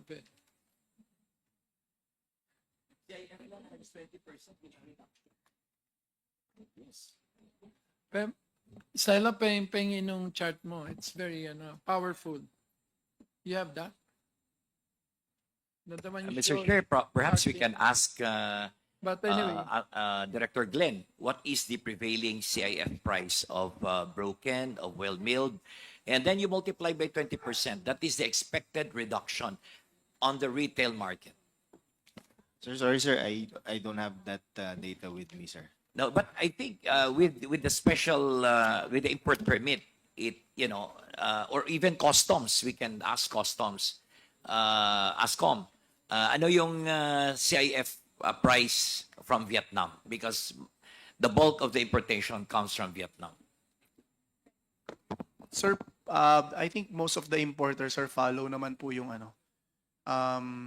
valuation sa live rice. So right now it should Just be give us a figure. Just give us a figure. sir, estimated siguro sir mga per kilo mga in dollars should be about 0.510. In CIF na sir. Kasi ang presyo ngayon sir. is CIF na yon. CIF na po yun. USD About $5. CIF. Yes, sir. Let me Okay. let me double check, sir, with the data that I got, sir.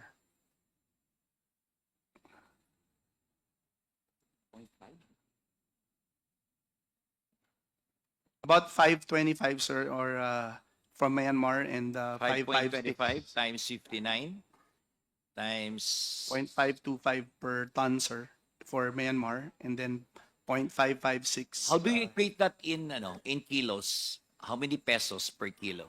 And then you multiply by 20%. That is the savings that Congresswoman Garin wants to know. Multiply lang natin sa 20%. Mr. Chair. That's the loss of the Philippine government.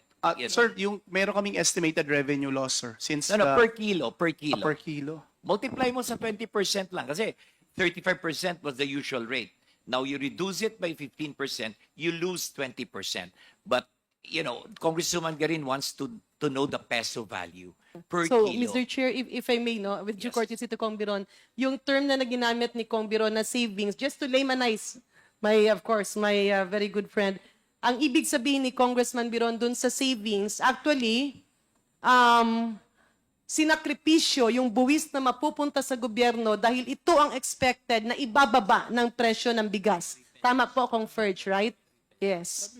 Yung savings na yan, na 20%, should go to the consumer, not into the pocket of the importer. Kasi ang nangyayari ngayon, Mr. Chairman, yung savings na yan, that deprives the Philippine government of the revenues that it deserves, goes to the importer, it doesn't go to the consumer. Kasi yung 20% reduction na yon should go to the consumer, hindi sa negosyante.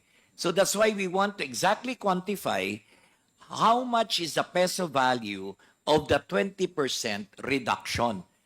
From the cost, insurance, and freight, you only multiply 20% and you can get that peso value that should be the savings of every Filipino household per kilo of rice. So, Mr. Custom should have that data, ASCOM. Sir, I'm verifying it, but rough computation, sir, it should be around 5 to 6 pesos per kilo. So 5 to 6 pesos from the 20% reduction based on CIF. Yes, sir. All right. So, Yeah. Congresswoman Garin, yun ang savings na dapat ma-reduce ang presyo sa retail side. Thank you, Yeah. Mr. Chairman. Maraming salamat, Congressman Ferge, no? Sana mahiram ko yung konting talino at... So, Mr. Chair, balikan lang po natin. Ba't po natin ito tinatanong? Dahil kailangang malaman ng sambayan ng Pilipino na yung buwis na binabayad ng mga negosyante ay kailangan dapat ng gobyerno. Pero sinakripisyo ni Pangulong Bongbong Marcos yung buwis na ito para hindi na magbayad ng buwis ang negosyante, kontian, babaan ang buwis kasi ibabawas yon sa binabayad ng taong bayan dahil pagkain, bigas ang pinag-uusapan. So as we are getting the information, yung pagbaba ng taripa o pagbaba ng buwis ng 20%, ang expected na pagbaba ng presyo ng bigas ay 5 to 6 pesos per kilo. Tanong, bakit Mr. Chair, sang-ayon sa PSA, ang binaba ay 0.44 cents lamang po? Tila, pinaglalaruan tayo ng mga kamay na hindi pa nakikita. Mr. Chair, I come from the health sector, no? At para lang malaman din ng taong bayan, ilang presidente ang narinig kong nagsabi, dadagdagan namin ang benepisyo sa PhilHealth. So example, kung ang benepisyo mo dati ay 5,000, mag-a-announce ang PhilHealth, okay, for medicines, we are giving you a medicine benefit of 7,000 pesos. So akala ng mga tao sa gobyerno na yung benepisyo ay napupunta sa mga pasyente. But actually, Mr. Chair, hindi. Bakit? Ang ginagawa kaagad, hindi naman lahat. Pero yung ibang hospital owners, ang gagawin nila ay tataasan nila ang presyo ng gamot kapag charged to PhilHealth. Example, kung itong antibiotic na ito, ang presyo pagbibilhin mo sa pharmacy ng hospital mismo ay 100 pesos. Kapag charged to PhilHealth, ginawa nilang 125 or 130 pesos kasi nag-increase ang benepisyo. Ganito rin ang tila nangyayari na senaryo. Ibig sabihin, ginagawa ng gobyerno ang lahat Subalit, dun sa gitna, ay merong mga negosyanteng kinakamkam ang dapat ay napupunta kay Juan at kay Maria. And this, Mr. Chair, should be pinpointed because it is actually vandalizing the intention of the government. So, Mr. Chair, with that, baka pwede nating tingnan kung saan napunta ang reduction ng buwis, sino ang nagbenepisyo dito, at sino ang dapat managot. Mr. Chair, my second topic was, I heard before, somebody mentioned, I'm not sure it was Mr. Lionel, na napakamahal ng balanced diet sa Pilipinas. Tama? That's right po, Your Honor. So, Mr. Chair, will Mr. Lionel Tangangco agree with me when I say, kung babaan natin at damihan ang supply ng itlog, this will actually solve one of our biggest problems on stunting, malnutrition, and a balanced diet. It would help po, Your Honor, as yung egg is a good source of protein and also a lot of other micronutrients that are needed by growing children and pregnant mothers po. Will you agree with me, Mr. Chair, when I say na kapag ang tao ay kumakain ng 2 itlog araw-araw, hahaba ang buhay niya at mas magiging matalino siya? I'm sorry, Your Honor, hindi po ako doctor, but I might defer to the FNRI, ma'am, or to yourself po. Yeah. I'm an economist po by training, but But Mr. Chair, because that is the case, pinag-iisipan natin, baboy, karne, okay naman ang mga baboy, okay ang isda, okay ang karne. But if we talk about affordability, as of the current moment, one of the biggest sources of the Philippines for protein is actually egg or itlog. So may I ask, Mr. Chair, the Department of Agriculture, where are we in terms of egg sufficiency? Yung itlog na may protina, hindi po yung ibang klaseng... Not the egg that produces 100% protein.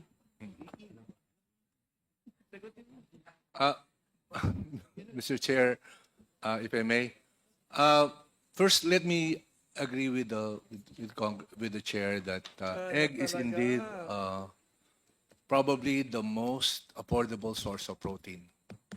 And we have various sources of eggs, but we are yet to hit the right number.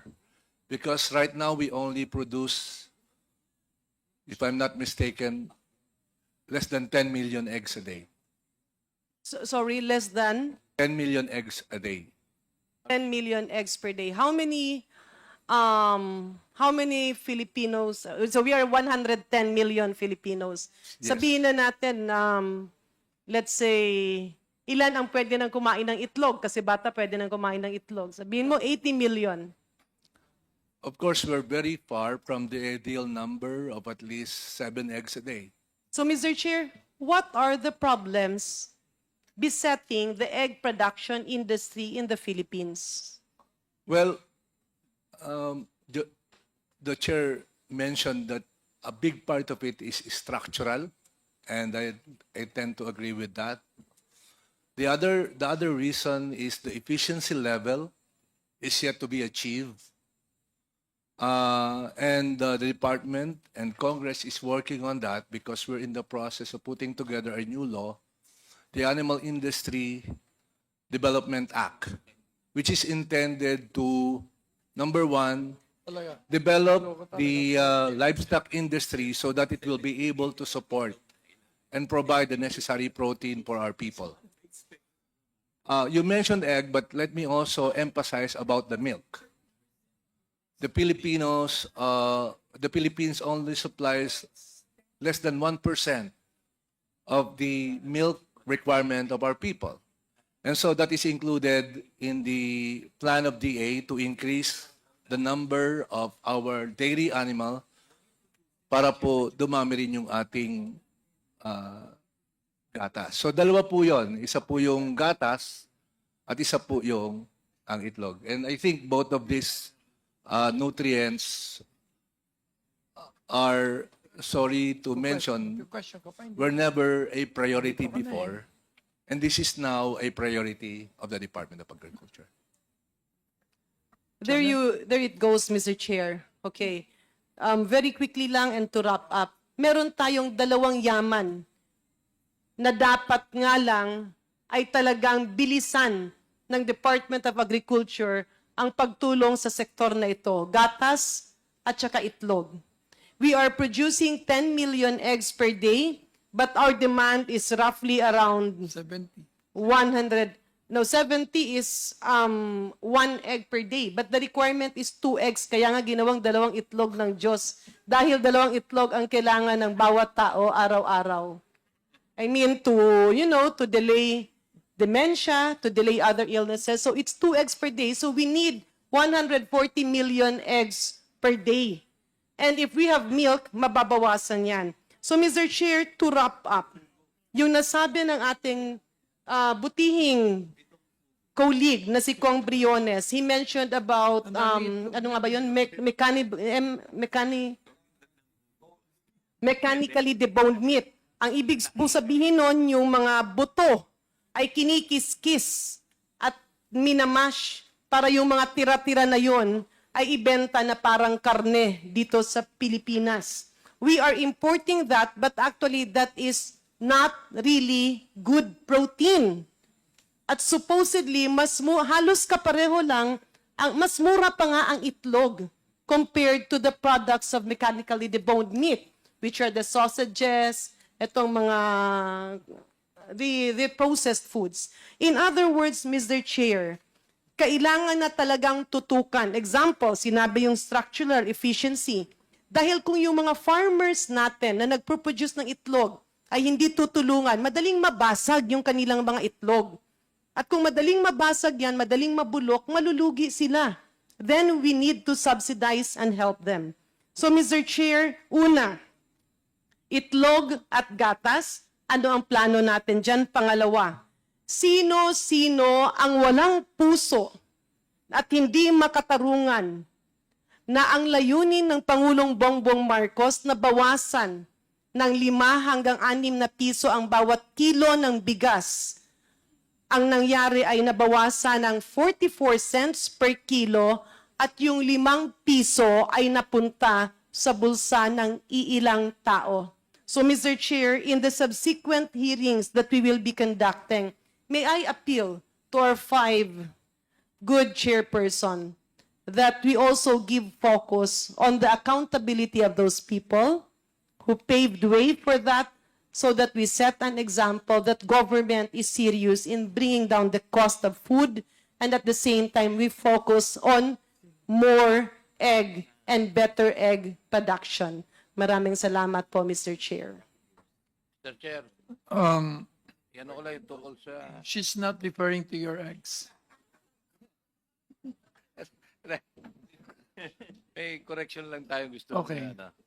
Kasi yung production ng eggs, doon lang sa aming bayan, sa San Jose, Batangas, ang tawag egg basket of the Philippines. We are producing 12 million eggs a day. So, yung 10 million na production na nationwide, mukhang dapat check dahil sa amin lang 12 million eggs a day. At nagpapasalamat ako kay Can you check that? Kung Garin at na-promote ang egg, which is very true. Pinakamurang protein na pwedeng kainin ng ating mamamayan. Ang 2 eggs a day talagang hindi makakabuti, hindi makakasama. Ay, doktor yung nagsabi, Mr. Chair. Thank you. Thank you. Now, may I call on the next? So, thank you for waiting. Congresswoman Revilla. Thank you very much, Mr. Chair. Magandang hapon po sa lahat po ng resource persons natin. Kanina nung pinakita po ng ating mahal na chairperson, yung graph na mas mababa ang presyo ng bigas sa world market at mas mataas ang presyo ng bigas dito sa Pilipinas. At sinabi ng ating mahal na Pangulo na gusto niyang pababain ang presyo ng bigas dito sa ating bansa for the several months ago. Ano ang pumipigil sa ahensya ng gobyerno na nasa harapan natin ngayon na hindi sundin ang sinasabi ng ating mahal na Pangulo at ayaw sundin ang presyo ng world market. Paying to me. I would like to address that question to Yusek Asis Perez. Mr. Chair, thank you for the question. As we would like to intervene in the market prices. And the way that we can legally do it is to set up kadiwa centers all over the country para meron pong panlaban yung gobyerno sa mga matataas na presyo. Halimbawa po, if we can set one kadiwa in every municipality, nagbebenta ng 40 pesos na bigas, ang theory po doon, susunod po yung mga katabi. Kasi otherwise po, sa amin bibili lahat. So that's one way to more or less cushion the impact of what we would like to refer to as manipulative pricing. No? It's not my word, naririnig ko po yon. Pangalawa po, syempre, kailangan ang department step up pa namin yung effort to make our farmers more efficient in producing food. Siyempre po, pagka po mas mura yung production cost nila, pwede po nilang ibenta rin ng mas mura yung kanilang produce. Pangatlo po, na ginagawa po natin ngayon, isave po natin yung nasasayang. Dahil sangayon po sa ating mga pag-aaral, between 10 to 35% of whatever we produce, we lost because of post-harvest inefficiencies. Kaya po pag mapapansin po natin, Mr. Chair and Madam Congresswoman, medyo binago po natin yung ating budget. Hindi po tayo nakatutok sa isang commodity lang, kundi nakatutok tayo after the commodity is produced.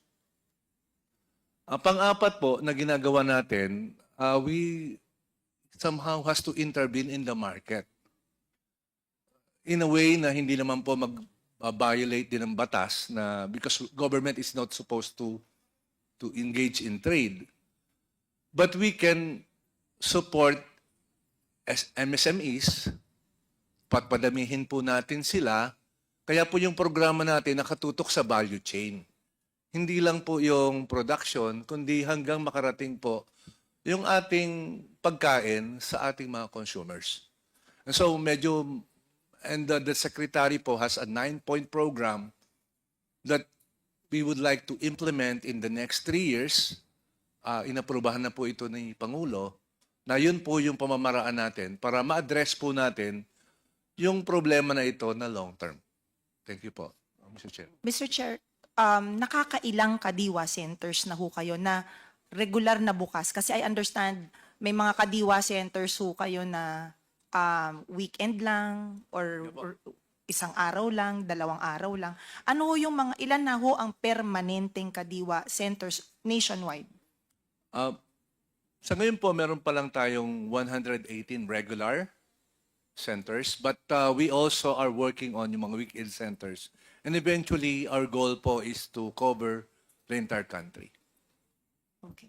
Thank you very much, Mr. Chair. May statement po kayo sa report nyo that, actually report ito ng ating mahal na chairperson. Farmers are hungrier than non-farmers.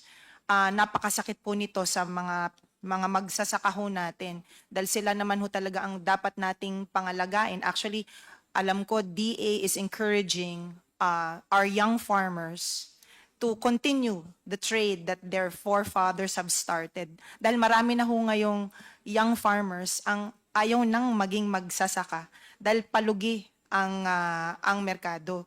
Ano ang ginagawa ninyo ng DA to encourage more farmers to last in this trade at mas dumami pa sila sa mga susunod na taon? Dahil nakakalungkot man sabihin, marami ho sa ating mga magsasaka ang binebenta na ho ang kanilang mga lupain sa mga developers dahil ayaw na nilang magsaka.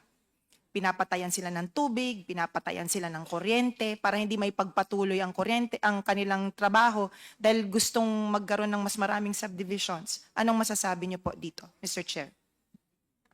Mr. Chair, I share your views. The department is cognizant of this problem. Kaya po ang tutok namin ay magkaroon ng tamang presyo ng produkto, hindi po murang presyo. Magkaiba po kasi yung tamang presyo kaysa murang presyo eh. Prices should not be cheap. It should be fair. So, each time we look at prices, we have to look at it at two levels. One is from the producer's perspective, and the other one from the consumer's perspective. When we talk about right pricing, the right pricing should happen at the level of the farm. Para po, hindi po yung mura nga po yung presyo sa farm, pero mahal naman po yung presyo sa palengke. Kasi lalabas po nun, may kumikita po sa gitna, hindi po yung farm. That is our aspiration right now. The department is making sure that our investments are geared towards efficiency and prevention of losses so that the farmers and the entire value chain will benefit equitably in the chain. Hindi po namin pwedeng sabihin na mawala po yung trader. Pero kailangan po, yung benepisyo po ng pagkain na ito, yung processing ng chain na ito, dapat equitable yung distribution.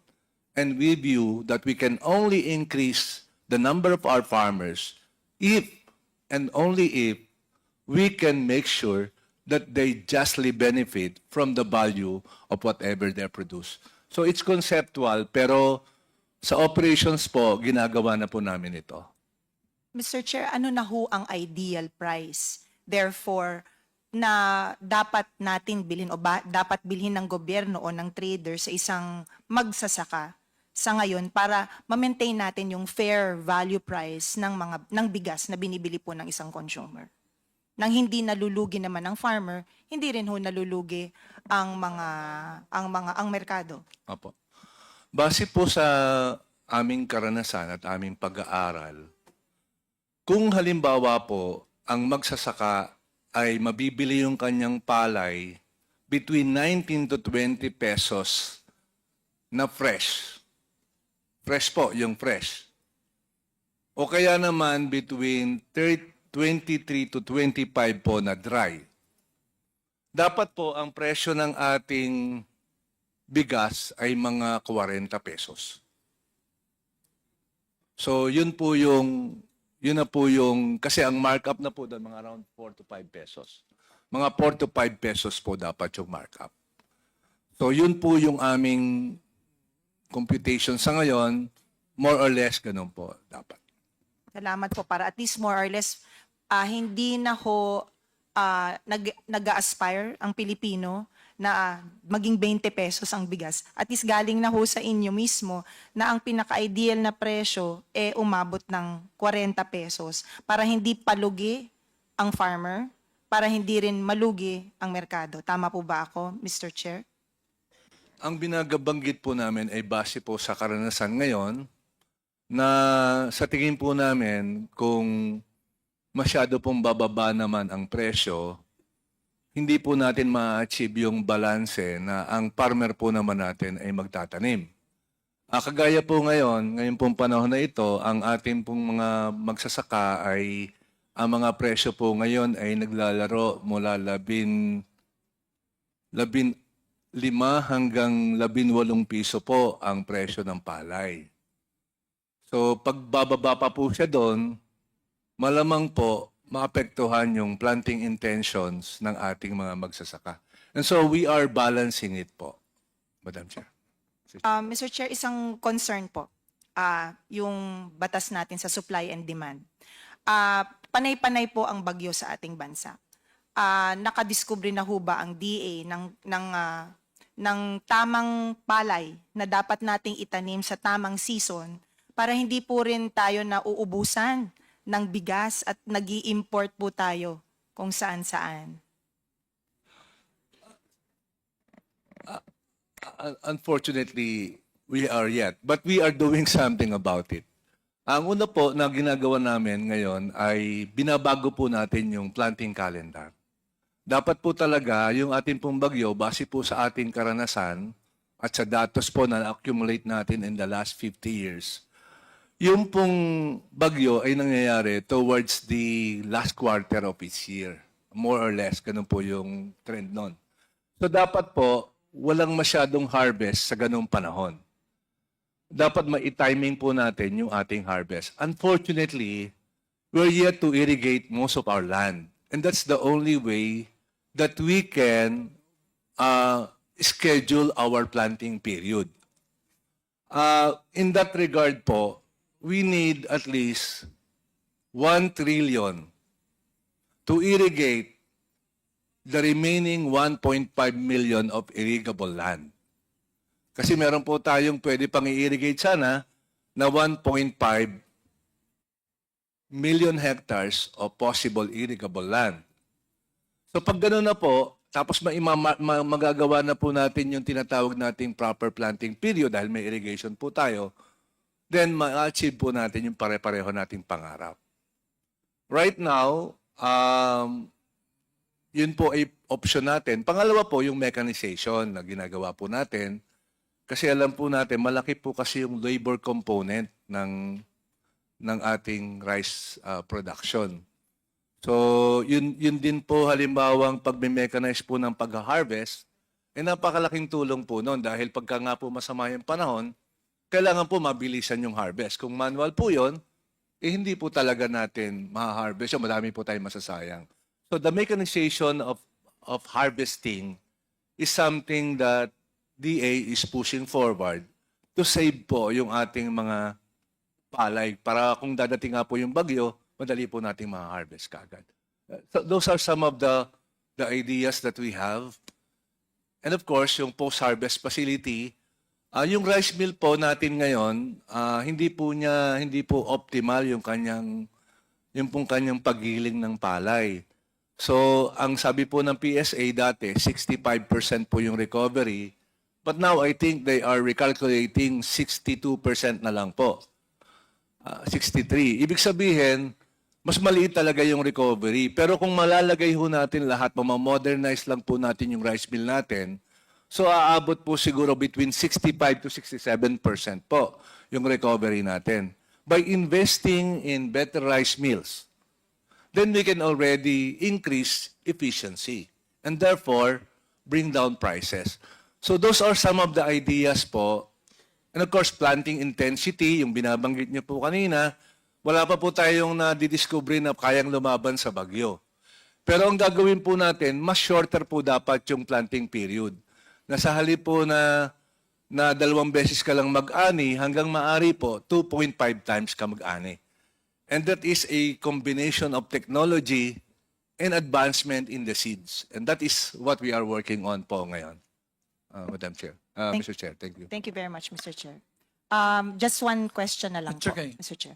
I would like to direct, I don't know which agency should answer this. Kasi alam ko ginagawa ng trabaho ng DA ang pagsalakay sa mga smugglers, pagpunta sa mga factories kung saan nag-hoard at kung saan may overpricing na nangyayari. But are there cases being filed against these hoarders, these smugglers? Kasi maganda ang balita minsan pumupunta kayo kasama ang law enforcement agencies, pero meron na ba tayong napakulong, nabigyan ng proper legal judgment on these smugglers? Carlos? Mr. Chair.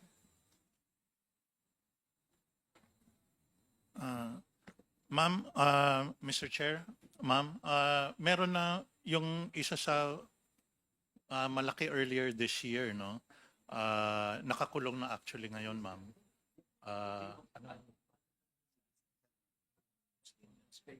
It was also a big time onion importer. Madami hong mga nasa rice naman na nahuhuli ang DA.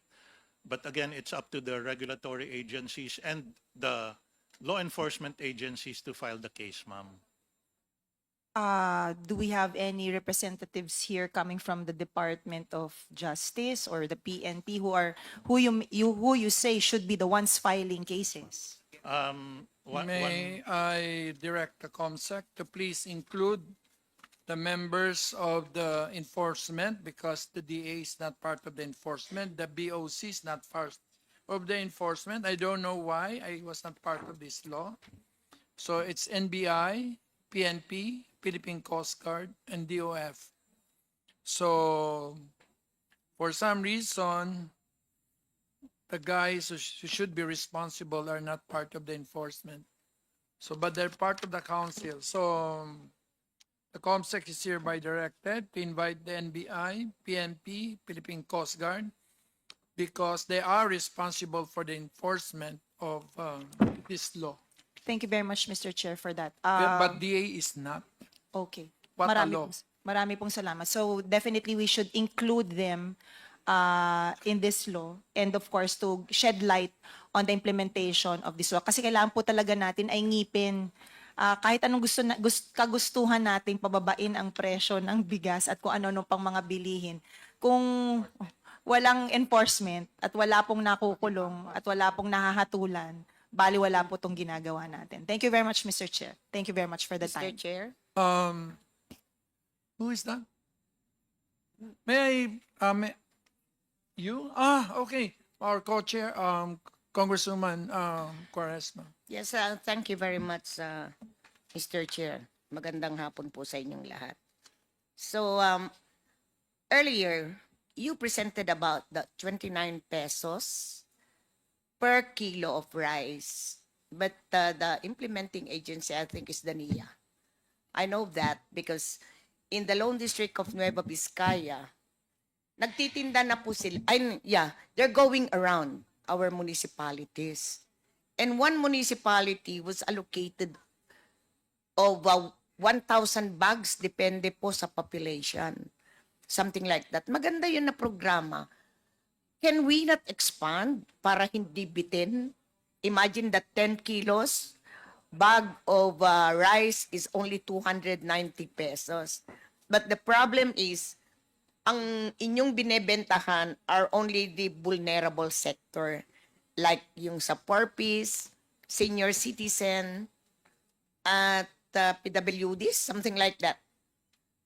Pwede bang dagdagan ng gobyerno itong 29 pesos para malapit na dun sa 20 pesos na sinasabi natin? Ang dami pong natuwa, Mr. Chair. Alam ko, even in your district, ganyan. Before Asis will answer, may I recognize Congressman Boy Cruz and Congressman Ako, and of course, Senior Deputy Speaker, Congressman Dong Gonzales. Asis, can you answer that? Can we universalize the NIA scheme? It's both NIA and Kadiwa program po. May convergence po ang NIA at saka yung Kadiwa natin program. Of course, putting 29 peso for everybody's plate would require tremendous resources on the part of government. And the fiscal space is limited for us. And so, we have to prioritize kung sino po yung tatanggap ng murang bigas na yon. Kaya po, naka-focus tayo dun sa vulnerable sector. I still recall that dati po may 25 peso rice. If the fiscal space is not limited, that would be ideal. But considering that that will require probably 50 billion pesos or even more than that annually, medyo mahirap po siyang gawin sa ngayon. But for the vulnerable sector po, Mr. Chair, we intend to reach out to as many as possible vulnerable sector for that one. Thank you. Thank you. I know that there. Are you okay? No, Mr. Chair, can I Yes, add please. more? Maganda po yun, ano? At least, konting tulong coming, I think it's not so much of the amount being utilized in this particular program of the government. Pero kasi, I think what I heard about this Wala ba yun? scheme, Ano? Dito? sabi ng aming NIA, parang, Pwedeng- di ba, hindi you are pwedeng gamitin giving yan. like Except support to the farmers. Then in NFA. return, binibili nyo yung Ano dito? produkto nila. Eh, nagbibigay naman talaga tayo ng, support to the farmers. Na kung pwedeng dagdagan ito, napakalaking bagay po. Lalo po sa vulnerable sector. nawala. Nawala. And one last, Mr. Chairman, is all about that. I think it was stated earlier by Yusek Asis Perez about this timing of planting season. Kasi po sa amin, kasi kami po sa Nueva Vizcaya, ang dami pong mga high value crops na kung minsan yung mga kamatis, hindi na ho pinipitas dahil piso per kilo ang pambili po. Kaya hindi na po pinipitas, which is laging lugi po yung ating mga vegetable producers.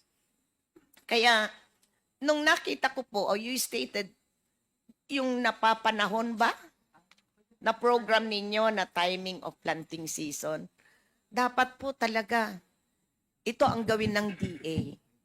Dahil lagi hong pagtatanungin ko sa ating mga vegetable producer,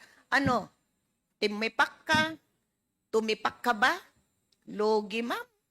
Lagi na lang logi. Kaya kung minsan, hindi na sila nagtatanim. So, what are we going to do with this?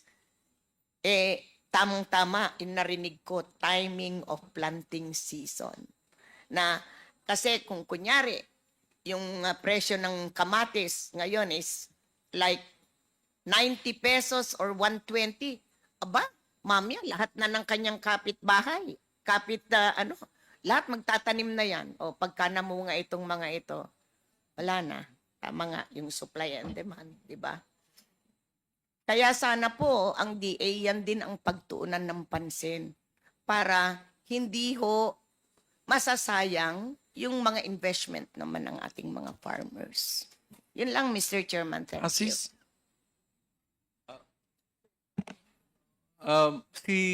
With us also, Mr. Chair, is Undersecretary Caballeros. She's in charge of our high-value crops. I think she's the best person to be able to respond to that last question po, if the Chair will allow. Thank you. Yes, you're recognized. Thank you, Mr. Chair, for the question, Honorable Quaresma. Yes, in terms of the high-value crops, because tomato falls under the platform of high-value crops, the Department of Agriculture is promoting the crop diversification strategy. Ito po ay to use in some areas yung optimize use of the land. And we look at the integration of other crops after rice. In the case of tomato, tama po yung nasabi ni Congresswoman Quaresma. We were monitoring a month ago, and oftentimes, ito po yung tinatapon madalas. When we check with the NVAT, Nueva Vizcaya Agricultural Terminal, there were two reasons. One is that the buyer did not show up. And that was a contracted purchase. So, tinapon nila dahil nabulok na rin because it has not been picked up for the past 2 days. That can be prevented if kasama na po ngayon yung konteksto nung integration po ng value addition, yung processing. Sinama po ito ng ating Secretary Francisco Chu Laurel para matugunan yung aspeto na hindi nagtutugma yung supply and demand. And kasama po ito doon sa Are pag-aaral. we tomato deficient? There are times that we are deficient, but there are times that we are oversupplying tomatoes. Annually? Onion. No, annually. No. Annually. I'm talking about Yes, Mr. Chair. tomato. Yes, Mr. Chair. If we are to look on the industrial use, because for household consumption, we are meeting the requirement. How much are we? What is the sufficiency rate? The sufficiency rate for lowland vegetables, I have here in in bulk po kasi, but I can disaggregate. The ending stock for the fourth quarter is around negative 63,202. So we're importing. We are importing, but not tomatoes for home consumption. We are importing for industrial use, Mr. I mean Chair. to say for sardinas. Sardinas, ito po yung sa spaghetti, ito po yung tomato sauce, Mr. Chair. Okay. Mr. Chair, it's not only tomatoes, hindi lang po kamatis. Kung minsan pati broccoli. Lahat yan, repolyo, lahat. Kasi ang daming nagtanim. Kaya nga, maganda ito, timing of public planting season. Kailangan you have to educate our farmers and vegetable producers, Mr. Chairman. We have here two people I always relied on. Siegfried, what is the answer?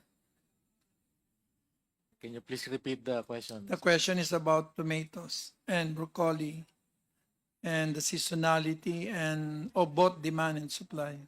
I recall, Mr. Chair, that we used to process tomatoes, but of a certain variety. In fact, DA has a corporation up north. I'm not sure whether it's still operating. Is it operating? It was closed down by Cory? No, Mr. Chair, it was closed down in the previous By GCG. administration. GCG. Okay. Lionel. Lionel, you don't know Lionel. Lionel is the summa cum laude. He's a valedictorian of Ateneo de Manila in 2017. He has been advising me to gather my other staff. So there are 4 other people. These are 4 of them. Is the cobweb theorem still in effect for agriculture? I'm not sure, sir. Yeah, I'll have to because check. the good congresswoman says that if you plant corn, suddenly everybody plants, and therefore you go another cobweb. Basically, is there no counter measure against that? I'm not so sure, sir. What I've seen, at least like parang sa literature, sir, recently on agri-econ, Yes. is that parang the choice of planting, a lot of it, aside from like what farmers have been used to, depends on the crops that the government supports. So kung saan po yung may support from government. Narinig mo sir. ba yun, Boy? This I heard this is the valedictorian of Ateneo de Manila in 2017 as summa cum laude in management engineering, double with economics. So the planting intentions are related to government support. I heard it loud and clear. Thank you. So therefore, I hope that science will guide you on what you are supporting also. Yes, sir. That's why Now, we have a let me different go to a priority. topic which I wanted to avoid. If only Carlos gave me the list in confidence. So let me go to documents that are available in public. Can you show?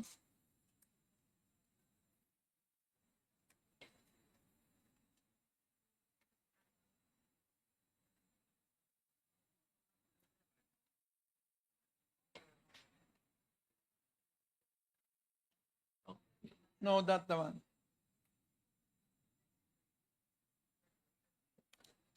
Okay. Increased private sector participation in importation there was already in 2016 and 2017, contrary to public statements by the NFA of wanting to limit importation to government. The blue ones are really NFA and the red ones are in private. So 2 years before RTL, 77% of importation was already private. Next, by 2018, most beginning stocks for rice were actually commercial. By 2018, 89%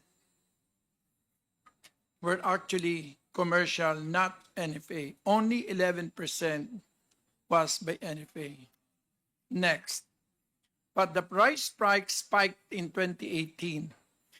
Despite mainly private sector participation, But this was the very reason why we wanted to do RTL. So before declining sharply in 2019, when we finally put the RTL in place.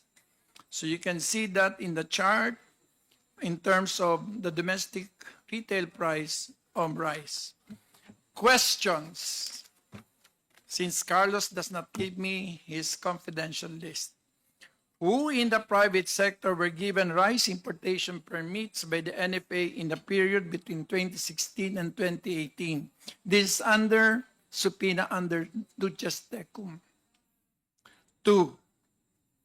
If private sector participation before rice tariffication was already high before rice tariffication, why did prices decline only after the supposedly cornered import permit requirement was abolished? 3. What happened to the supposed 2 billion bribery issue in the NFA in 2018, where certain NFA officials were named by Senator Ontiveros and Senator Poe as being involved in the cornering of the MAV and import permits, namely Marlon Barillo, Marigold Di Castro, Richie Carpio, Mercedes Yacapin, Rocky Valdez, Judy Carol Dansal, which was later named NFA administrator by the former president. Inaasan mo kasi ako eh. Kaya sarili ko na lang ang didepends. But after this, I will still demand that you give me that list in an executive session. There is no way that we will not confront this because it's very clear that the people are being deprived of the benefits of a very good policy of the government. So what happened to the chain charges when then presidential spokesperson said government was to file in September 2018? 5. What has the DA done under this administration to ensure that price manipulation of this scale is prevented from happening again?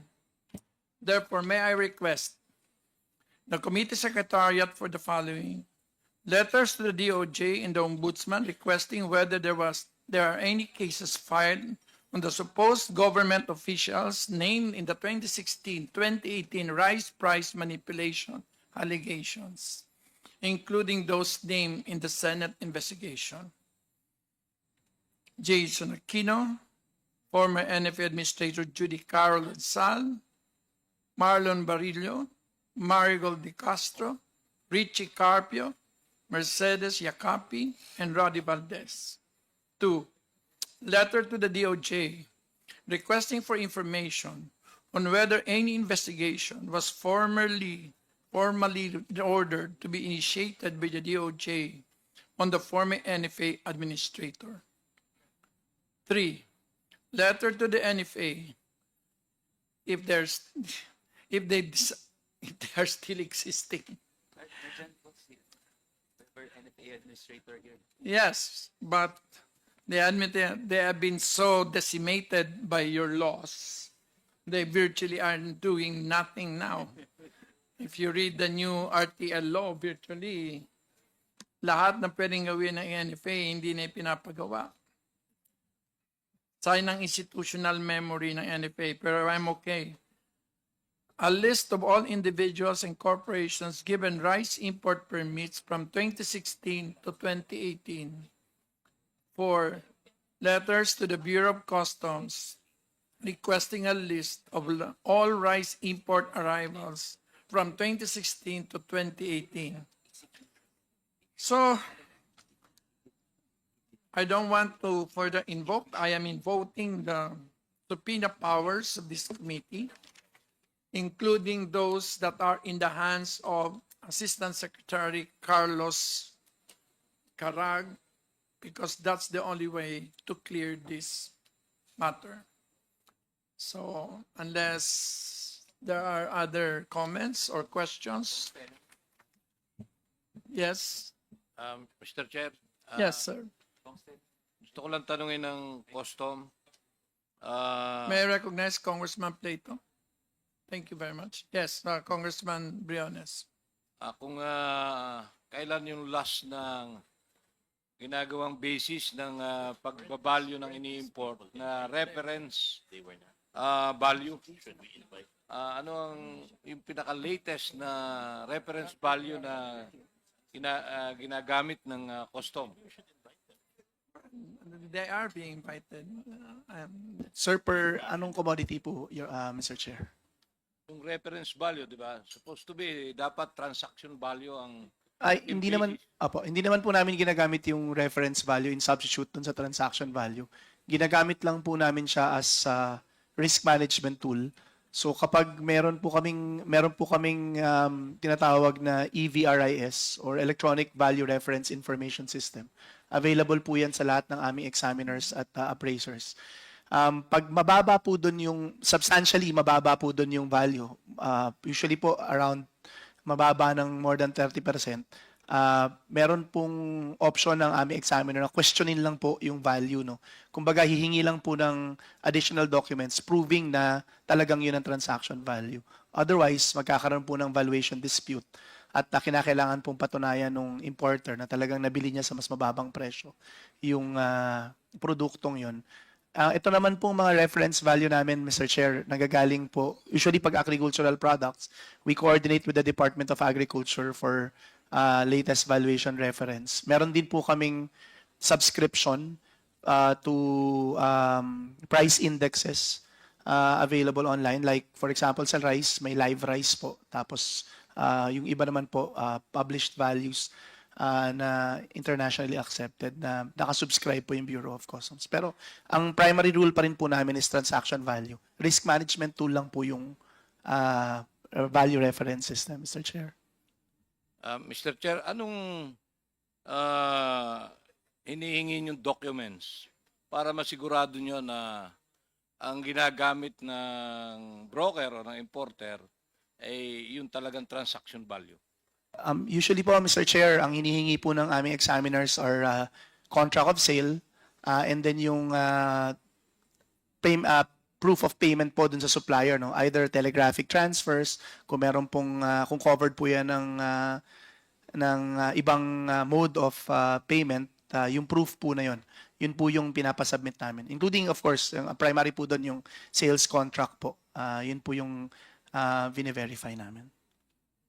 Pero yung ang pinakamagandang para makita yung transaction value na may paper trail, dapat yung letter of credit. Normally, ang ginagamit ng mga broker at saka ng mga importer, telegraphic transfer kasi walang paper trail.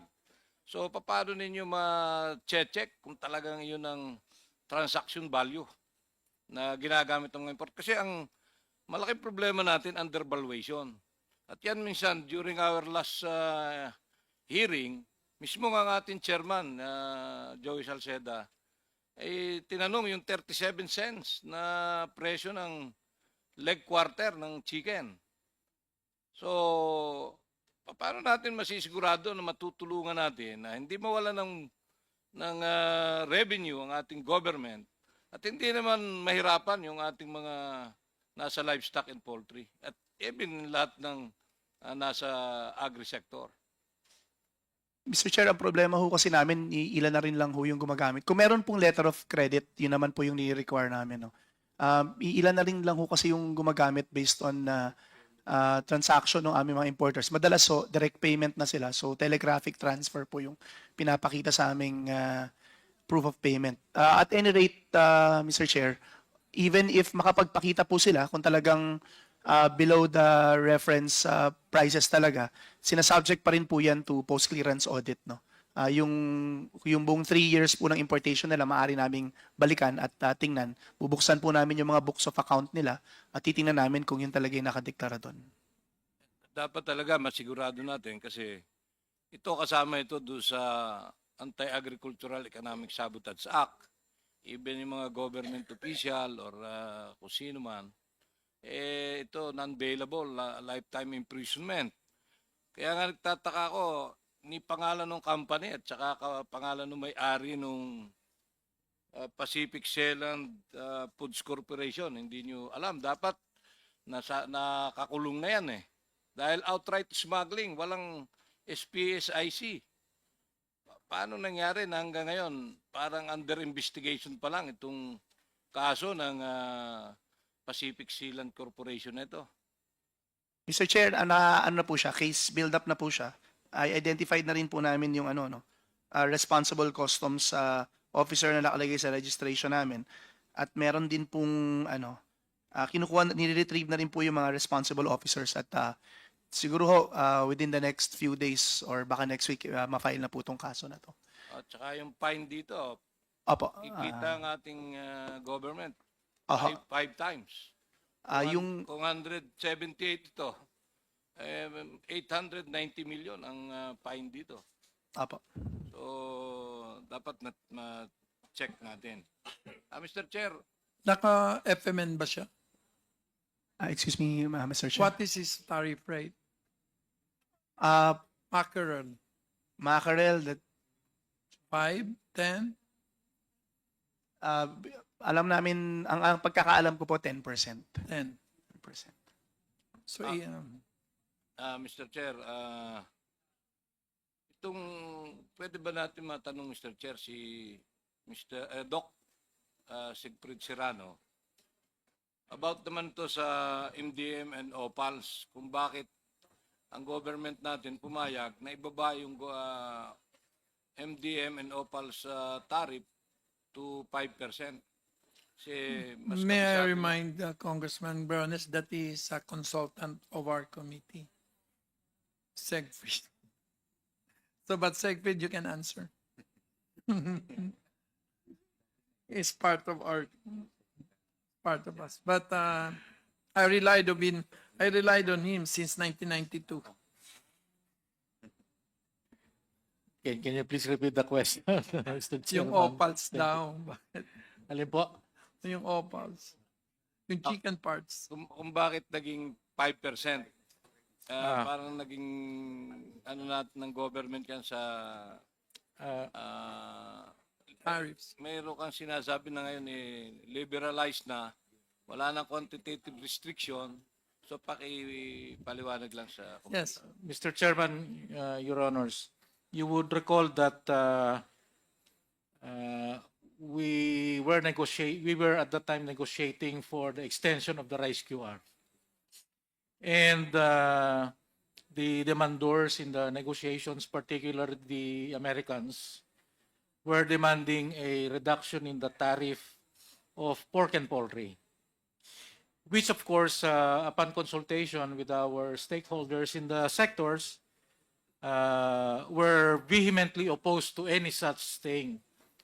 So the compromise solution that was offered to the demandors was a reduction in the tariff of a commodity or a tariff line that was not at the time very popular, which is mechanically separated or mechanically deboned meat. As it so happened, the consequence, Mr. Chairman, Your Honors, was that it became very cheap because of the tariff reductions that was part of the deal. And therefore, most of your siomai, most of your hot dogs, kaya hindi na firm yung hot dog ngayon was from mechanically separated meat. But we also had, we were hoping that... So you protected inasal, in short. But Your Honors, as the good congressman was saying, since we have already liberalized rice, wala na tayong QR, we are not under obligations anymore to maintain the tariffs. And I was discussing with Congressman Briones that in order to stave off any motivation to use the low tariffs of mechanically separated meat or mechanically deboned meat as a cover for smuggling in or technical smuggling of pork and poultry, maybe the tariffs can be equalized or be brought back as before. But Mr. Chairman, let me also alert you to a potential danger that in my studies of this particular product that I encountered. One, mechanically separated meat, as the Honorable Garin has said, kinukudkud po yan sa yung bones sa slaughter, ano? So it is rich in calcium. And we were hoping, when I was at DA, we were hoping that the DOH would help us study the impacts of using too much of this raw material in the manufacture or processed goods like hot dogs and siomai, etc. Because we have seen articles in the US and Europe that the maximum that they allow was 20% MSM, MDM because of the real danger of calcium toxicity to young infants and children. Dito po yata parang as much as 80% ang nagagamit. So that's just to plug that, Mr. Chairman, because nutrition, especially of children, is important to us, has already been emphasized by many of the presentations here. Thank you. So anyway, it's a proposal, right? To equalize, just in case. Yeah, So Mr. Chair. you can fight at hopefully, the TTRM. hopefully, Mr. Chair, yung DTI, Department of Finance, Pero easily, they can use 8800. In fact, for rice, you can use 8800. Surge. Actually, you can't. Yes, because you cannot. It's not covered. If you look at the text of the RTL, Mr. Chairman, there is language there of a special safeguard on rice. What part but is that? The The new one? the current version. So what It also says that it forbids, it totally liberalizes and deregulates rice. So our impression in looking at the text, Mr. Chairman, is if you What wish, is the you can, effect of us is saying that by February, we will actually increase. So everybody now will speculate that there will be higher tariffs. I think one of the important proposals, Sikreto muna niya. one of the important proposals, Mr. Chairman, so that this problem of toying with the applied rates is actually put rice under the ambit of 880. Because at 880, if you do some countervailing or some other action like anti-dumping, you can even do regular safeguards. And regular safeguards allow you to impose even a temporary QR. But I think under the text of the current RTL, Mr. Chairman, Your Honors, that is not possible because rice is not under the ambit of Tingin nga. 880. Wait, which part of you keep naglagay kayo ng special safeguards? Hindi man lang kayo nagtanong? No, I don't know why. RA 880 is a safeguard measure. We stipulated that. We clarified that nga po. Diba? That was the first law I passed. Nga po. I know very well. So anyway, para naman we can abbreviate everything, can I declare an executive session to allow, so I don't need to subpoena you anymore? Which of these people do you want to remain? Carlos? Yeah, Mr. Chair, very quick interjection in relation to what Dr. Serrano mentioned. Yes, He- the calcium. Yeah, he Stronger meant- bones. But aside from that, Mr. Chair, he mentioned that the possibility of the reduction of cost of MDM is to include it and add tariff. Ibig sabihin, lagyan ng buwis. We have to balance. Kasi pag linagyan mo ng buwis yun, ano man yung impact doon sa pagkain? Baka magmahal. Before, there were discussions on this in the two previous Congresses, patapos yung other Congress. Kaya dumami ang MDM, which is of course, it's not really unhealthy, but but the real meat is healthier than MDM. But I believe the problem here was the monopoly that was created within the Department of Agriculture. Nagkaroon kasi ng monopoly ng buffalo meat, which is the main component of many of these processed meats. I can see Dr. Serrano smiling. And that monopoly actually paved way for buffalo meat to be very expensive. Ulitin natin, dati may monopoly yan. Nasugpo ang monopoly, nagkaroon ng competition. Bumalik yung monopoliya, nag-shoot up ang prices ng buffalo meat, which is actually the one being used for all this processed food. With that, naghanap yung mga negosyante ng alternative way, and that is the mechanically deboned meat. Why are the producers resorting to that? Simply because the Department of Agriculture allowed monopoly in the importation of buffalo meat. Kaya, kung lalagyan ng taripa, well, it can be a solution, but I think we go back, open the market, so that the price of buffalo meat in the Philippines will go down. Competition is still the best protection of the Filipino people. Yan lang po.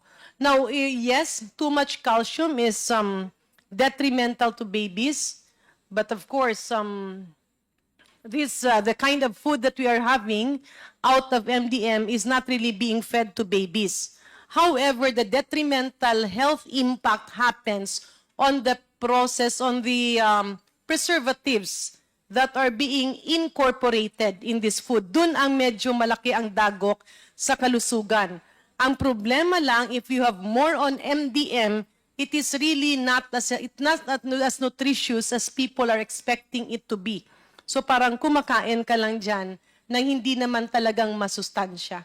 Very low ang protein content. Thank you for the enlightenment. Just one more question. Is there a monopoly on buffalo meat importation? I would not know, but I think one of the issues there was the accreditation of the Panganiban? Ay, exporters. si Panganiban is not Bai. Who is Bai?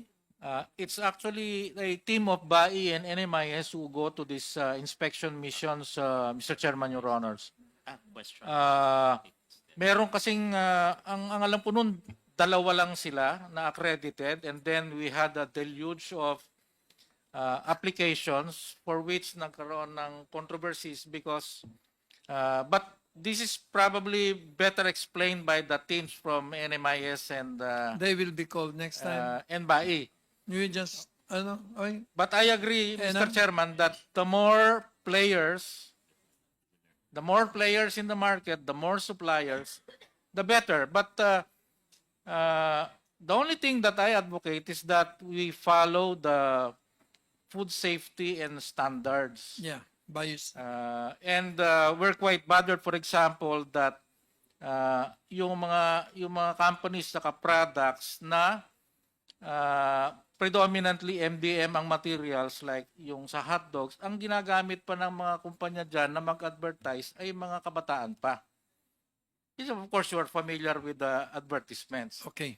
So, So dapat lang talaga siguro. okay, I'm okay. So may I now call on Congressman Pancho, and then after that, I think we have a representative from World Food Program. Where are you? Sir, sorry, I've been looking for you. We would like to be enlightened by your, So, Yes. Congressman Thank you po, Pancho. Mr. Chair. Kanina po na-mention ni Sir Glenn yung list po ng ating mga importer. So yung mga importer po natin, sino po nag-a-approve nun? Siya. These importers po are registered po with the Bureau of Plant Industry. Okay, naka-registered po. Tapos, we cannot control the number of bugs na papasok sa atin. Am I right, Mr. Chair? Correct po, ma'am. Correct. Wala po tayo. So, ibig sabihin, very free sila kung number of bugs ang ipapasok nila. Now, yung list natin, na-mention kanina na parang the same list that we have before na importer.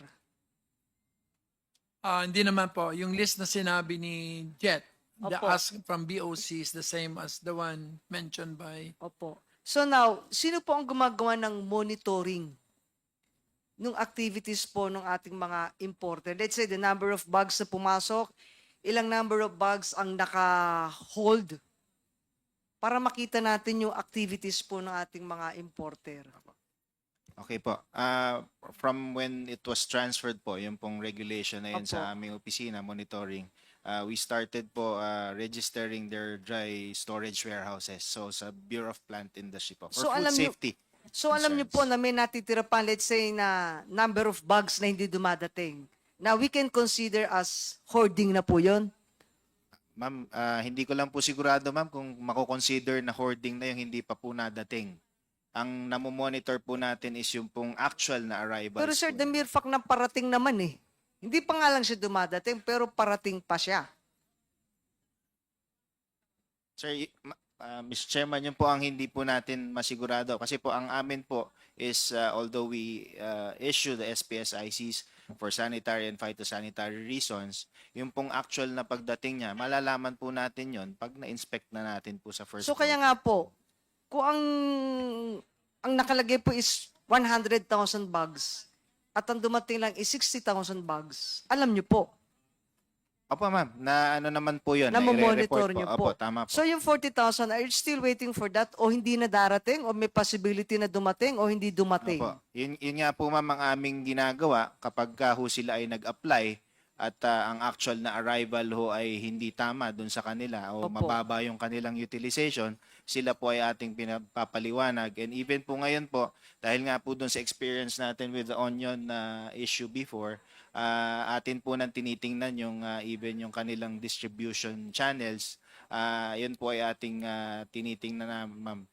Ang tanong ko po, Sir Glenn, ginagawa ba nila yan every now and then o paminsan-minsan lang? Ang alin po ma'am? Ang Yung may natitira. Ang maibabase ko lang po sa utilization is kung ganun po is 62% nga po ang ating utilization ngayon. According Ibig sabihin to yung our mga data. importer natin, they do that on a regular basis o paminsan-minsan lang talagang may nadidelay na 40 bags, 40,000 bags. Ma'am, yung pong ganong situation ay hindi ko po masabi kung regular nilang ginagawa. How But yun can nga you po, say na hindi nyo mamamonitor? Trabaho nyo yun. Opo. Kasi Di po ba? may, Kasi pag sinabi nyo pong hindi na nyo namamonitor, na nagagawa po nila yung palagi, masakit man pong isipin, parang merong connivance sa importer at sa part po ng agency. ma'am, unang-una po, sa pag-i-issue po ng ating clearances, ito po ay online. And even po pagdating, ito po ay online. Kaya lang po, Mr. Chair, ba't ina-allow nyo yun? Kasi nakasisira po sila doon sa price sa market. Yun nga po. Kasi you can consider yung hoarders at saka yung mga smugglers na illegal activities po yan eh. So bakit na-allow po yun? Hindi po pwede pag na-monitor nyo ganun, i-blacklist nyo sila. Apo, ma'am, meron naman po tayong mga naba-blacklist for non-compliances. Yun nga po ma'am, ang amin lang pong siguro limitation is on the quantitative side ho, ay hindi naman ho namin ito makontrol dahil nga po meron tayong rice tarification law. But if sila po ay hindi mag-comply, for example, for food safety, or kung meron hong pest or disease na dala yung kanilang or may commingling na nangyayari, ito po ay ating nahuhuli, and yung non-compliance po na yon will result in their blacklisting or their suspension. Kaya po hindi na po sila makakapag-import. So yun po ang naggagawa nyo na just in case na meron pong hoarding na nangyayari. Opo, ma'am. Yung non-compliance po on food safety and Pag na-blacklist sila, hindi na sila pwedeng mag-import ulit. Hindi na po. And we also communicated with the Bureau of Customs din naman po pagka meron kami mga non-compliance. They are same way. Pag meron pong non-compliant shipments, sila rin naman po ini-inform kami para ma-check natin yung mga consignments. Thank you po, Mr. Chair. Thank you. Before I call on Stella, may I, the committee would certainly benefit from your comments as well as observation from the United Nations World Food Program Philippines. Sir? Thank you so much, Mr. Chair, and other distinguished guests. Allow me to first give a broad statement, and Yes. then I would possibly, if you give me a couple of minutes more, I can talk about some of the specifics.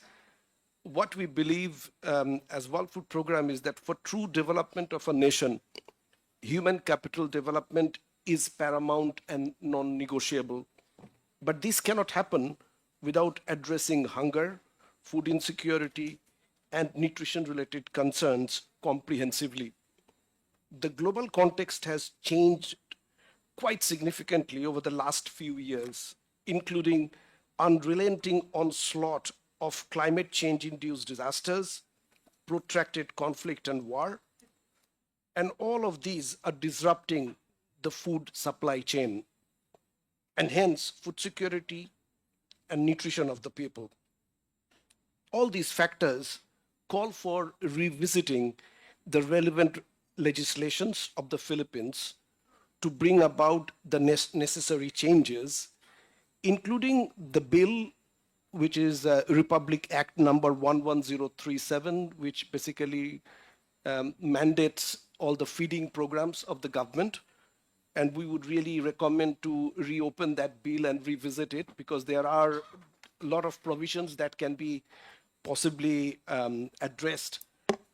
An introduction of new policies and programs, including Walang Gutom, which my colleague can definitely from DSWD can talk about in more detail, and thereby sustainably address food security and nutrition related challenges in the country. We as United Nations World Food Program fully support these proposed discussions and resolution that is being discussed today, and commit to work hand in hand with all relevant stakeholders for a food and nutrition secure and hunger-free Philippines. Just to give you a bit of perspective of WFP's recent engagement with the government of Philippines over the past 2 to 3 years, we have been working with DSWD since the inception of Walang Gutom. We have done pilot in partnership with and under the leadership of DSWD, and we are now looking forward to the significant expansion of Walang Gutom program, which basically aims to reach out to 1 million food poor households, which would be mostly roughly about 6 million people. Now, apart from giving access to really diversified food basket through this program, which includes not just carbohydrates, but protein, fruits and vegetables, etc., this also provides an immense opportunity for local produce and supply chain to also benefit from it, because people, all these beneficiaries, will buy a number of fresh food from the local retailers, including Kadiwas. And we really would like to propose that let's also look into the supply chain aspects of this program to strengthen the supply chain, and whereby benefiting the small farmers and fisher folks through this program. Also last year, as a result of El Nino and also forecast of La Nina, we conceptualized and proposed a program for DSWD to lead, but also with partnership with Department of Agriculture and other departments. It's called Project Lava at Binhi, which looks into community-based water security and food security interventions. Many municipalities are now implementing this Project Lava at Binhi at scale. 310 municipalities are basically doing this through Cash for Work and Cash for Training programs. And there are so many good examples that are coming up, which are basically showing opportunities of diversifying food production by really planting vegetables around water bodies, thereby putting off pressure from big irrigation programs, of the government, and really looking into community-based initiatives that can also improve access to nutritious food. We have been also working with the government in terms of, how we can scale up provision of fortified rice in the country. And this can also really be a game changer in terms of improving micronutrient deficiencies through different large-scale government programs in the country. We are also working with the Department of Education on school feeding program and converting that school feeding program into what we call homegrown school feeding, whereby local farmers' produce, fresh produce can be purchased by the schools to provide hot and nutritious meal to the school children, thereby not just as addressing their nutrition issues, but also improving their ability to learn and also promoting local economic development. So these are some of the interventions and activities that we have been strongly working and advocating with the government of Philippines and other key actors. Thank you so much. Thank you very much. That's very encouraging. At this point, may I recognize a leading light of Committee on Ways and Means, Congresswoman Midi and Kua. And may I call on DSWD ASEC Bigas? Are you from Bicol? My mother is from Bicol, Mr. Chair, Ah. from Camarines Sur. Yes. Yes, Mr. Chair, I prepared a presentation regarding the Walang Gutom 2027, one of the flagship programs of the national government right now to address food insecurity, Mr. Chair. So if I may be allowed to present, Ilang if not, I page? can briefly discuss the program, Mr. Ilang Chair. pages? Just a few slides, Mr. Chair, around 5 to 10 slides. All right. Do the 5. Okay, Mr. Chair. Is it Thank you, here? Mr. Chair. So we can proceed to the next slide. Next slide, please. Okay, so basically, Mr. Chair, pursuant to Executive Order Number 44, the Walang Gutom 2027 or the Food Stamp Program was declared as a flagship program of the national government. So what is the Food Stamp Program? Well, basically, the ultimate objective of the program is to decrease the incidence of involuntary hunger being experienced by low-income households while helping them become a productive citizens of the country. Okay, next slide, please. So here are the objectives of the program. But before we discuss this, Mr. Chair, I would just like to emphasize that the food stamp program is not just about providing food. It's about opening doors. It's about opening opportunities to our beneficiaries for them to fully participate in society. It's about empowering them. And by giving them essential resources such as food, we help them gain the stability needed for them to pursue their dreams and, of course, to contribute to their communities.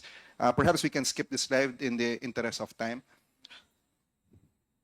Next slide, please. Okay, so our target beneficiaries for the program is 1 million food poor households because according to when we were designing this program, Mr. Chair, back in 2023, the only available data back then was the 2021 Family and Income Expenditure Survey of the PSA. So according to the PSA, there are 1.04 million families who are food poor. So that's our target. Okay, next slide, please. Okay, but before we go to the concept, may I just mention, Mr. Chair, that the 1.04 million families are just statistical numbers. And in order to put face to these numbers, we utilize our database, which we call Listahanan 3. Now, to be eligible to the program, a household must belong to the bottom 1 million households of that database of the Listahanan 3. Okay, now we go to the concept. So,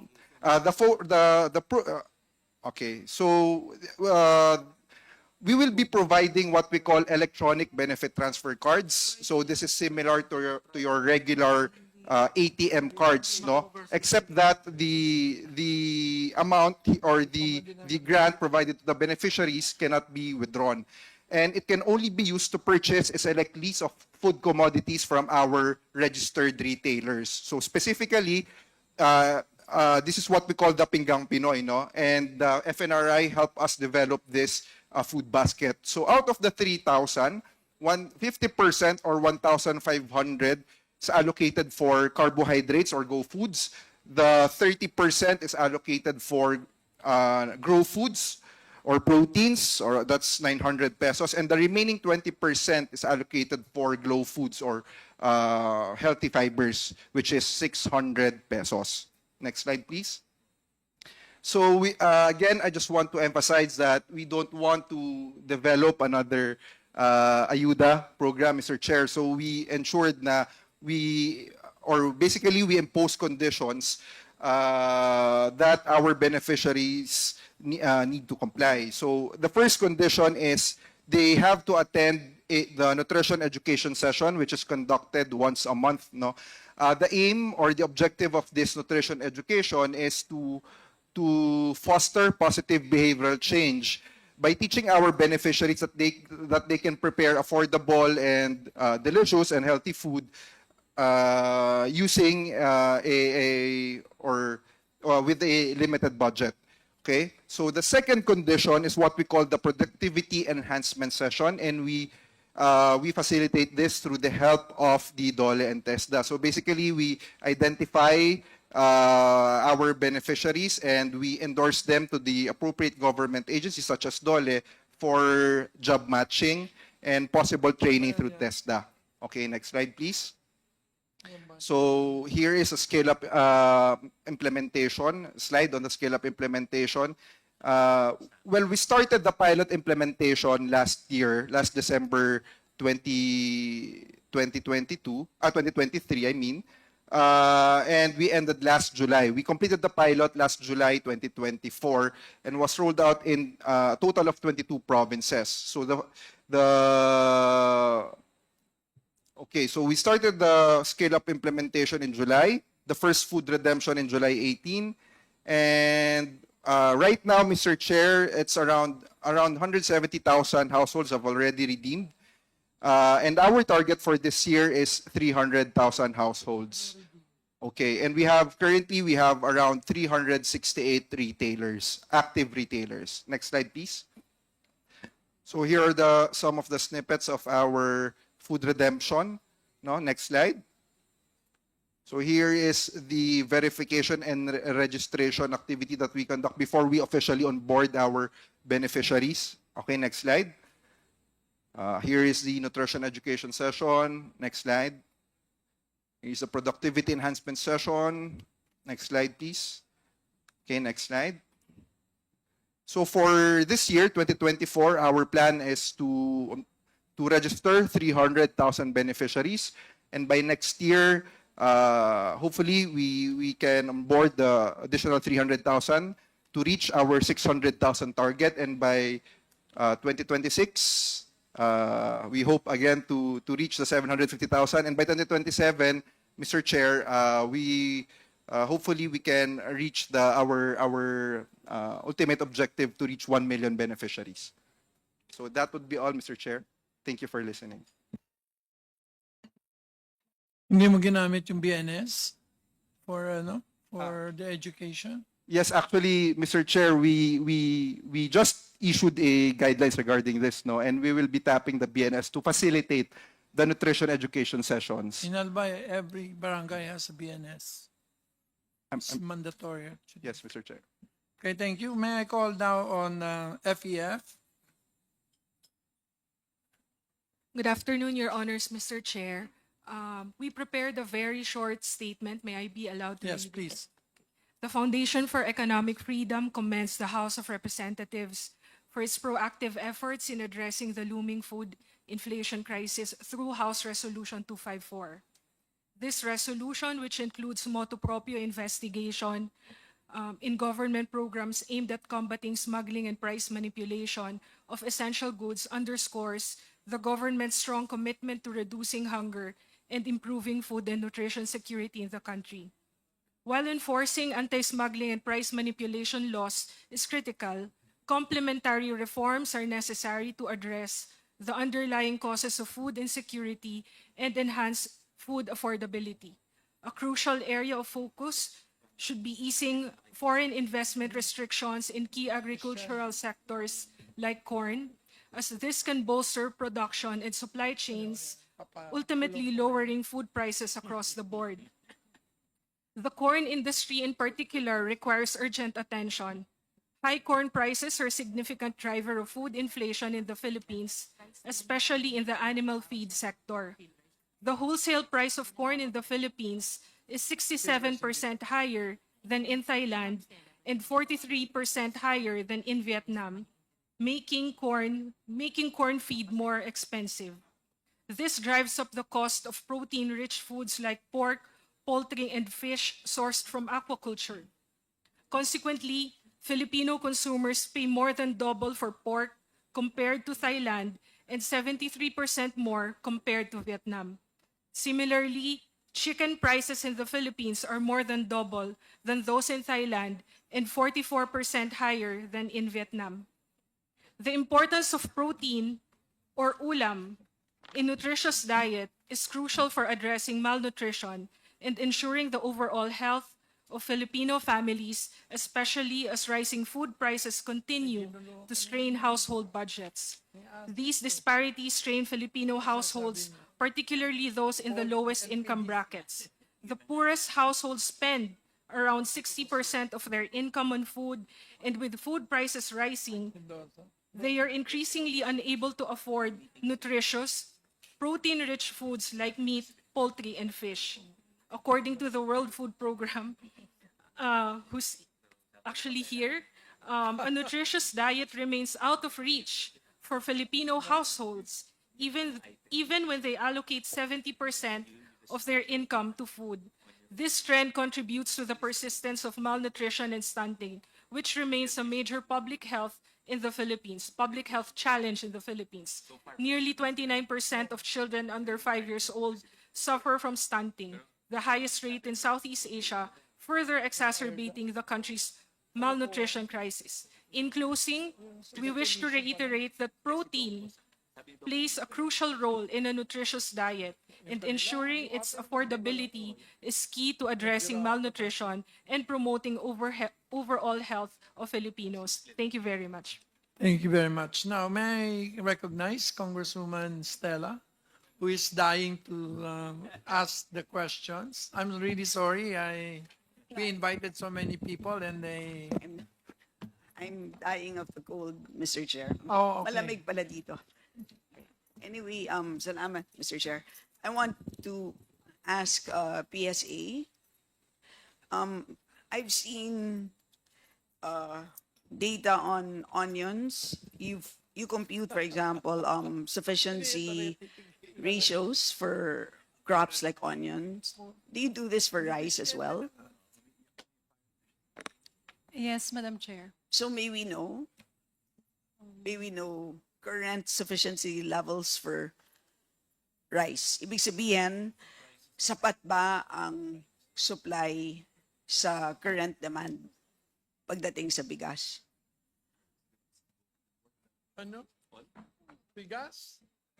Yes, for rice. I mean, no, meaning local plus imports. I want to know, so local production plus imports, yes, relative to demand. Like, what's the change from 2023 to 2024 post-tariff reduction?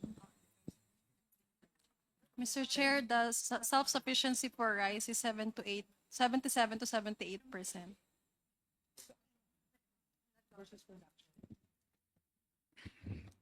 So that is 2024. Para sa anong taon yan? 2023? Alam mo, mahirap ang tanong ni ano. Ganito, ma'am. Hindi, meron kasi silang kinocompute na supply and demand. Ma'am, ganito. Yung demand, may estimate ka ng demand, di ba? Tapos, mag-set Mr. aside Chair. ka na 45 days for stock. Okay? Plus nung consumption, plus yung domestic supply, domestic production, plus importation Yes. equals your, Yes, meron silang, that's your sufficiency. oo, meron silang gano'n. Mr. Chair, our self-sufficiency ratio formula is actually production over production plus import minus exports times 100. No stocks? Based on FAO. Walang methodology. beginning. There has to be some Yes, stock. beginning stock. That is another method, Madam Chair. Mr. Hindi, Chair. but mas gusto namin yung may beginning stock. We also do that, but the self-sufficiency ratio that I mentioned is based on that formula. The production over production plus import Hindi, mas gusto nga namin yung may beginning stock plus local production. Isa-isahin natin, beginning stock plus local production plus imports. less consumption. I will just And- get the data, Mr. Oo, Chair. tapos para sa 2023 and then for 2024.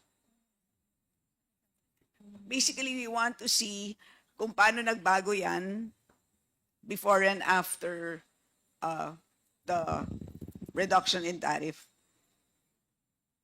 So, sige. Babalikan na lang kita. Alright. Next. And then, Mr. Chair, tatanungin ko lang si Asek Karag. Actually, I wanted to interject earlier when you were asking him about enforcement powers. Nung sumagot kayo, Asek, na wala kayong enforcement powers, medyo naawa ko sa inyo. Dahil Tinanggal nyo. hindi natin tinanggal. We never gave them enforcement powers because when we passed the Philippine Competition Act, binigay natin ang enforcement powers para sa lahat ng sektor sa Philippine Competition Commission pagdating sa pag-enforce against cartels. Yun ang gusto ko sanang sabihin, and that's probably the reason for why we never thought of giving DA enforcement powers. Kasi meron ng batas na ganon. Kaya I wanted to say, pagdating sa cartel enforcement, wag natin i-expect na ang DA may ganon. Kasi nga, may batas tayo na Philippine Competition Act. Tama po ba yon? Yes, ma'am. From what I understand, yes, they're the ones who have the enforcement, and we've actually coordinated with them already. Yes, so my next question is that. So do you have an MOA with the PCC? No, ma'am, because under AO 23 at 20, ma'am, we had already coordinated with them prior. Pero- Yeah, so in other words kasi, Mr. Chair, dapat theoretically, ginagamit nila through an MOA ang enforcement powers ng PCC to go against the cartels, which is actually what had happened for the onion cartel. Yes, Kaya ma'am. nga nagpro-progress na para doon sa cartel na yun. Yes, ma'am. In fact, when we had that, I actually was the one who called for the meeting as the Secretary of Agriculture, put me as his permanent representative to that AO. When I called that meeting, in fact, the PCC mentioned they're very thankful because it's the first time the Department of Agriculture coordinated with them regarding enforcement. Okay, so at least now that you're working together. Yes. Okay, next question. Sa tingin niyo po ba meron bang cartel sa rice industry? He wants executive session. Hindi, tanangin lang natin yes or no. Ma'am, pwedeng hindi yes or no? Sige, It bahala seems po. like there is, ma'am. And okay. not probably just with rice. At ano ang iyong, sa iyong sagot, ano ang iyong definition ng cartel? Pag-aralan ko po muna, ma'am. It seems like there are certain either sectors or individuals who are actually manipulating prices. So No, kasi there are many ways to manipulate prices, di ba? Pwedeng, halimbawa, Whether with the volume. magkasundo tayo, sabihin natin, okay wag kang bababa sa 50 per kilo. Pwedeng ganon. Or pwedeng, pareho tayong nagsto-store sa isang warehouse, pwede tayong mag-coordinate ng pag-hoard ng quantities. So, sa iyong palagay, ano ang modus ng rice cartel?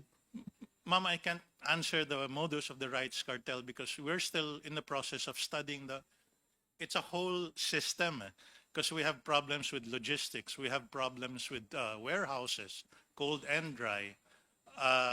We are archipelagic nation So, syempre tataas yung presyo with the transport kasi may boat. Di lang tulad lang, people mention Vietnam, Thailand, Myanmar. They're all landlocked No, yes. Pero pag we sinasabi have kasi, 7,000 islands So, Yes, pag mas sinasabi- mataas talaga presyo natin. And I believe there also are socialist or communist. yes, but Mr. Chair, pag sinasabi naman natin na cartel, ang pinag-uusapan natin yung abnormal Yes, na I pagtaas believe ng there is presyo some. Though we na cannot- hindi natin mapapaliwanag dahil landlocked, archipelagic. Ibig sabihin yun talagang walang paliwanag kung hindi nagmanipula. In short, artificial ang pagtaas ng presyo. At sinabi ninyo mukhang meron, kaya tanong ko is ano modus dyan? That I cannot say yet, ma'am, because or answer yet, ma'am, because like I said, we're still in the process of studying all the information we can. There's policy, there's other departments we have to talk with, law enforcement departments also, ma'am, that we have to jive all the information, and eventually we will come up with the answer to that, ma'am. So, sir, alam naman natin na rice is the biggest contributor to inflation. Tama po? I think so, ma'am. PSA, what is the contribution of rice to inflation? Tama ba, 50%? Madam Chair, yes po, 48%. 48%, di ba? So it's the biggest contributor to inflation. Sabi ninyo, at nagpapasalamat kami na ikaw na po ang nagko-coordinate with PCC. At alam niyo po na sila ang may original and primary jurisdiction over cartels. Eh hindi niyo po ba pinag-usapan with PCC na napaka-importanting commodity ang bigas? Sa tingin ko, may pagmanipula ng presyo dito. Bakit hindi natin once and for all tignan na ang problema ng rice cartel? Ma'am, we are, like I mentioned, we are in the process of Hindi, yes or no lang naman eh. Hindi process. Have you actually no, ma'am, already undertaken? we had one meeting middle of this year, ma'am. Hindi pa natutuloy uli because other AOs have come into the picture. May AO 23 na rin, and then we also have the RA No, but you don't need an AO. I came from the PCC. It's just a matter of you writing a letter to the commission and saying that Hindi nagkatugma, ma'am, yung mga meeting thereafter. no, yes, but it is this doesn't something stop us that from- is this something that We will, ma'am, we will, definitely. okay, next question, sir. Kanina tinanong ko po kung sino ang biggest importers of rice. Pagdating po sa traders, do you have a registry of rice traders? Do we know who the rice traders are? Kasi kanina pa po natin sinasabi na ang dahilan kung bakit mataas ang presyo ng bigas ay dahil sa middlemen. Di po ba? Ma'am, from what I understand, we get the data of the importers, not necessarily the traders, ma'am. So, in Though short, some of the traders are the importers. okay, so hindi natin alam, wala tayong registry ng rice traders. Meron tayong registry of importers. Tama po? Yes. Importers meron. Yes, ma'am. Ma'am, may I pass on? Good afternoon, Mr. Chairman. So, ang ating pong nire-register is importers and then the dry storage warehouses. Yung food business operators po ay mostly on food safety, ma'am. Yun po, chinecheck natin. At ngayon po ay sinisimulan na ho nating iparehistro yung mga yon. Alam din natin ang farmers. Ang farmers po, ma'am, yung farmers registry system po siguro ng DA ang meron. Kasi nire-register po natin yung mga producers, mga farmers. Okay, so ang hindi natin kilala ay ang traders. Hindi ba problema yon? Kasi ang sinasabi natin is, ang dahilan kung bakit mataas ang presyo ng bigas ay ang dahil sa unscrupulous rice traders. Tama po? Pero bakit hanggat ngayon, hindi po natin ine-endeavor na alamin kung sino sila? Do you agree na problema po yun na hindi natin sila kilala? At dapat magkaroon na tayo ng isang registry of rice traders? Opo, ma'am. Hanggang... sige po. Patulog ka kay Asis. Ma'am, if I may defer the answering to our USEC also about that. It used to be part of the powers of NFA to register the millers, the wholesalers, and even the retailers. But that power was taken out. And just to correct the previous statement given to the chair, on the number of eggs, I'm very sorry. The actual number, there are two numbers on the eggs. That's wrong. The first number is 40 million a day. This is based on PSA. But based on our own estimate, using industry data, it's around 47 million, sir. Just to correct. Thank you. So babalik lang ako dun sa... So hindi natin alam, Mr. Chair. So I think it's a problem and I think that's something that we should look into. Next question po. Nabanggit kanina na kahit paano tayo ay nag-i-inspect na ng warehouses ng importers. At nabanggit niyo rin po na at sa tingin namin, maraming importers ang traders din. Tama po? In other words, bumibili din sila ng local rice. Tama? Yes, ma'am. So, doon po sa ini-inspect ninyo, nakikita nyo rin ang stocks na binibili nila from local farmers. Tama po?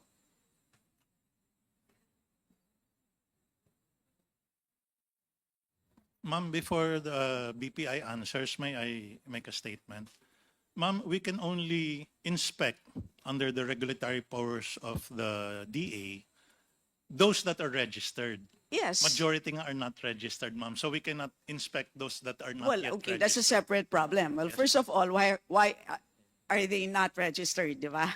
Kasi sa LGU nga ho muna magre-register, not necessarily. Well, that's not how DA na eh. that's not what the AO, we've seen the AO many times, Chair Mark. Yes, so in accordance to Administrative Order number 2 ba? Tama ba? 20. Director 20, Glenn? 20. Yung former, the old AO. It was then Secretary Dar that issued that in 2021 that mandates BPI Yes, to register all local. Oh, even local kasi imported lang noon eh. And then it was included na all local produce. Sir, it was also, from my understanding, it's in a Supreme Court now, may kaso yun. Because I think what was only required then was cold storage warehouses, not dry storage. Okay, but with the existing, with the new anti-agricultural economic sabotage law, they are now required to register and submit data on a Regular quarterly basis. basis. Yes, sir. Grabe ng bureaucracy. Okay, so, May- yes. Yes, ma'am. Director Tama po. Glenn. Ma'am, yung pong ating pag-monitor ng mga dry storage warehouse kung saan nandun yung bigas. Unang-una po, yun nga, food safety and pest and disease. Yun po yung unang mandato ng opisina. And then, we have already initiated kahit po yung local ay i-monitor and yung imported. But gaya po ng nasabi ni Ase Karag, ma'am, kasi yung iba po kasi, hindi naman po siya talaga rehistradong warehouse. But we have made efforts po para ito ay marehistro. Actually from 2021 po na zero po yung nasa data eh. Pero from 2022 from 107 ngayon po ay nasa 626 na po yung na-registered nating dry storage warehouses. So from 2023, we had 224 registered, 2024, 295 registered. So nag-e-effort po talaga tayo, ma'am. Makita po itong mga ito at makita po kung ano yung laman niya. Okay. And with the law po, baka po nga, yun nga po, makompel po sila na ma-distribute po ito ng maayos. So, alam natin ang laman ng mga warehouses na to, whether imported or local. Yung pong mga naka-register po. Yes. So doon na lang tayo mag-umpisa sa registered. Wala naman tayong magagawa doon sa unregistered sa ngayon. So nasaan po ang data na yon? We can submit po yung aming reports no, So, ginagawa nating monitoring. Yes, so could you, para sa anong date, anong years? We have it po naman na regularly. Nag-update po kami ng data na yan.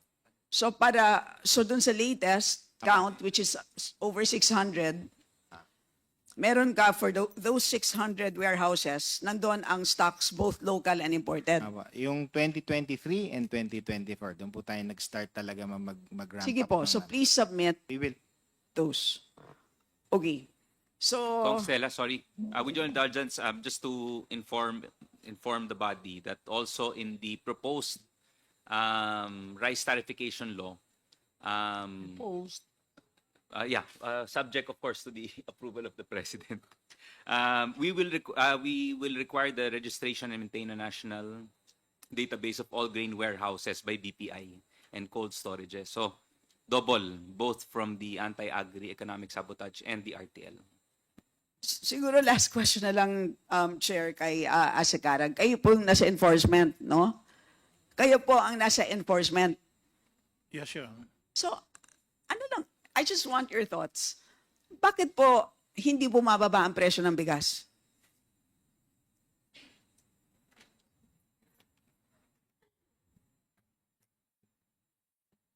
Ma'am, from my point of view, From your in point the of view. office I represent,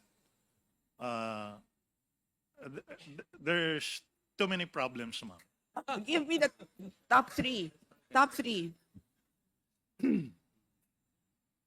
I would say smuggling. And please explain how. Because smuggling is the reverse, di ba? When you smuggle, you don't pay the 15% tariff. So it's supposed to lower the price, right? So why are you saying that it contributes to higher prices? First of all, the way I see it, ma'am, is the smugglers anyway, though they do not Are pay, the smugglers the cartels? that I Meaning cannot say. they manipulate the price and keep it. Definitely there's price manipulation, ma'am, but I cannot Yes, say so if are you saying that the smugglers are are also the cartel operators? I cannot say in definite terms, ma'am. Yes, but you said Probably, but- that when I asked you what is the reason for why the price of rice is high, your number one reason is smuggling. But that's counterintuitive. ma'am. I was Because smuggling means you don't pay the tax, which means you reduce the price. Yes, ma'am. So why is that supposed to be the reason for why the price is high?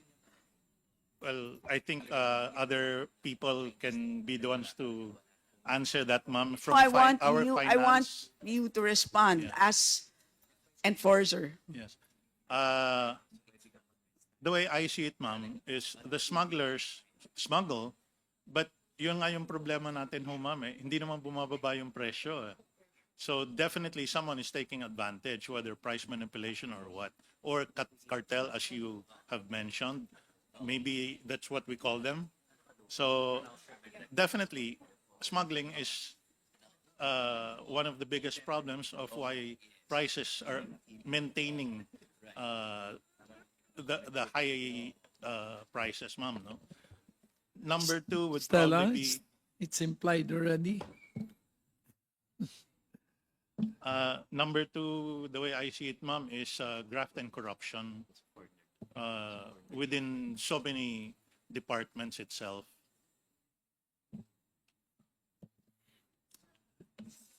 Can I at this point just ask ko, magkano na ba kinita natin ng sa RTL? Kung 12 billion ang nawala, magkano ang koleksyon?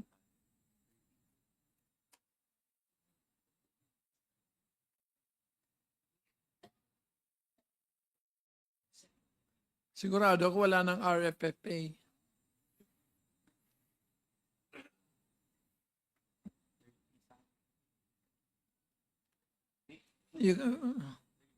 Ayan, meron na. Oh.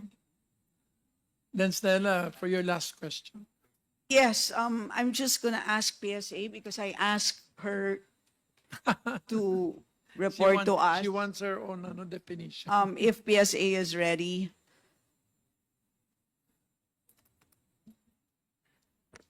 Mr. Chair, Madam Congressman, if we may just submit the No, data. can you just give us a lowdown? I have to verify the computation first.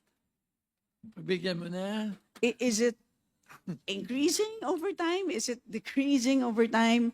I mean, to give us a, just describe to us the May trend. Like, sinusubinan na ako yung mga based dun sa As this is not an official statistics by the PSA, we just compute this as Pero yung internal atin, for validation Antayin purposes. So I haven't really checked the computation yet. pero tayo na. But we will submit to you the computation once verified. Yeah, both formulas that you earlier Yeah. mentioned. All right, thank Yes, you, Mr. Mr. Chair. So, magkano jet ang computation mo? Mr. Chair, for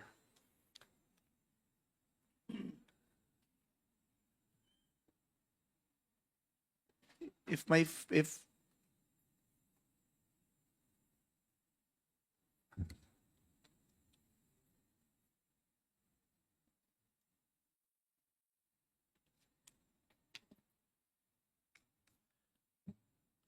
for 2024, As of October 30. as of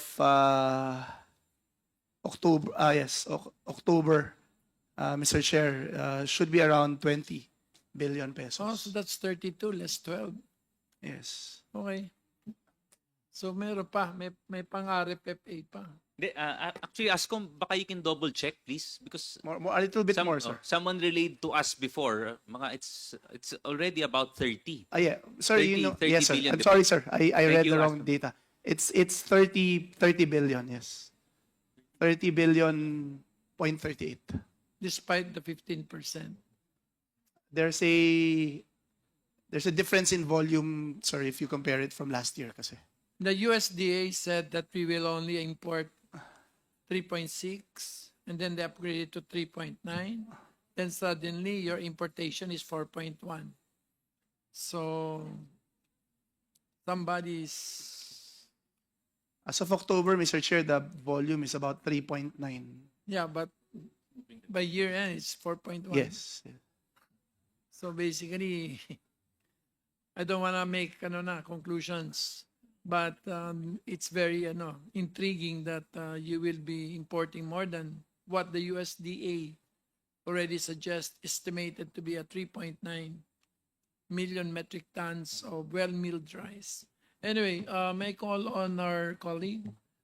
First, may I recognize the chairperson of our committee on ethics, Congressman Estaras. Thank you, Mr. Chair, and good afternoon. Thank you. And may I recognize our Vice Chairman of the Committee on Ways and Means, Congresswoman Midi Kua. Good afternoon, Mr. Chair. I just have a very short question. Actually, it's very easy, not as hard as Kong Stella's question. So I'm just wondering regarding the list. My question is for ASEC Bigas. Yes.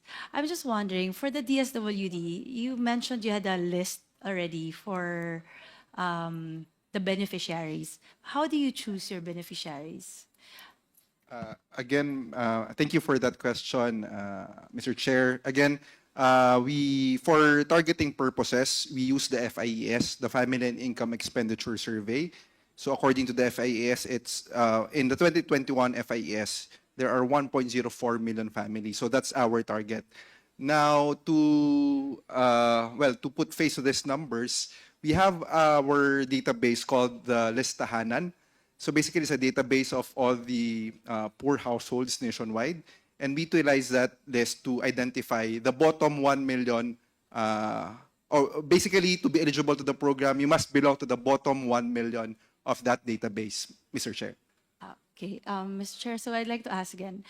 So how do you get that master list? How do you get included in the list? This listahanan, Mr. Chair, was so back in 2019. There was a data collection that was done.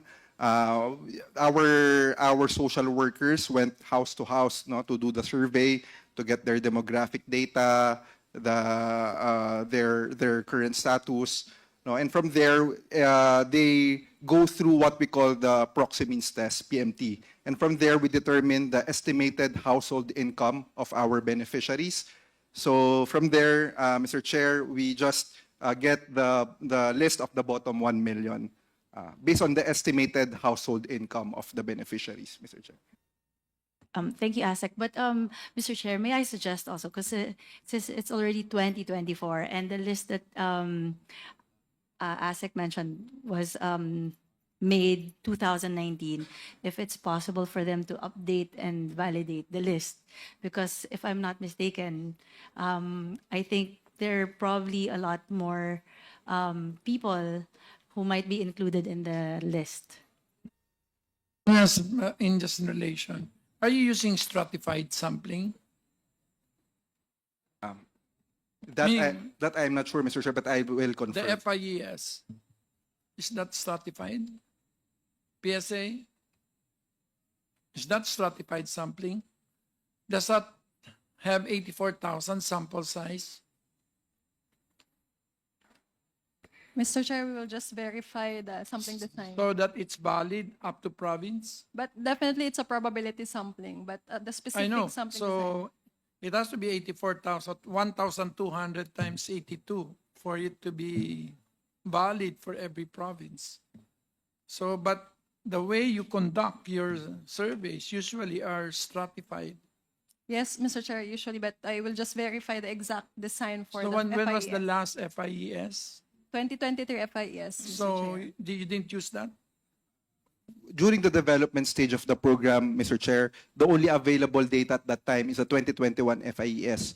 So we started the scale-up implementation in July 2024, and the FIES 2023 was released last August 2024. So, but definitely, Mr. Chair, we will be transitioning to that once we scale up, once we do the next scale up in next year, Mr. Chair. So the proxy means test is the same test you use for listahanan, di ba? Yes, Mr. Chair. But again, for next year, Mr. Chair, we will be transitioning to the CBMS or the community-based monitoring system Did you that was find- developed by PSA. I will have to I have to raise certain suspicion about that because not all provinces finance their CBMS. Who is financing It's in the CBMS? GAA. Is in the GAA? It's funded na. Are they doing it? How much? 5 million per town?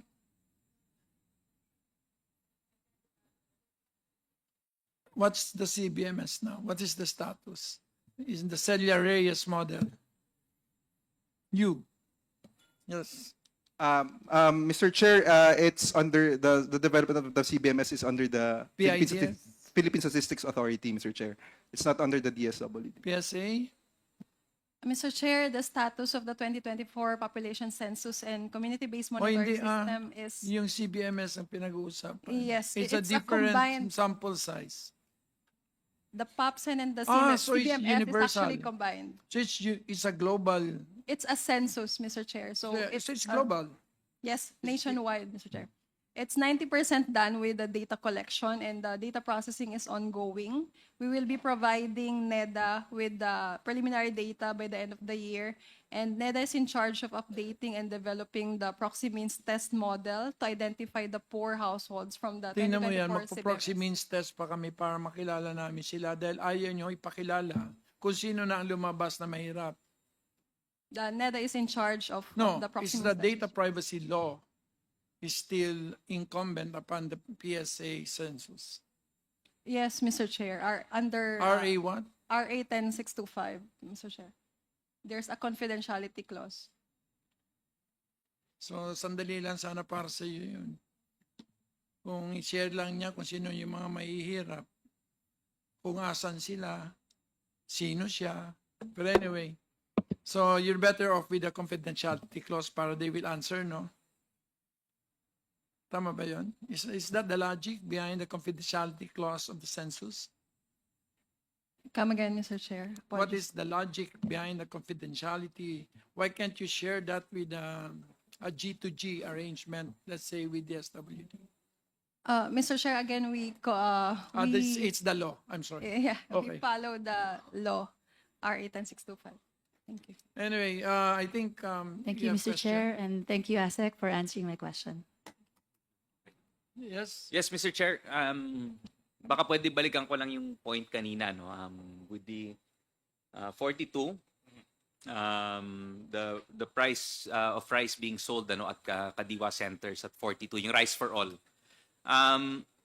So technically we've established already that kaya, di ba?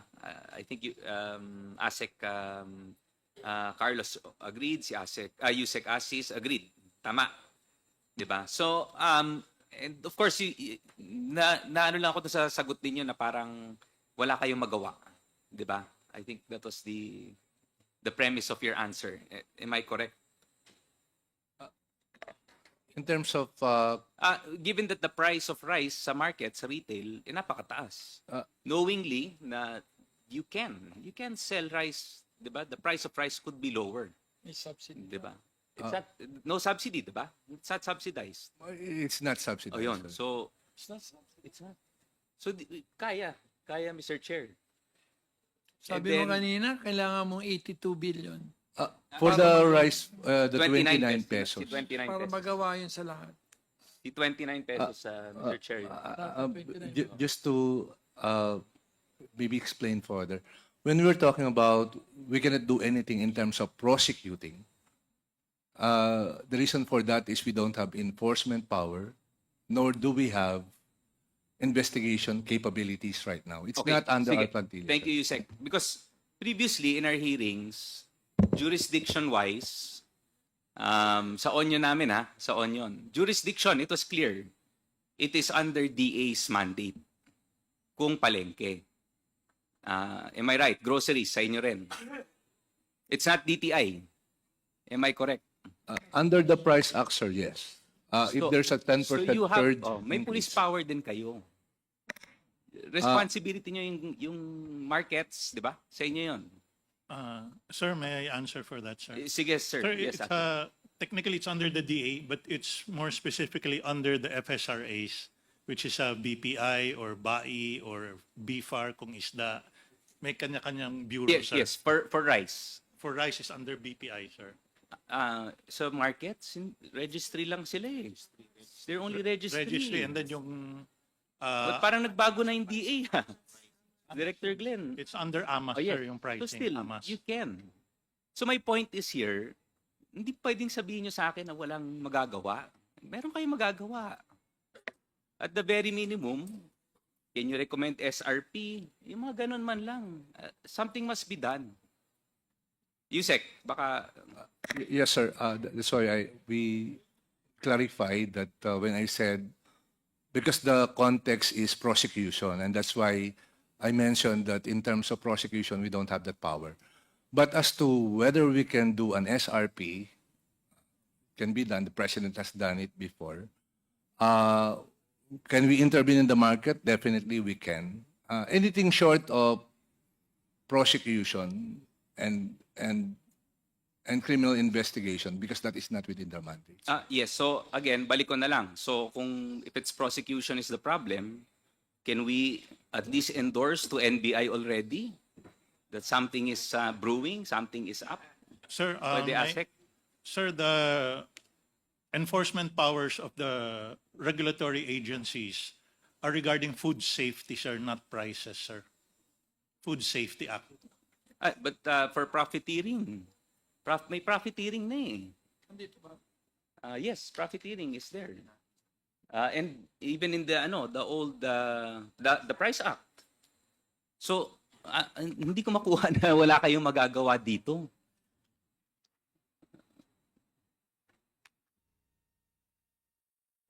Sige, Yusek Ching, please. Mr. Chair, maybe just to add some clarification. Doon po sa Bantay Presyo Act, when we look at the market, it's a combined effort really of the DA and DTI. We go together and we monitor the prices. In the case of DA, we provide the SRP. And in terms of enforcement, we also work with the local Bantay Presyo group, wherein we have the market masters pagdating po sa palengke. So, if we are to look at it in terms of local price monitoring and enforcement on the market level, it has to be a joint activity with the local government because they oversee yung operations po ng mga palengke through the market masters.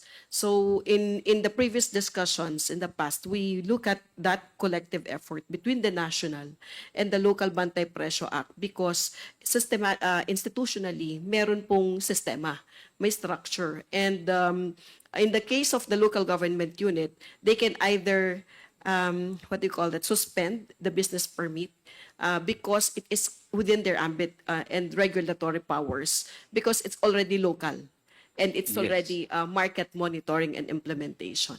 Yes, thank you, Yusek Ching. That's very good to hear na local, ano. But again, ano nang nagawa ng DA? Has anyone endorsed to any local government with regards to any intervention from the national government para set yung price, para someone at least investigates, does a trace back nung supply value chain man lang relative to price? Sana man lang may ganun eh. Is there any effort done by DA? Yusek Asis. Yes, sir. In fact, we went to the extent of calling on the retail outlets, the retailers of rice.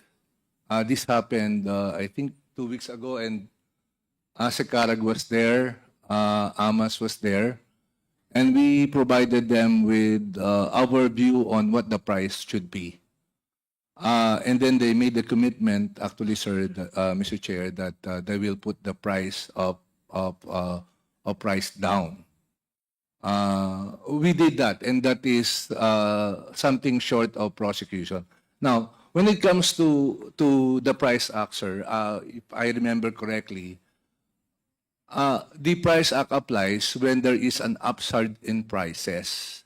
So now, sir, what we have is a situation where prices is going down, but not as fast as we expect it to be. And so, with that, medyo yung paggamit po ng price act, parang I will have to look at it closely. Yes, but also, Yusek, anyway, may amended version na rin, ano? We clarified it in the new law sa Anti-Economic Sabotage Act, di ba? So magagamit mo rin yon, yung profiteering.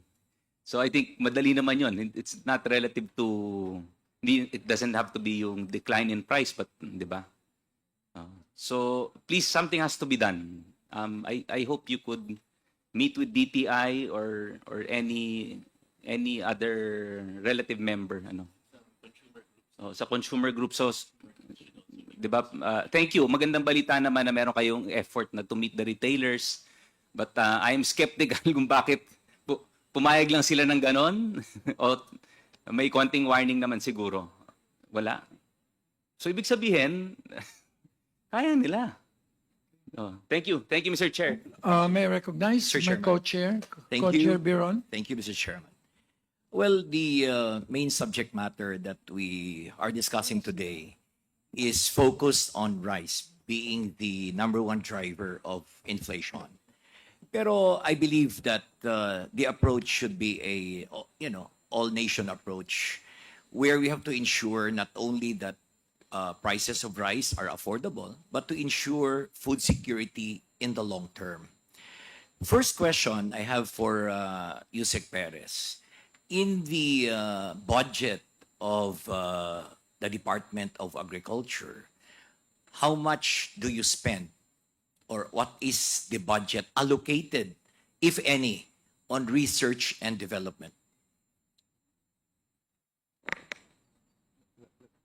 I will provide the answer later, sir. But just to be honest, the bulk of our budget is dedicated to rice primarily. And So in other words, short of having no budget, the Department of Agriculture does not spend anything on R&D by developing new varieties or species of rice, corn. Wala talagang budget doon? For R&D, the total budget of DA is about 2.9 billion for R&D. For R&D. So saan nyo ginagastos yung R&D? What particular crop, what particular program are you spending the 2.9 billion? And what is the percentage of R&D vis-a-vis your entire budget? Since our budget, sir, is about 200 billion, 2.9 is around 1%. Okay, that's 1%. So mamaya bibigyan niyo ako ng data, no? Yes, sir. Kung saan niyo ginagastos yun. Yes, Mr. Chair. No, the reason why I asked this because yung long-term program with respect to food security, hindi lang to lower down prices of rice. You know, as we all know now, after this 2-hour discussion, there are profiteers, there are smugglers, you know, that affect the prices of rice. So dapat long-term ang approach natin dito. And what is important is for the Department of Agriculture to spend a substantial amount of your budget on R&D for the long term. Kasi food security ang pinag-uusapan natin, Yusek. Okay, I'll give you a very classic example. A tiny country like Israel spends 17% of its budget on agriculture R&D, which makes Israel the most modern agriculture technology in the world. It has a land area of 20,000 square kilometers compared to the Philippines, which has 298,000 square kilometers. Exactly 7% only of the area of the Philippines, but nobody is starving in Israel, despite the war between Lebanon and Hamas.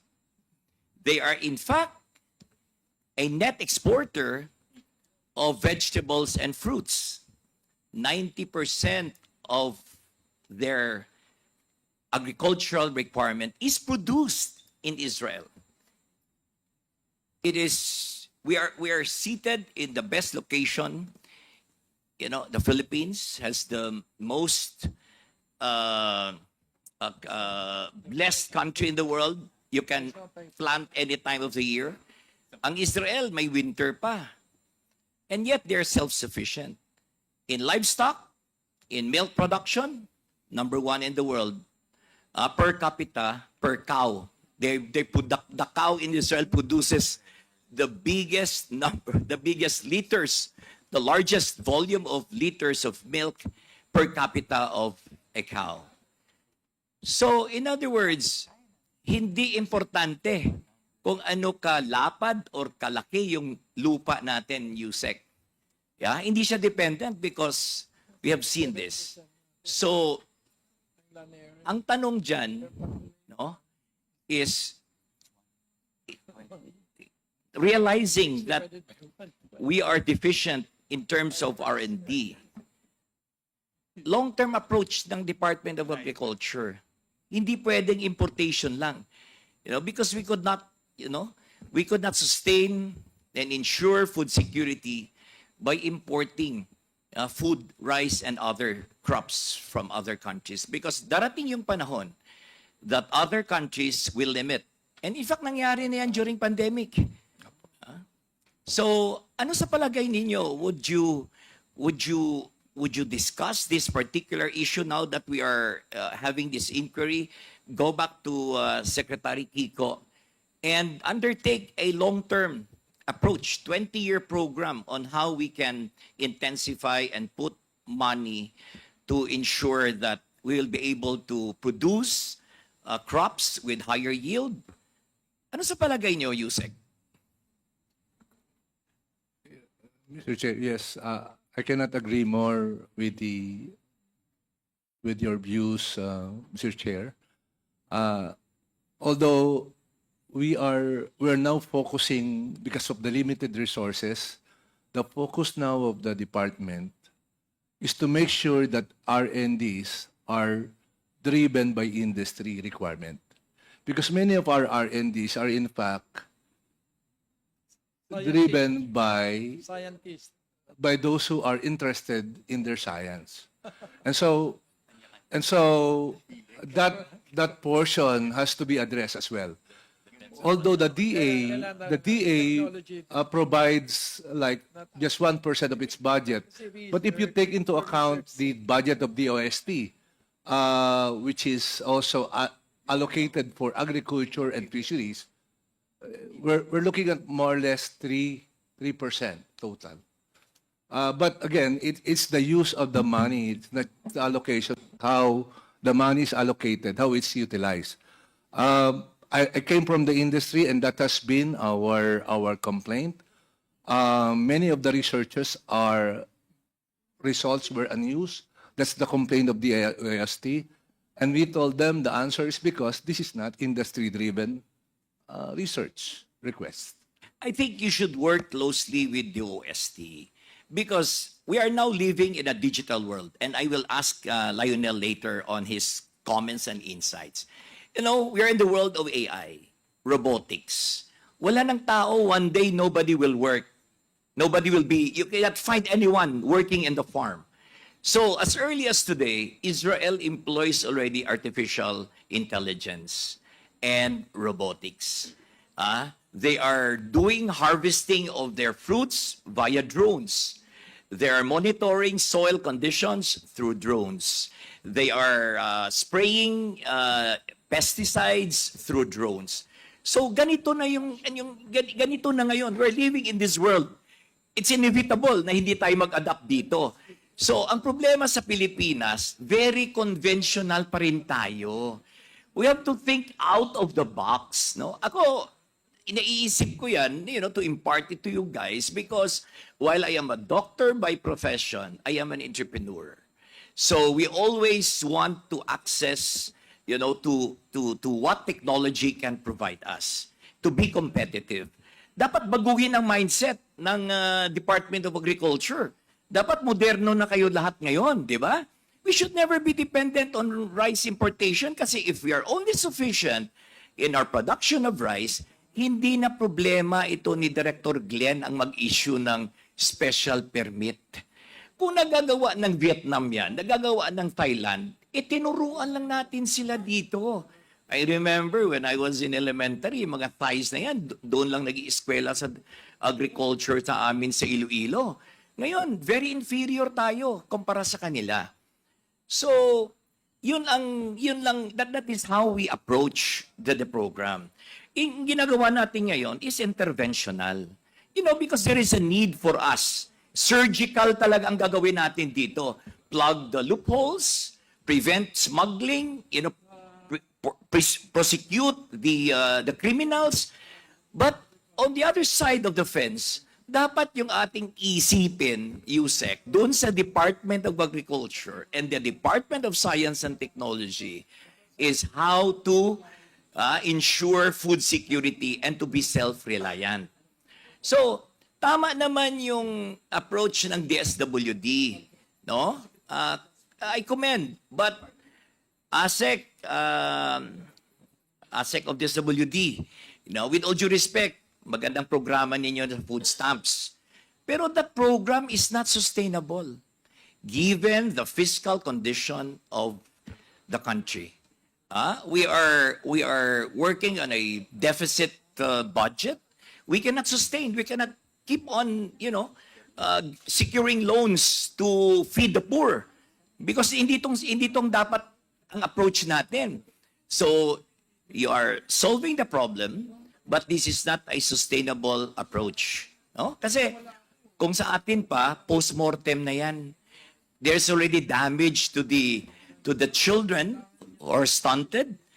1/3 of our children before reaching or below 5 years old is stunted. Imagine mo, permanent damage na yan. Pag lumampas na ng 5 years old yan and there's no intervention, they will be dumb children. Kahit ano pang gawin nating scholarship, kahit punuin pa natin ng scholarship yan, hindi magbabago yung IQ ng mga batang yan. So, finally, Lionel, you're an NGO, right? NGO ba kayo? Yes. Yes po. Yeah, so I was listening to your presentation kanina. It's noteworthy that you have presented this data, no? So, sa palagay mo, anong gawin ng ating gobyerno, ng Department of Agriculture? Would you agree with what I have presented na, we will fund, or government has to put money where its mouth is, and ensure that we'll be able to acquire and employ science, technology, innovations, the digital approach in order to solve the food insecurity in this country. Lionel, please. Thank you, Mr. Chair. To admit lang po, I'm not an agriculture economist, but I am trying to study that the past few months. In terms of the adoption of technology, you're definitely right, Mr. Chair. It's very important that we pursue that. Just yesterday, actually, I was talking to a friend who's working for a modern agribusiness, and I was surprised to find out that they actually have an in-house meteorologist who analyzes weather patterns, and they actually do sobrang simple lang po, text blast to all of the farmers when it's time to harvest already before so parang very simple adoption of technology can be very useful. In terms of ways that food prices can go down and we reduce malnutrition, I think most of the global experience, honestly po, has been with the liberalization of their food sector for places where they don't produce that much protein. And in countries like Brazil or Mongolia that really reduced stunting, it was because they had large grazing fields, they could really produce protein. That's why they could feed their people. But for countries that didn't have that, it was a combination of rising incomes and lowering the barriers to food entry into their country that really reduced stunting. But it's also the reason why, and we've been doing that policy-wise, and I think it's why the discussion of this committee is very important, because we're not seeing the results that we should be seeing from the reduction in tariffs, for example, Mr. Chair. Yes, one more comment, Mr. Chairman. Yusek Perez, alam nyo, in the last 50 years, congressmen, including us, have been lobbying for money, for irrigation. Hanggang ngayon, or probably hanggang matapos yung term namin dito, budget for irrigation will never be sufficient. So that's why technology and science has to come in. Israel, walang tubig. What do? It's what? It's dripping irrigation. They save 80% of the water, that should have been wasted. Kung conventional irrigation, wala nga silang tubig eh. So, what do? Ito dripping irrigation technique sila. And number two, they save their water from the waste. 99% of the waste is water. Only 1% are solid sediments. So, nababalik nila yung 99% kasi wala silang tubig eh. So, this is something that government has to learn. So, we should learn from those na nauna sa atin. Dapat ang mindset magbabago talaga eh. It should be it should be radical yung approach natin and innovate. That hindi na tayo lumipas na yung analog world, nasa digital, nasa AI regime na tayo ngayon. So I hope that you could do something about this, Learn from Lionel. You can ask him to be your consultant, talo ako dito kasi summa cum laude dito eh. Nag-graduate ako, magna lang eh. Pumasok, So, my point is, yung approach natin, baguhin natin, So, I think that's my personal take on this. And kanina, wala na si Congressman Briones, but one very significant point kanina ni-raise niya ASCOM. Telegraphic transfer is a mechanism that does not ensure that the declaration of value with the importation is accurate. Am I correct, ASCOM? Yes, Mr. Chair. Yes, because an importer can always evade by paying multiple tranches of telegraphic transfer, which is not exactly what is reflected in the commercial invoice. So would you recommend that for agriculture, for this particular industry, would you recommend to reinstate, the pre-inspection regime only for this particular industry para mawala na ng problema, mawala tong problema ng smuggling, technical smuggling, undervaluation, etc., etc. Because I think that is one of the approaches that we have to do, to help the industry and eventually and ultimately protect our consumers. That's actually a very good suggestion, Mr. Chair. We've dangled with that idea even before but it never materialized. And I think this is the proper time to reintroduce it since a pre-shipment inspection would entail that the data that would be coming to the Bureau of Customs would actually be verified by an independent. Yes, not all, no, not all commodities. Only Only for agriculture. agriculture, only for rice and related items. Because if we do it as a whole, may downside yun eh. SGS before was doing that, no, in the 1990s, but may downside yun because sometimes SGS may overvaluation eh. So nakakaproblema and importers would suffer paying high tariffs and tax credit is a headache for importers to apply. But let us limit, Mr. Chair, only for agriculture produce and imported commodities, no, including rice. That's all, Mr. Chairman. Thank you. Thank you. Thank you very much. First, may I recognize our colleague, our good Congressman, Coco Yap. Good morning. Good morning. Good afternoon. Kung minsan maawa ka rin sa DA. Pag bumagsak presyo, problema. Pag umakyat presyo, problema. Tapos, etong mga taong to, wala naman tao kasi dinibold natin. Kaya kanina pa ako nagtataka, bakit wala mga enforcement capacity itong mga to? Kasi binigay mo na eh. Pero Lionel, ikaw yung ginawa natin lahat ng policy pero hindi tumatama. Ganun ba yung sinasabi mo? Dahil, I think the answer there is policy rent. I'm not so sure, sir. You're I'm not honestly, so sure. No, I'm honestly curious, sir. I'm also learning from, I think, the other No, discussion today. you said that you should be more open to food. You should be more open to technology, which we are. But why is it that we're not getting the benefit? Because there is something in the middle. It's called rent. It's called policy rent. That is why we are here today. So anyway, unless anybody, may I ask the 6 secretariats, no, 5? Before we suspend, we ask the secretariat to please meet on all the requests that were made. Stella? Sorry, just one additional data request.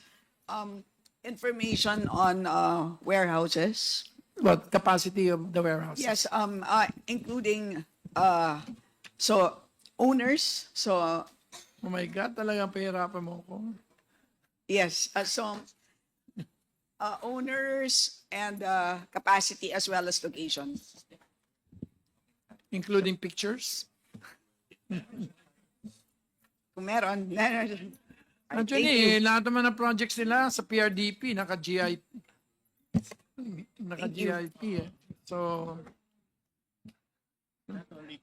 the problem there is we will have information, explosion here. Let's focus on the real problems.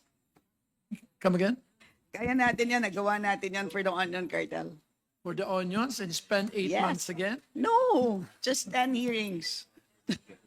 For 8 months. Anyway, so at this point, is there any motion?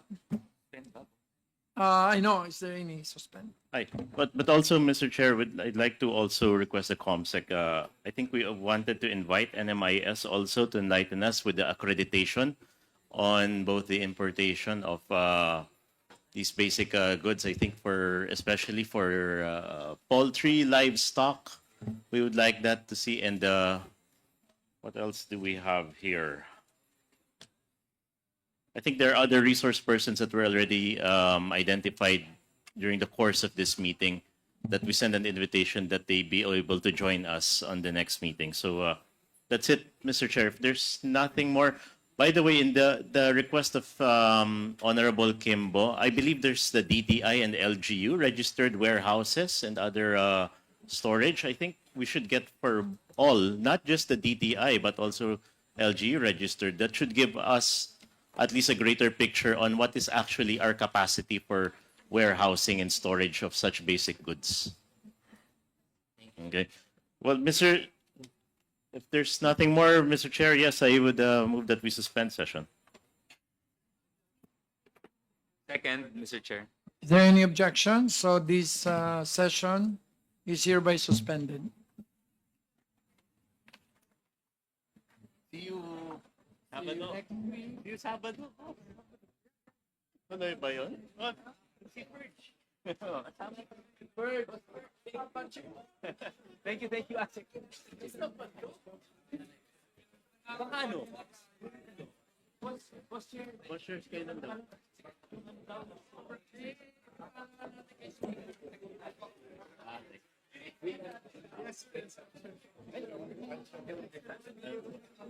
Hindi naman. Kaya niyo yun.